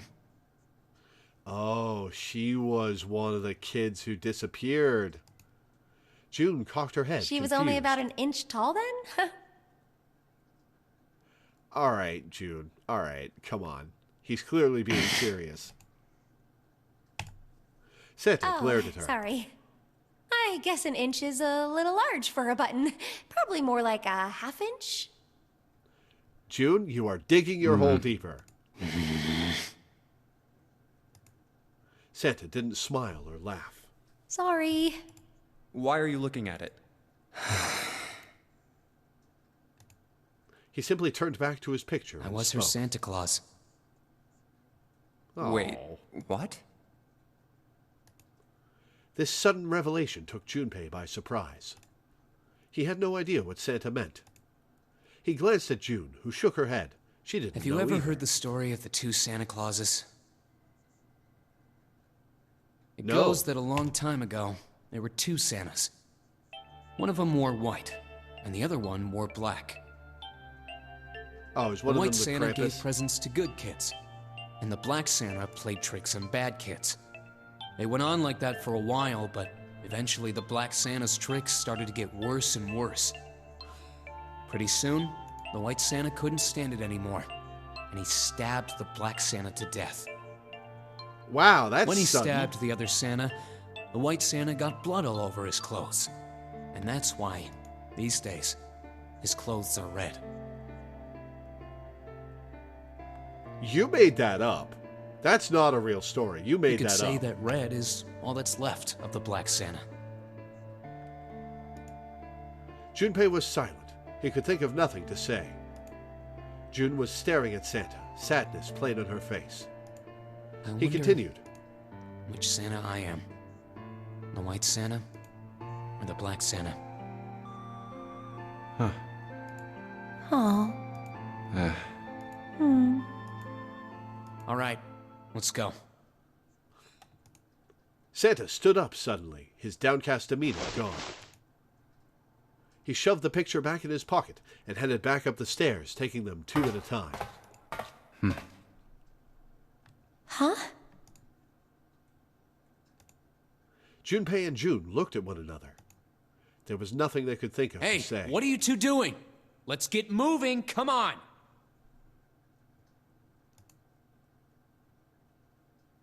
Santa's voice echoed across the room from above them. Let's go. Yeah. They nodded and followed him quickly up the stairs. Ace was waiting for them at the top. He was leaning against the handrail. He looked very tired. Oh, you're finally back. The door had shut, but it wasn't cause Sorry for we concern. took so long. Junpei quickly solved the disc puzzle a second time, and the door opened once again. If there were two Santas in the world and one killed the other with a rock, would that be fucked up or what?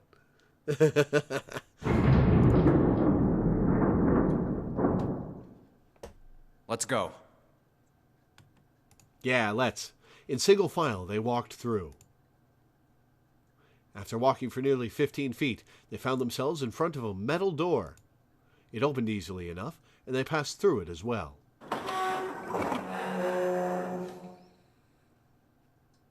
A new room stretched out before them. Huh. Is this a warehouse? Sure looks like it. No, I believe this is the cargo room. This must be where they store all of this vessel's freight. It's a pretty small-ass cargo room. There are wooden crates everywhere. I wonder how old they are. Junpei, Ace, and June had stopped unconsciously, pausing to take in their new surroundings. Santa's voice broke through their momentary trance. Well, we probably ought to start with finding the exit, right? Let's get going.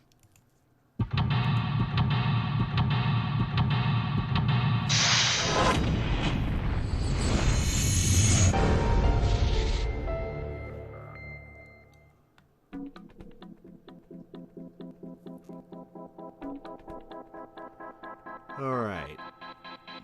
Excuse me. Is that a coffin? There's a coffin over there. That's going to be important. These crates are quite large. They seem to be tied to one another with sturdy straps. There are a bunch of bags here. I wonder what's in them. Oh ho! Oh, he was one of the scientists on this ship. Ooh. What's that? It's a card. It has a headshot on it. A headshot? Yeah. I'm not really sure what purpose this could possibly serve. I mean, we know who it is. There's nothing in the bag anymore. Alright. These crates are a little smaller than the others.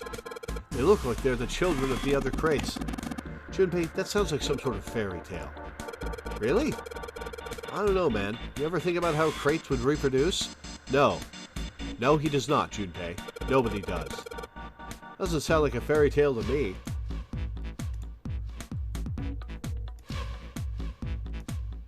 A box. There's nothing inside. What's in this bag?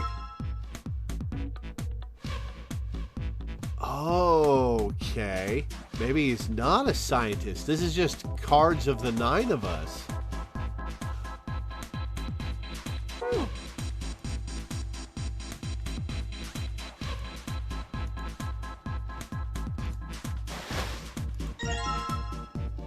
There's Clover.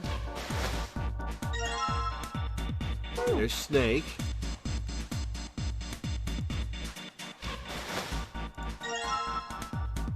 There's 7.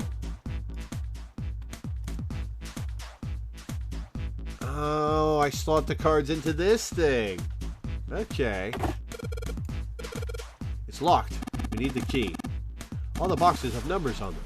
Do they... Oh... Ace went down and picked up something that had been sitting next to the box. Junpei, take a look at this. Cards. There's Lotus. Alright, well, we've got snakes. There's some number boxes and cards with pictures of all of us. Does that mean we need to collect the cards we don't have?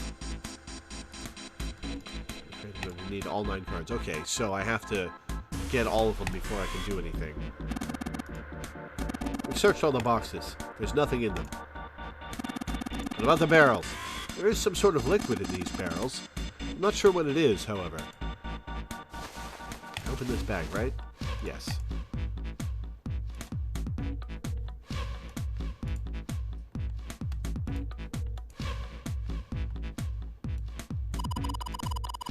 Jumpy, look at that crate over there. There's something on it, isn't there? Yeah, looks like a coffin. A coffin? Yeah, seems kind of weird to find a coffin here, right? As if it's telling us search here. That's a straightforward hint that I was already going for. To the stairs. More stairs. These stairs, they go up 3 stories. What are you waiting for, Junpei? Whatever, I'm going. This is the only door here, except for the one we just came in through. And this is the exit. No shit, Sherlock. Of course it's locked. Is it an electronic lock? No, just a keyhole right under the doorknob. So to open this door, we've got to find the key that fits that keyhole. Yeah.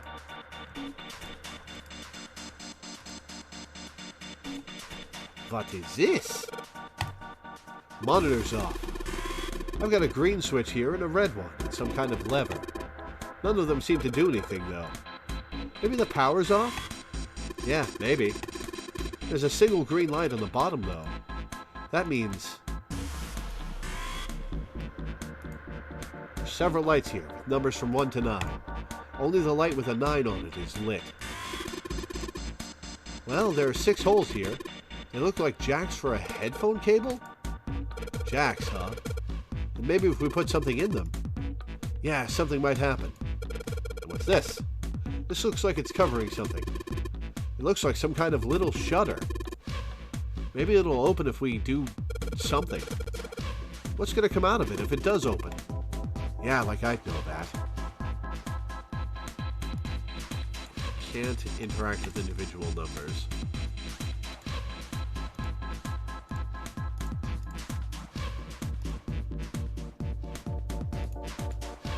Metal panel over the outside of the window.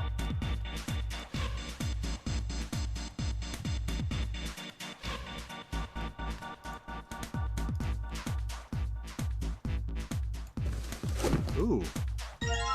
There's the ace card. I've got 7 of 9. I'm missing... Junpei and June. Junpei and June.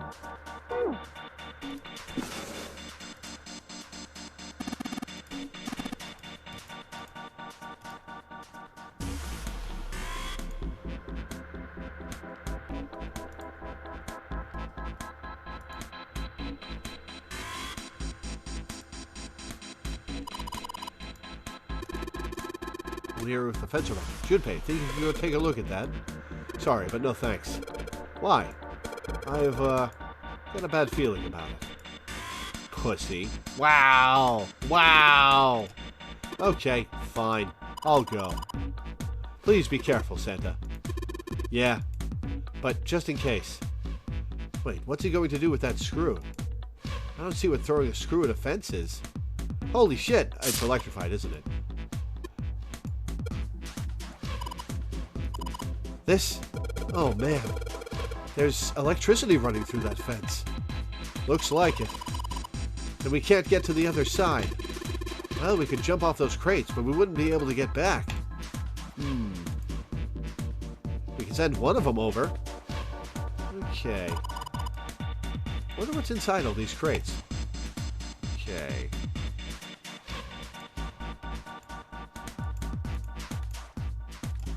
So we've got to shut the power to that off. Probably redirect it into the terminal.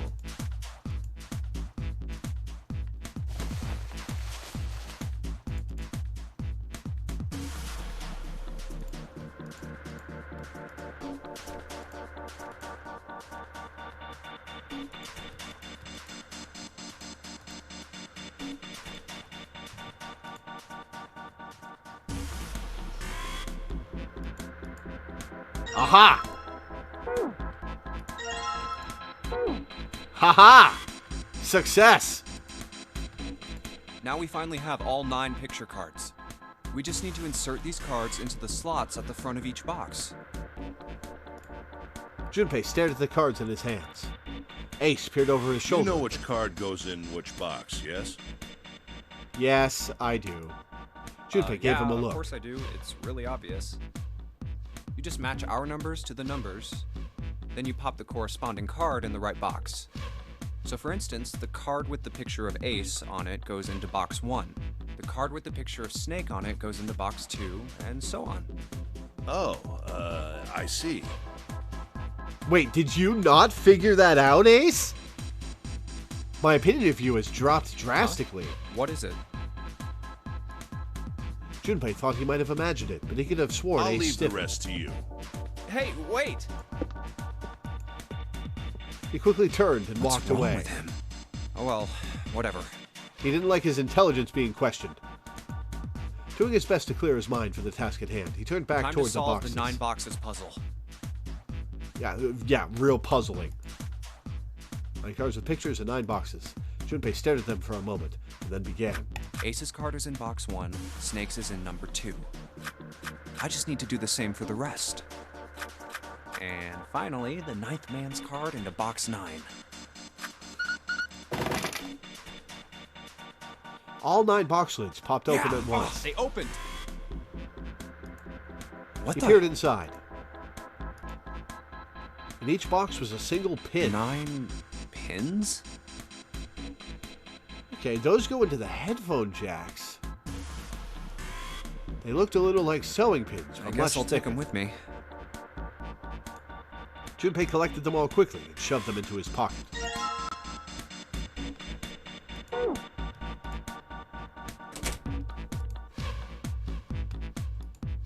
See if we can do anything with them right now.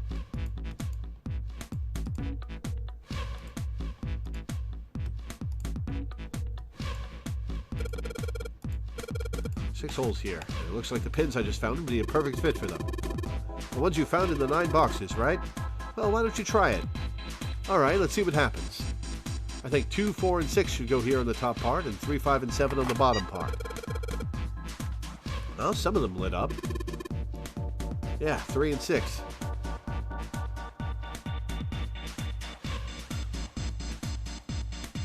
Two, 4, and 6. 3, 5, and 7.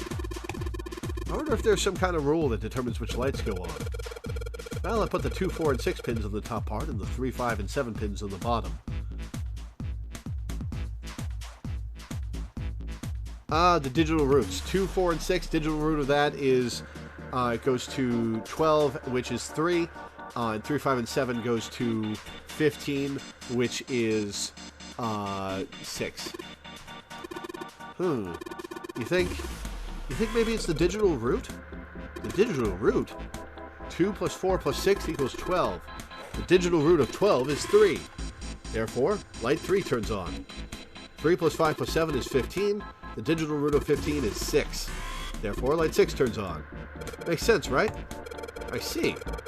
The lights that match the digital root of the pins inserted on the top and lower parts will light up. So that's how it works. Well, there's one other thing I'd like to check. Well, if he wants to try, he's certainly welcome to.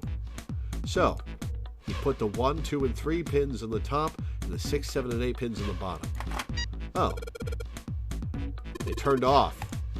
6, 7, and 8 is 21. Digital root of 21 is 3. Therefore, light 3 turns off. 1 plus 2 plus 3 is 6. Digital root of 6 is 6. Therefore, light 6 turns off. Ooh, I get it now. The digital route for the pins you insert is the same as the number on the lights that are lit. Those lights turn off. Yeah, looks like that's the trick. Alright, now we know how it works. You want to give it a try? Wait, you mean you know what we're supposed to do with these lights? Well, no, but I figure we could try and see if we can turn them all on, you know? I figure something's gotta happen if we can manage that. Turn on the lights, huh? Okay, Junpei, let's make sure we know how this works, alright? One of the 6 holes, put one of the pins, keep it up until all 6 are filled. Once all the holes are filled, correspond to the digital routes. The digital route corresponds to the light that's already on, the light will be turned off. The goal is to turn all the lights on. Alright, everybody, are you ready for some math? Alright, let's do it. Okay.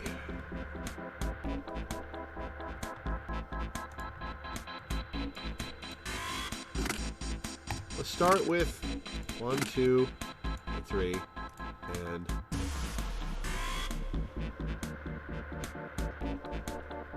4, 5, and 6 is 15, so that's a 6. 7, 8, and 9 is 24, which is also a 6. Yeah, sure.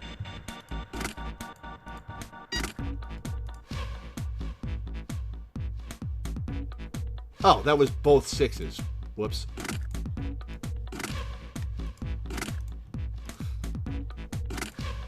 Four, 5, and 7 gets me 7. Alright, what do we need for 8? Let's do 8 and 5.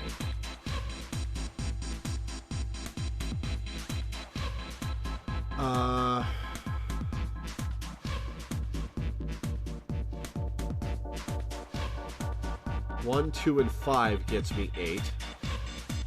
And then for 5, 6, 8, and 9.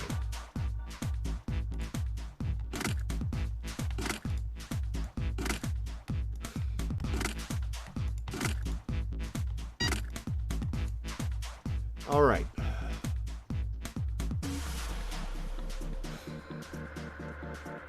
Okay, let's do 1 and 2 next.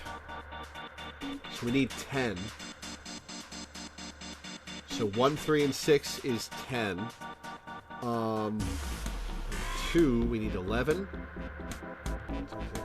2 plus 4, 2, 4, and 5. All right.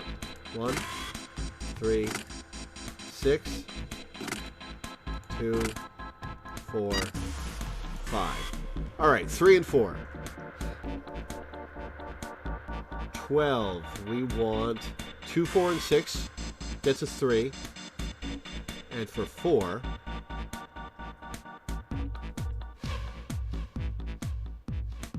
5, 7, and 1. Okay.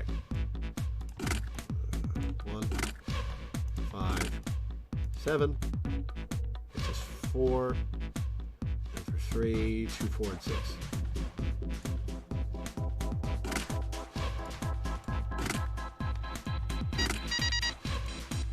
Haha! Success! F! All the lights are on and the shutters opened up. Hey, does that mean...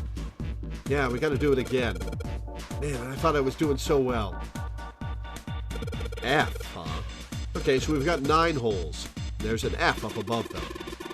I don't know what the F means, but I do know one thing. What's that? This time there's 9 holes, so we need to insert 9 pins. Man, that's boring. Well, why don't you just try it, alright? I think I see. We had hexadecimal in the 7 and Lotus route, so this is probably hexadecimal F, which is 16.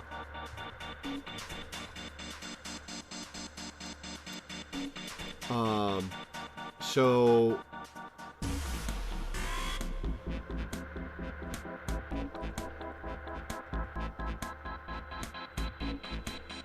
Wait.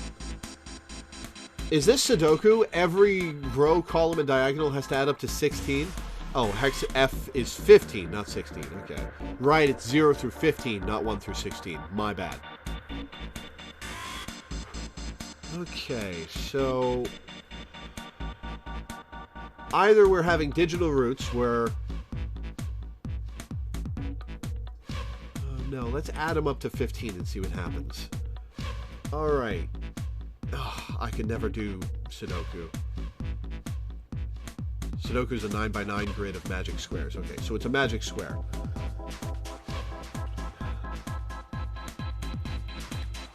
Alright. 2, 4, and 9 is 15.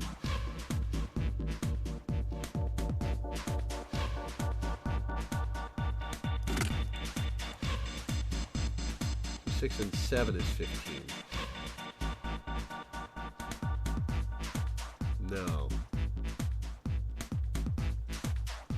Okay, I see. 8 and 5, 9, 5, and 1.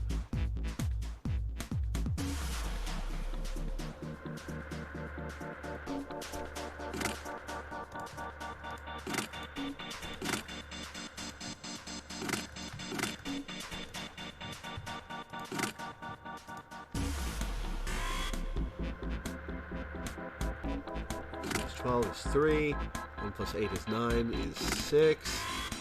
6 is 8 is 7. Plus 3 is 5. 5, 1, and 9.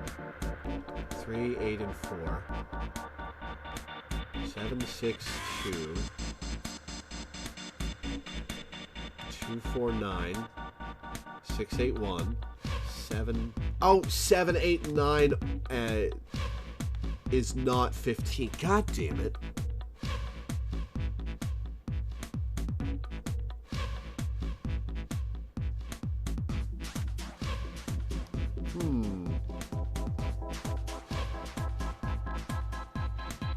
Alright, well, I was close.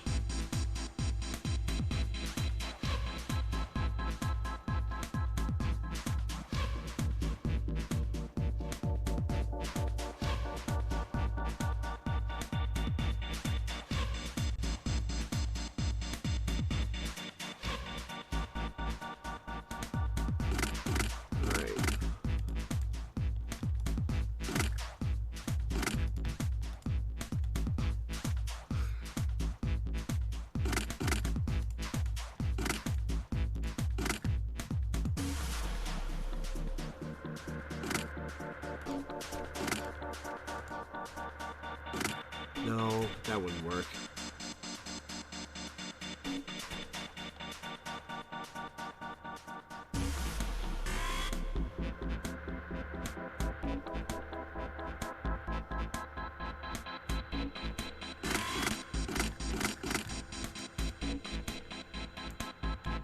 Nine can't be in the center because there's only so many. Because it can't be in a group with 6, 7, or 8. Okay, so.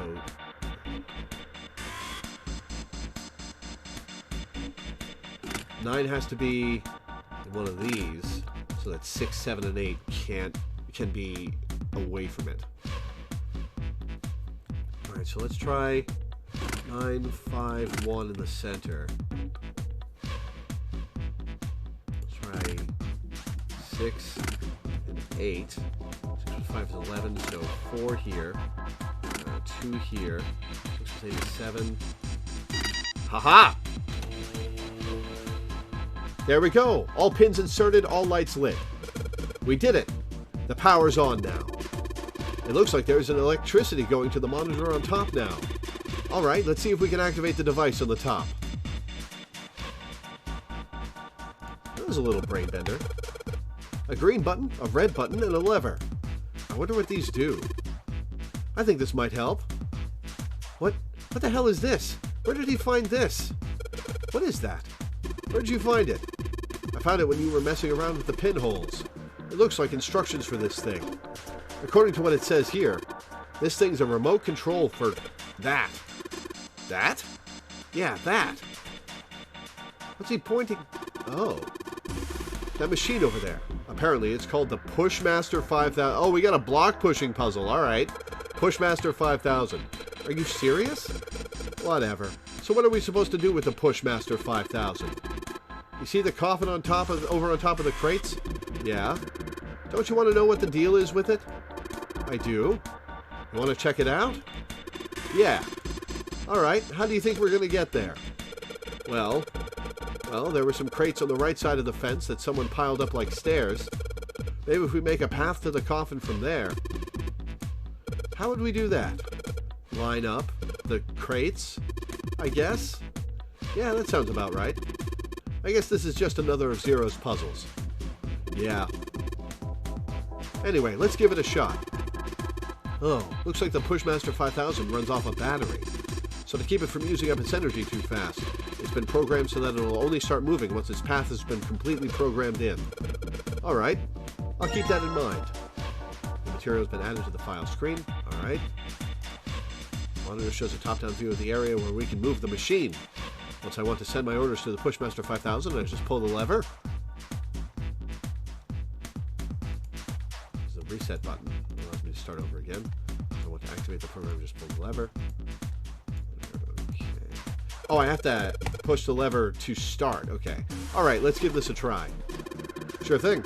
Just keep in mind that there is a limit on the battery, alright? The battery dies after 50 moves!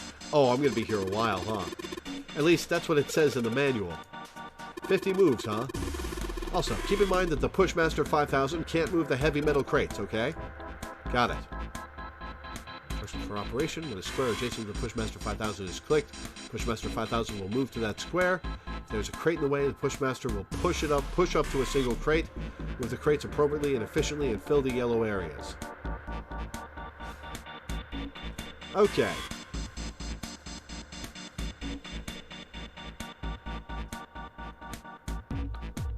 Only move up to a single crate.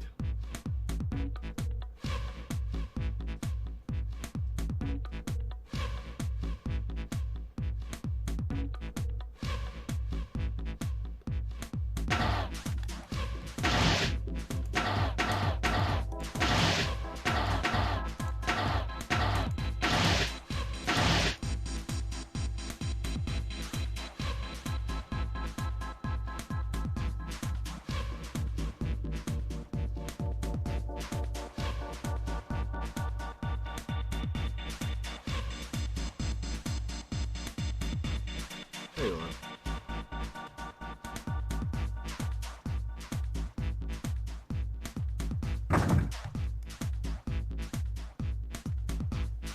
Sokoban? Is that the name of this puzzle type?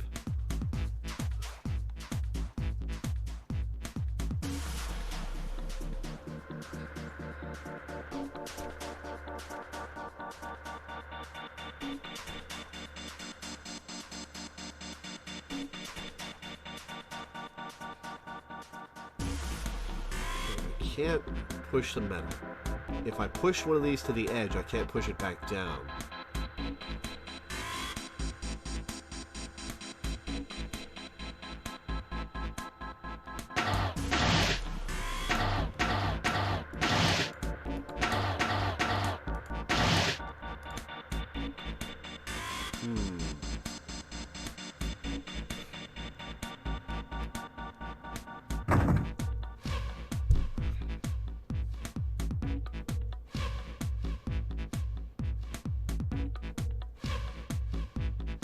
Oh, I'm an idiot. Okay.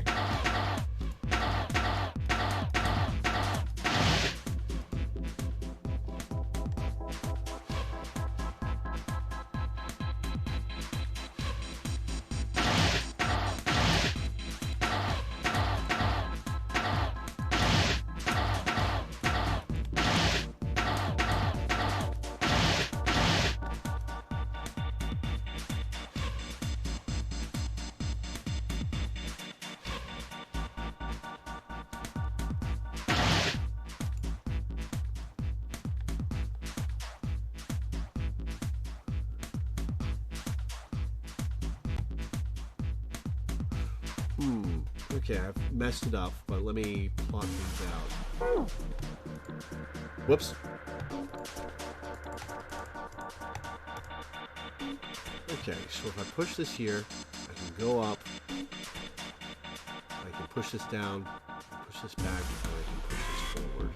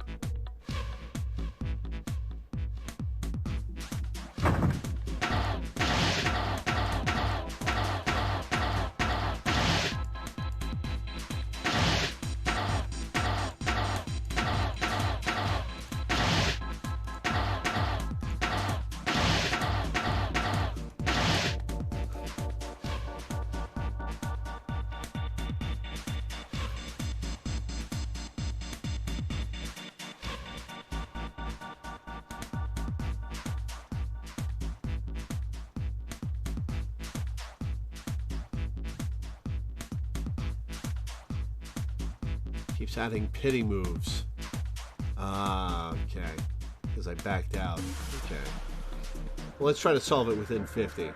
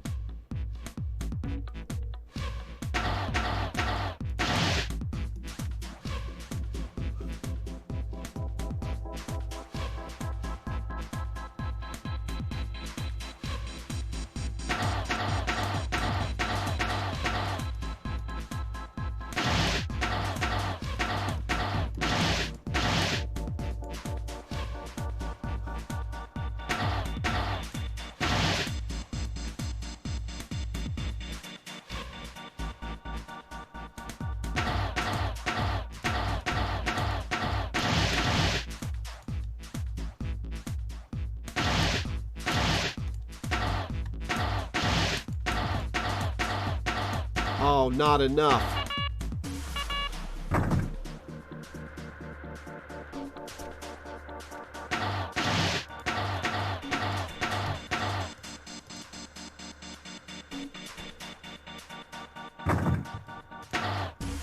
What was I doing?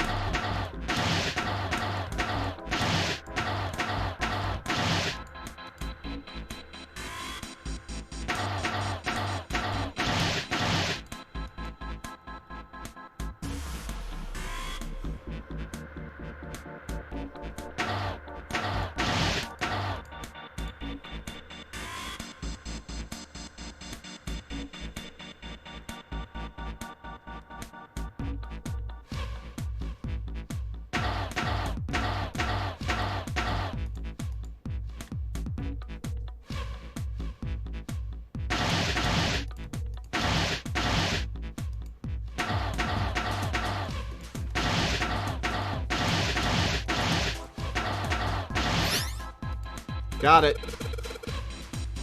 Okay, I'm done putting in the program. What do we do next? Just be quiet and watch. See? It's moving already.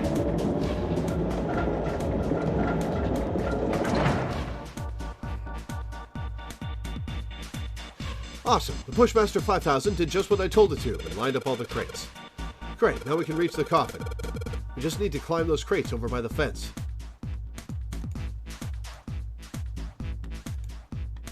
Yeah, well, we're gonna have to jump over the fence.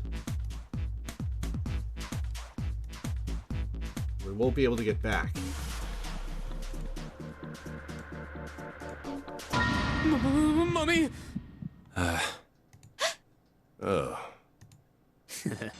Just kidding. Real funny, Santa. Really? Whatever. Just open it. Okay, okay. A small key and... A gun? Is the gun also a key? a gun? Yeah, a revolver. It looks pretty old. I wonder if this is a replica.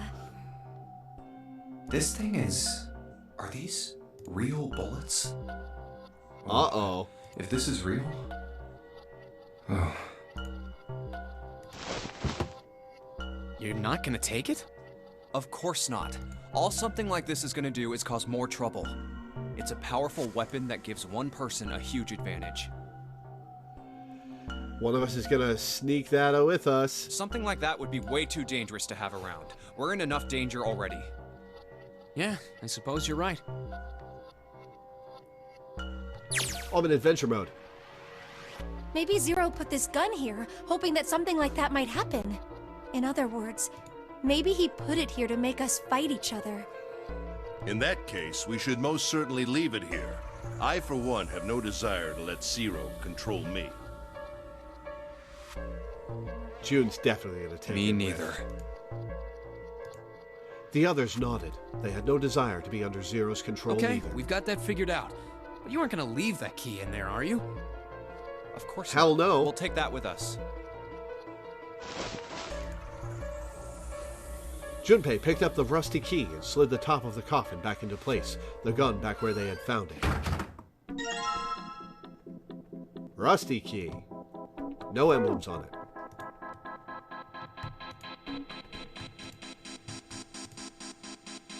How did we get up over the electrified fence? How? Alright.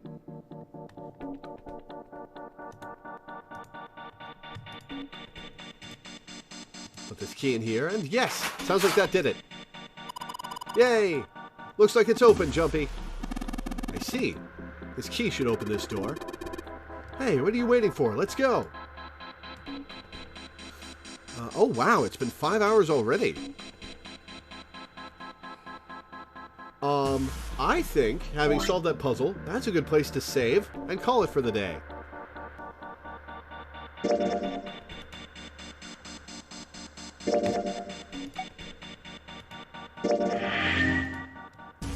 It shows the endings that I've unlocked up here. That's cool. This is pretty cool. These puzzles have been pretty cool. I'm liking it a lot. How expected was it that I would get the bad end first?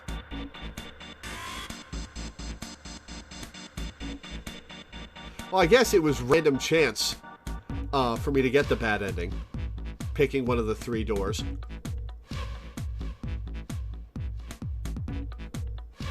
So I guess it couldn't have been expected or not expected. It was pretty expected. Really expected. Really? You expected me to pick? I guess there are at least a couple bad endings then. So you expected me to pick that door? Or one of the other bad doors, I guess.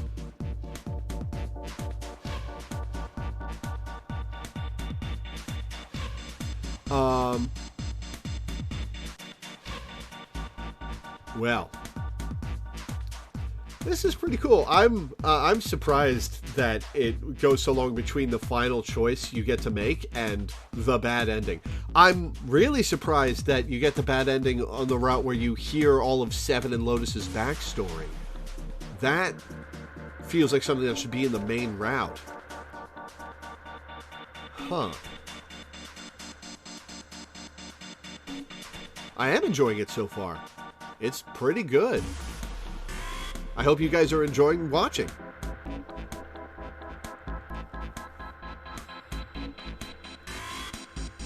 Huh. Alright, well, that's going to be it for today. This was a patron pick, so we'll be doing it again next month. Let me see. I've got the date. Shy Monkeys has picked the date. We'll be continuing this on the 11th of September.